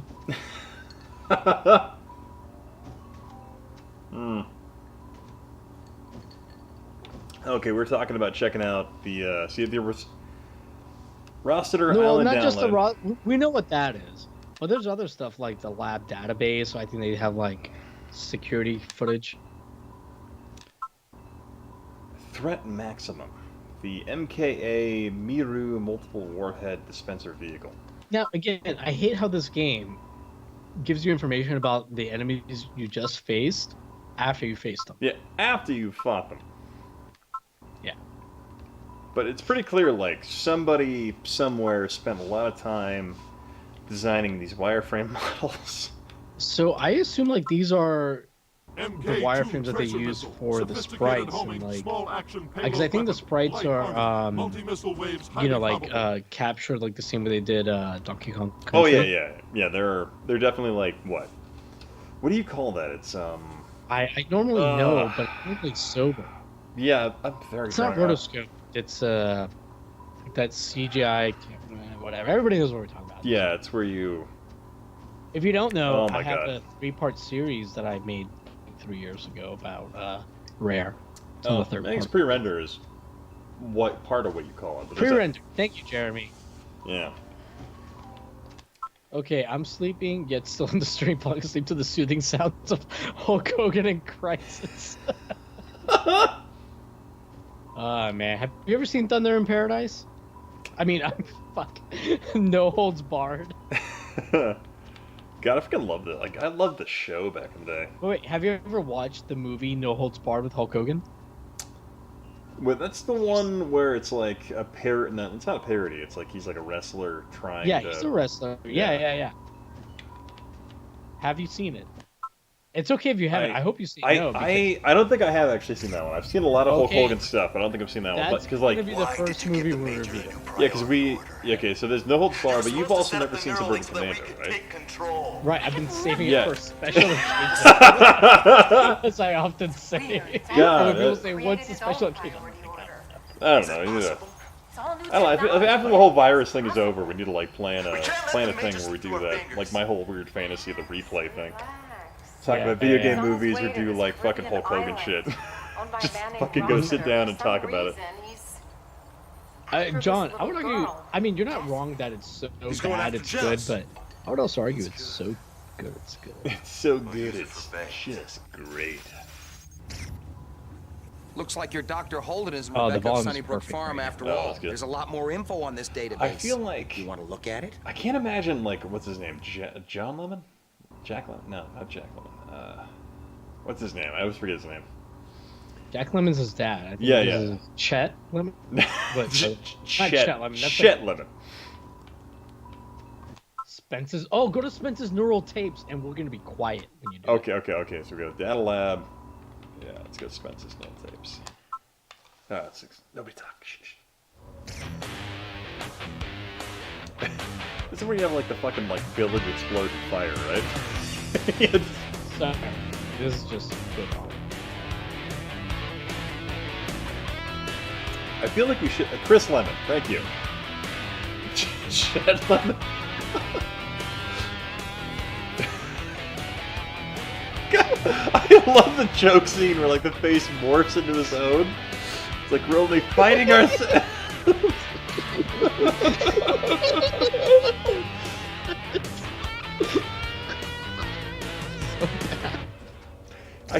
I genuinely can't remember. That's supposed to be his daughter, right?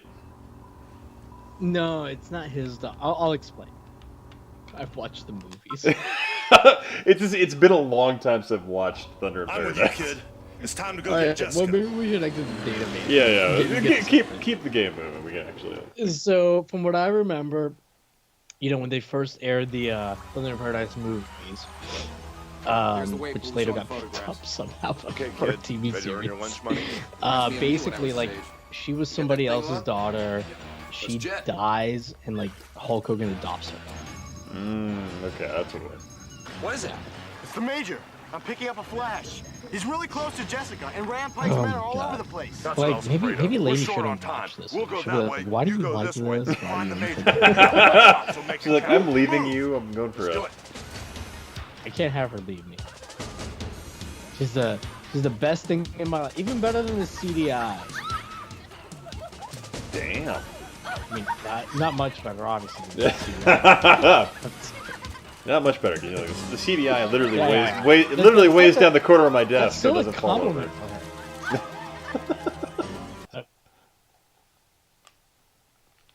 Okay, we have it set to slow right now, so let's see what it does. So I just asked her if she's listening. She goes, "Not really."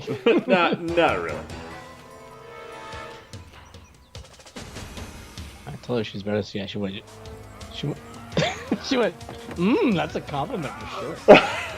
But she's like, I don't think she's happy about it being a compliment. I think she wishes I had like better things to use as comparison. Funny. Babe, you don't want to watch Hulk Hogan not kick that guy in the face? It's not him. All right. Well, how much do you think it would cost to close down Paramount Studios Park for a day and reenact this game in live action? Oh, right now, just to. Oh God, yeah, fuck. Man, we could probably do like $25 to fly there, and then the park would be empty already. God, we could do this.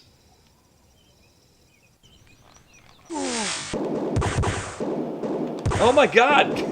Jesus! I can't even. Step by step. No. Are they being rolled? The cursor. Oh shit! The cursor can't even. It can't even move fast enough. There was there was no way. What do you set to slow? Yeah, I was set to slow. You're gonna get the bad ending. Why did you set it to slow? Apparently it's. Oh my God! Are you playing with the mouse? Or No, I'm using the shitty controller right now. Can you live swap the controller in a CDI? Is that something I can do? I've done it before on Chaos Control, I think. You know, I'm gonna try and do it. Hang on, guys. Let's see if it works. This is a CDI for CDI first, not CDI. It's a CDI first. Like similar. I'm pretty sure you can. Yeah. JT from Step by Step is getting tore up.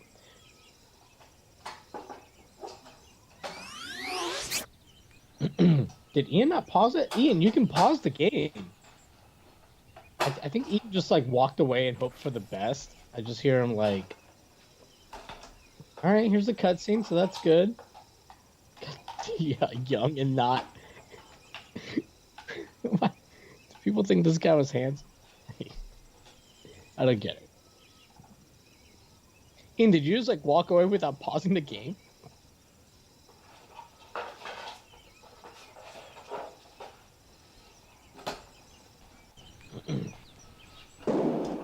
Hogan is gonna have you tested for steroids after you suddenly become head and shoulders better than you were before.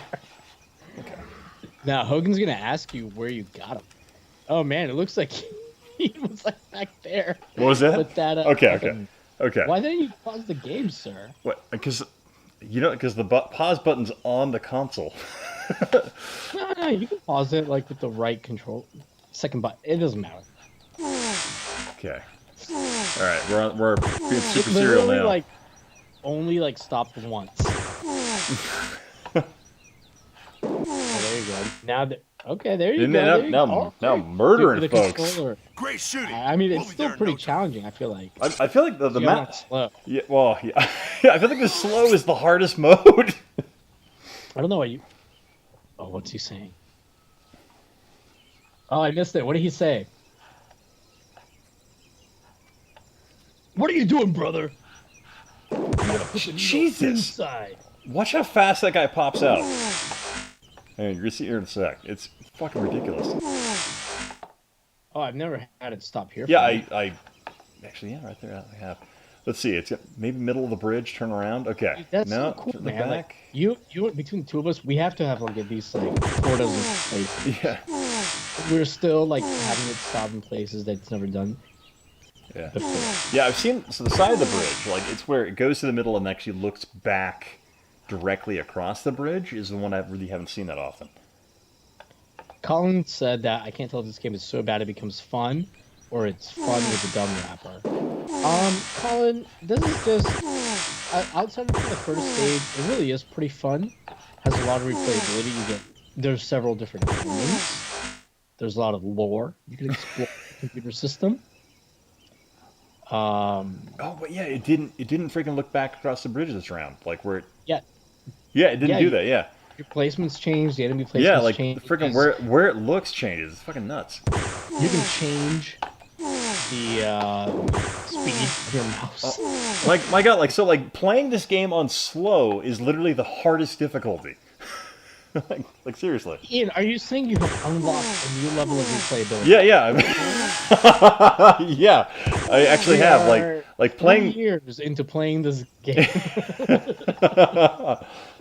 Yeah, playing this on slow, it's actually the hardest I've ever played it. Like even with the mouse, which is the most accurate way to play. I know you love your wife, but you've learned more about this game than you have your wife. Yeah, I've explored more of the contours of the CDI than I have my own wife. I mean, that'd be the best way to put it. Wrong language. But yeah. Wait, your CDI has contours. Mine just has sharp, sharp skin fraying edges. What the fuck did Hulk Hogan say? My God, this is like on slow mode. This is fucking brutal.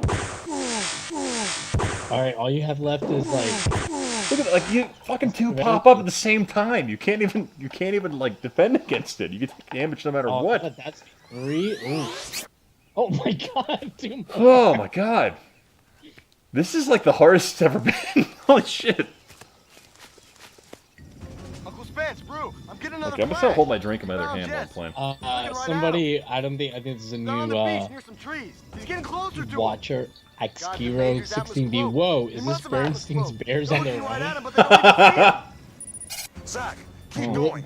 Zero Man just said, oh man, Gorilla Jones said, I have literally walked out of theaters for shitty movies, yet I can't stop watching a Thunder in Paradise. Oh, he's yelling. This isn't even the first time he's seen it either. I'm trying to be quiet during the FMV. Oh, this is... Oh, no, I have seen this. Obviously, this is like a... Alright, holy shit, the slow-mo one's fast as fuck. This is it, Ian. You gotta... I got like... this back. You can do it. Dude, this is brutal. Like, I set this for the controller. It's not even fair. Okay, you're doing alright. Okay, alright. Actually, you're doing pretty good. You got some of your health back. Yeah, apparently I'm playing. You have a shoulder. Oh, I unlocked the android, okay. Okay, good, because, No way, pal, you're mine now. You obviously didn't get, like, the good ending on... So we're gonna get the best ending. But we're not gonna get the unlocked ending where you get to fight the android in the bunker. I told you I'd get him, right? I got him. Zach, is see that kind of short because he said, I really want to see you play Bernstein's Bears on their own. That or Chaos Control. Oh yeah. I really need to burn a copy of that, but I really want to play the Zombie Dinosaurs Planet, whatever that one's called. I think I have that one. Dino Zombie Planet or whatever. Yeah, I have that. Actually, I just, thanks to Jeremy Dixon, he sent me that, like, library. I saw they had it, and I'm like, I'm gonna burn that. Like, I'm gonna burn a bunch of games this weekend. Well, what do we do when we get there? Report your Neuralink antenna to give you more range. You'll be on Thunder controlling the major as he fights in the lab. By the way, so you just have this, like, tank to put him in? You did real good today. Yeah, just, now let's go back at Thunder. They feed got Rampike to the Gators. Android storage deal, back. brother. ROC for hyperspeed on my mark.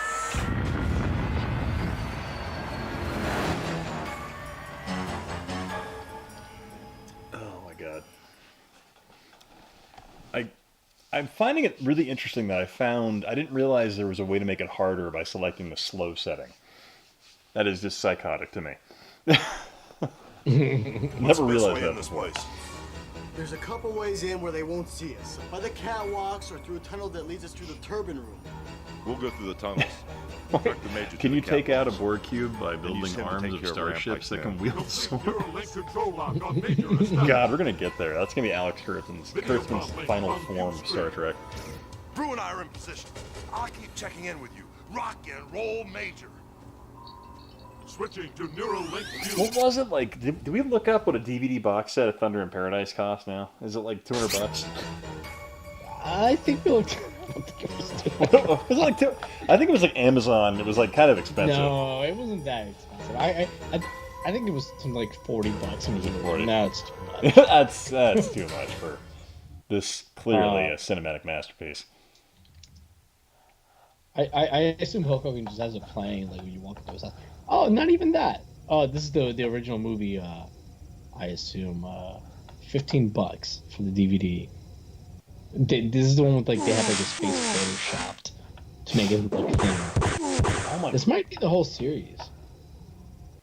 This is not the full series. This is the made-for-TV movies. So $15 for the first 3 episodes, basically.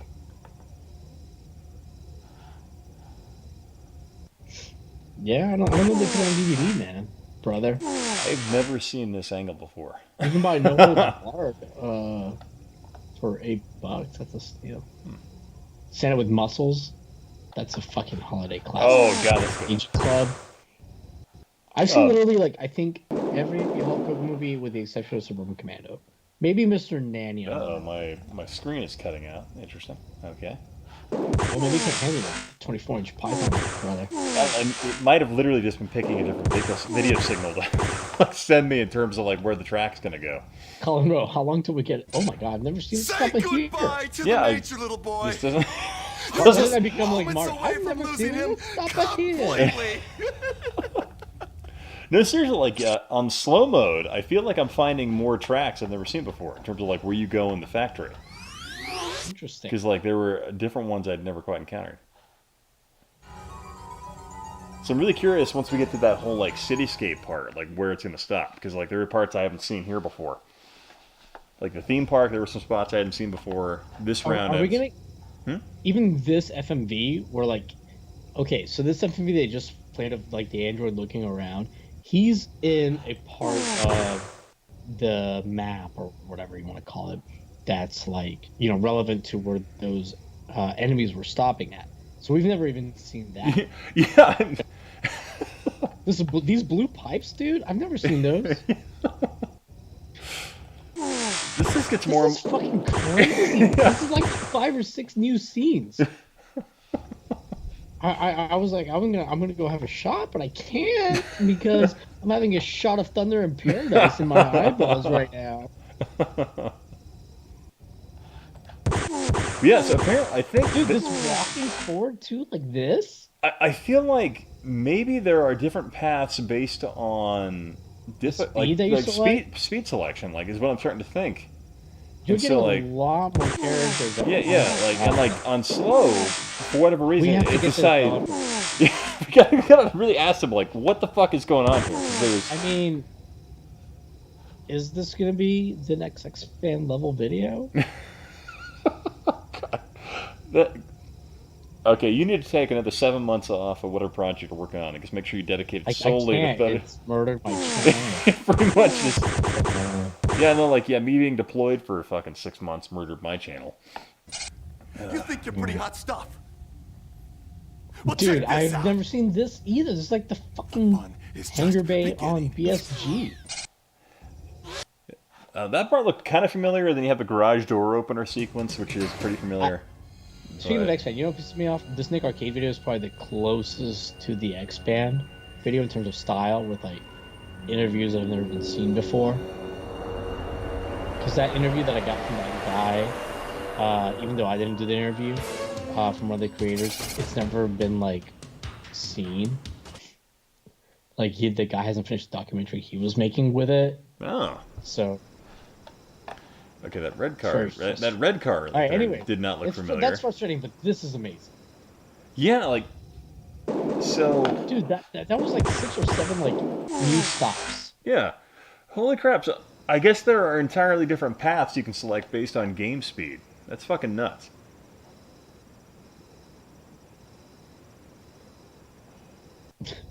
Gorilla Jones said, hopefully when you do Thunder Paradise expose, you'll get juicy stories of huge orgies at Oaken's. I hope not. Hey, you want to come over to one? You're like, programs will be like, what made you guys want to do all these? So the gondola's familiar. That path is. I've done this one before. Yeah, I've seen this. Jesus.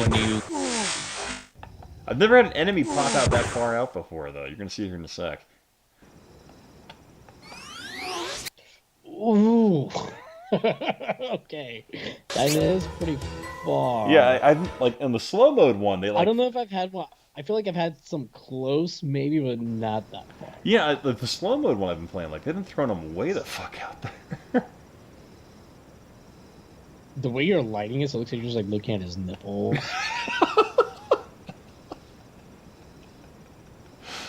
Yeah, the screen's... actually, I didn't even turn on my freaking my ring light. I just have the webcam out there, and I'm like being illuminated by whatever light that's to the sides. Yeah, it looked like you were... Well, I'm surprised your green screen is holding up. Yeah. This is just like the green screen thing on like OBS. Yeah, just using their chroma key setting, yeah. I haven't used it yet. It works pretty well as long as you have like the proper lighting. Say goodbye to the that major, guy little boy. isn't as far back from me, but he's You're definitely just smaller. moments away from losing him to the right of the screen. completely. I demand a 6-hour Thunder Paradise. Oh man, 6 hours of Thunder in Paradise, but CDI, that'd be something else. It'd be like a no-clip type thing. You think we could convince no-clip to tackle Thunder in Paradise? You know, maybe. You know, we make a lot of fun of like this, like guys like being like modern Kano or whatever, like prequel Kano, but he has beautiful eyes. He's beautiful eyes. It's great reference. Gorilla Jones, you're supposed to be asleep. This is set where they filmed the Godfather scene where Sony kicks the shit out of that guy. Yeah, it's inspired by Thunder in Paradise. But believe it or not, all of successful modern American cinema is inspired by Thunder in Paradise. Mm-hmm. Even though this was filmed way later. I don't remember. Jack said if you had the gun, this would be interesting. You've played this with the gun. Yeah, so the gun actually is, like, I think the gun, I feel like, is the hardest way to play this game, actually. Because it doesn't behave like a light gun would in, like, Mad Dog McCree, where you can just fire it around the screen, like a light gun. It behaves like a Wiimote, and it's really odd. Which I would not have expected. Oh, Jimmy Hoppa. Oh, Jimmy's here! I'm not sticking around for this. Yeah, oh my god, it's already 3 a.m. my time. Yeah, Jimmy. Thankfully for you, we can bring him in. It can bring him in here if he's like ready to just go now. Yeah, Jimmy, if you're ready to go now for the next 5-7 minutes. Yeah, we'll bring you in. If you're already erect, hard, just hop ready in. to go for the call. Just hop Oh, in. I do like when they do the guys like rolling on the ground. Oh yeah, it's great. I've had this stop before, but you don't get it. I love how in this, like, in Thunder in Paradise, they don't care enough to hide the fact there's no ceilings on these buildings. Right. I love that about this game, where they're like, you can see the full actual angles. And you can see, like, the support beams behind the buildings, like they're not real buildings. You just see that, you're like, Your oh, it's a virtual set. warm-up is Top over, windows, pal. you just see, like... Now you got me for They real. could have easily painted that out, I feel like. But... Yeah, they could have just, like, literally when they were, like, you know, because they literally physically stopped the frame on the building. They could have just painted something there. Yeah, Jimmy, man, if you want to hop in, man, let us know. Because we got, ready, baby. we got like 5 minutes left here, I think. Yeah, there's about 5 minutes left. Oh, he's ready. Get him in here. Get him in here. It's gonna be sexual.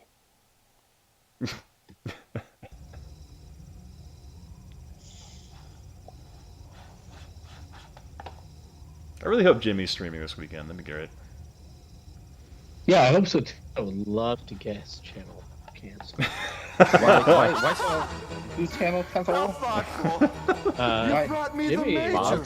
welcome, Jimmy. How you doing, Jimmy? Hey, I'll take it from here. pretty good. Let me go in the browser, check out this Come and get it. stream. CDI Star Trek Picard spoilers, my ass.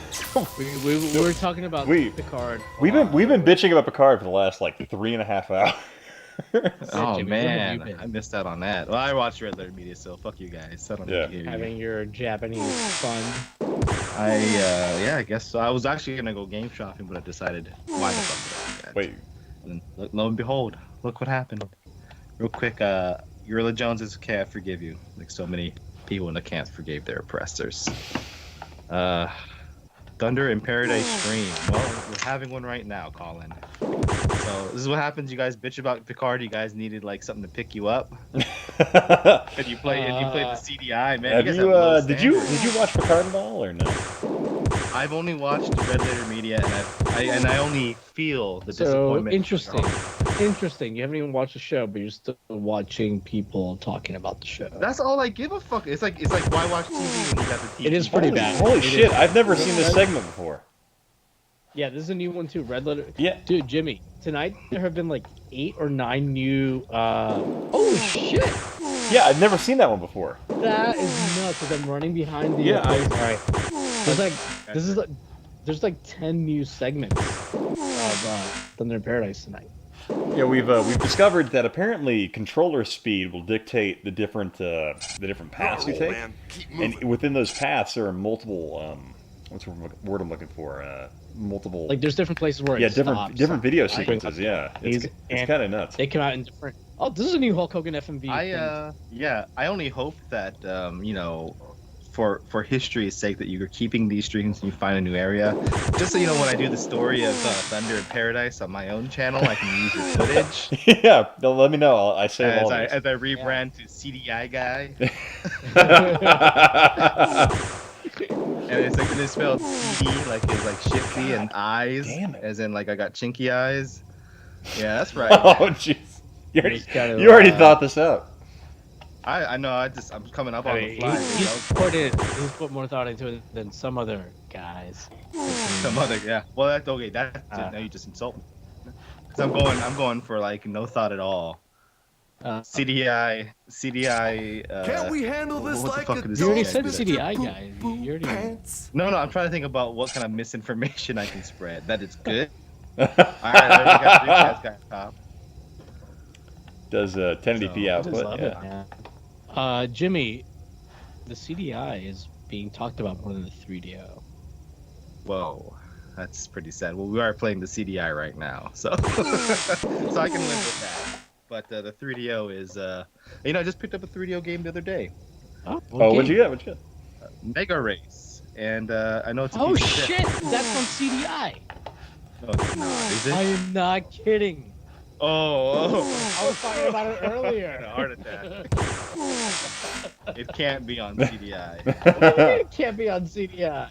I'm gonna have to take a bath. I'm pretty sure it is. I'm double check, but I'm pretty sure because you're talking about it's like an FMV racing game, right? It's not FMV. It's just a shitty. Oh, maybe I'm thinking about shitty. It's just shitty. Don't worry. It's just shitty. It's not. I had it on. Brother, we never thought you could beat him. You're awesome, dude. I love you, Zach. You're my hero. Are you sure it's on? DQ, buddy. I'm pretty sure it is. Let me see. Mega Race. DQ. It's okay. With the weird guy. I'm pretty sure it is on CDI, but. Dude, you guys could like speed run this. Man, that was some kind of adventure. Yeah, Well, man. why would you Kid, you want really this? Is came the game through. you want? You were This is awesome, my like friend. You would have to be very lucky to get all the short Awesome, I got a segments high. too. Yeah, that'd be. Oh, and you, my partner, But like we got like a Jessica lot on of your new attention, stuff if I tonight. remember Like, correctly. I mean, You got that right. Kid, Star you Trek. ride with us anytime. It should have. Remember, There's there's a always couple shots here I another haven't day seen in before. paradise. more than a couple. Yeah. I would say this was Where like have you the been hiding? We've been biggest, looking all over for you. Yeah, Mom, treasure you're a trove hero of, now. And there's lots Thunder of in people that want to Paradise, meet you. FMV groups. Who's laughing? Who's laughing? Newest clips. I was just looking at what's his name? Junior. He was doing this thing where he was like giving the shaka, but he was like rubbing his thumb, like he's trying to teach him how to put like how to pleasure these chicks. Where to Little put bit. the pressure? Yeah, he's like, here's where you put the pressure, and you stick this What one into cadence? The cadence you want. JT his flat top. It's crooked. I can tell Yahel's really drunk. I love it. Jimmy. How long have you been drinking?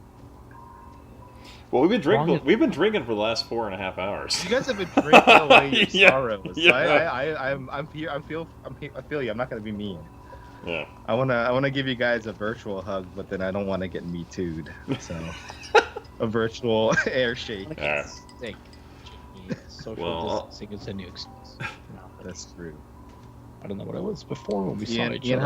how much have you guys been drinking? I've drank probably about half a bottle of rum.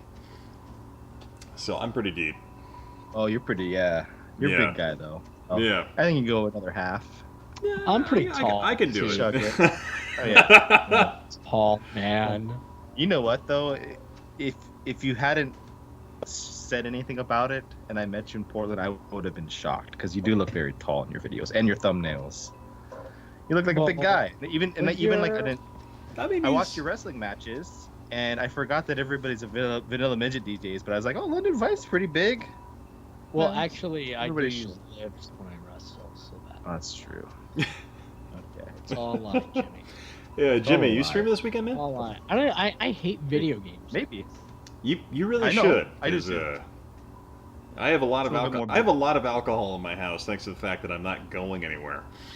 So Oh, yeah, you should that's you should right. really There's a stream. whole- Yeah, we're all locked down, so you should definitely You should definitely stream. I don't Just know. saying. I thought maybe Bob was gonna stream some Thunder in Paradise. Ironically enough. Oh my No, god. He tried, and like I sent him some ROMs and stuff. Oh, But, the drives aren't working, right? On the units of yeah, I told him like Uh-huh. you know like that movie Hook, where like they go to like eat dinner or lunch or whatever, and like there's no food, and like they're like, and Robin was like, "Why is there no food?" And I'm like, "You gotta believe." That's what I told him. Like, did you see that, Yeah. George? You gotta believe. He doesn't believe. He doesn't believe enough, and like he's the one missing out. He doesn't like video games really is. either.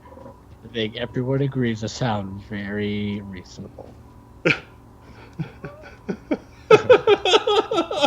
how about Ian? How about do a Castlevania game stream then? Oh, in some hours from now. I would love to drop by. Okay, and we will do that. We do that or N64 and GameCube. Oh, That's why shit! I'd hang up. I would hang up for N64. Is We it like? should do Is a it live like? stream where we like write like a script for like a video, like what would be a regular video, but we just like do it live. Do it live. Everyone would expose how stupid we are. It's like, how many times is this guy gonna go to thesaurus.com? No, we already have it right now. But It's how many just, how many ways can I say Nintendo 64 and not your N64, Nintendo 64, 64? It's like jumping back and Nintendo forth. 6 times 10 plus 4. It's like, oh come on, man. And he's gonna start doing it in Spanish. Siete I'm cuatro, sorry like if, that. I'm feeling like you guys aren't taking my ideas seriously. Oh, time to have let's have a jeez. talk. No, I'm gonna go to bed. Okay, I think it's time for everybody, huh? Yep. Ian, you're crashing out too? Yeah, it's almost 3:30 my time, so. But yeah, definitely. Are you gonna be on tomorrow, or well, I guess today? Yeah. Let me gather some stuff up. Maybe I'll do. What time is it there right now, Jimmy? Oh, it's like 6 p.m. So That's crazy to me, an American here. An American. I don't Are you American? I got to take that ID, the real ID. Oh, your last name's Velasquez. Where are you from? Yeah, Velasquez. Velasquez. Are you here to take my women and my job? I just want to let you know that I love pandas. They are delicious. Oh, sorry.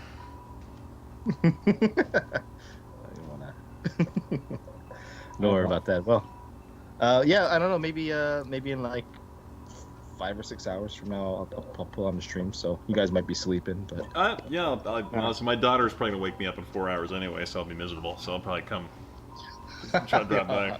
You'll still be drunk.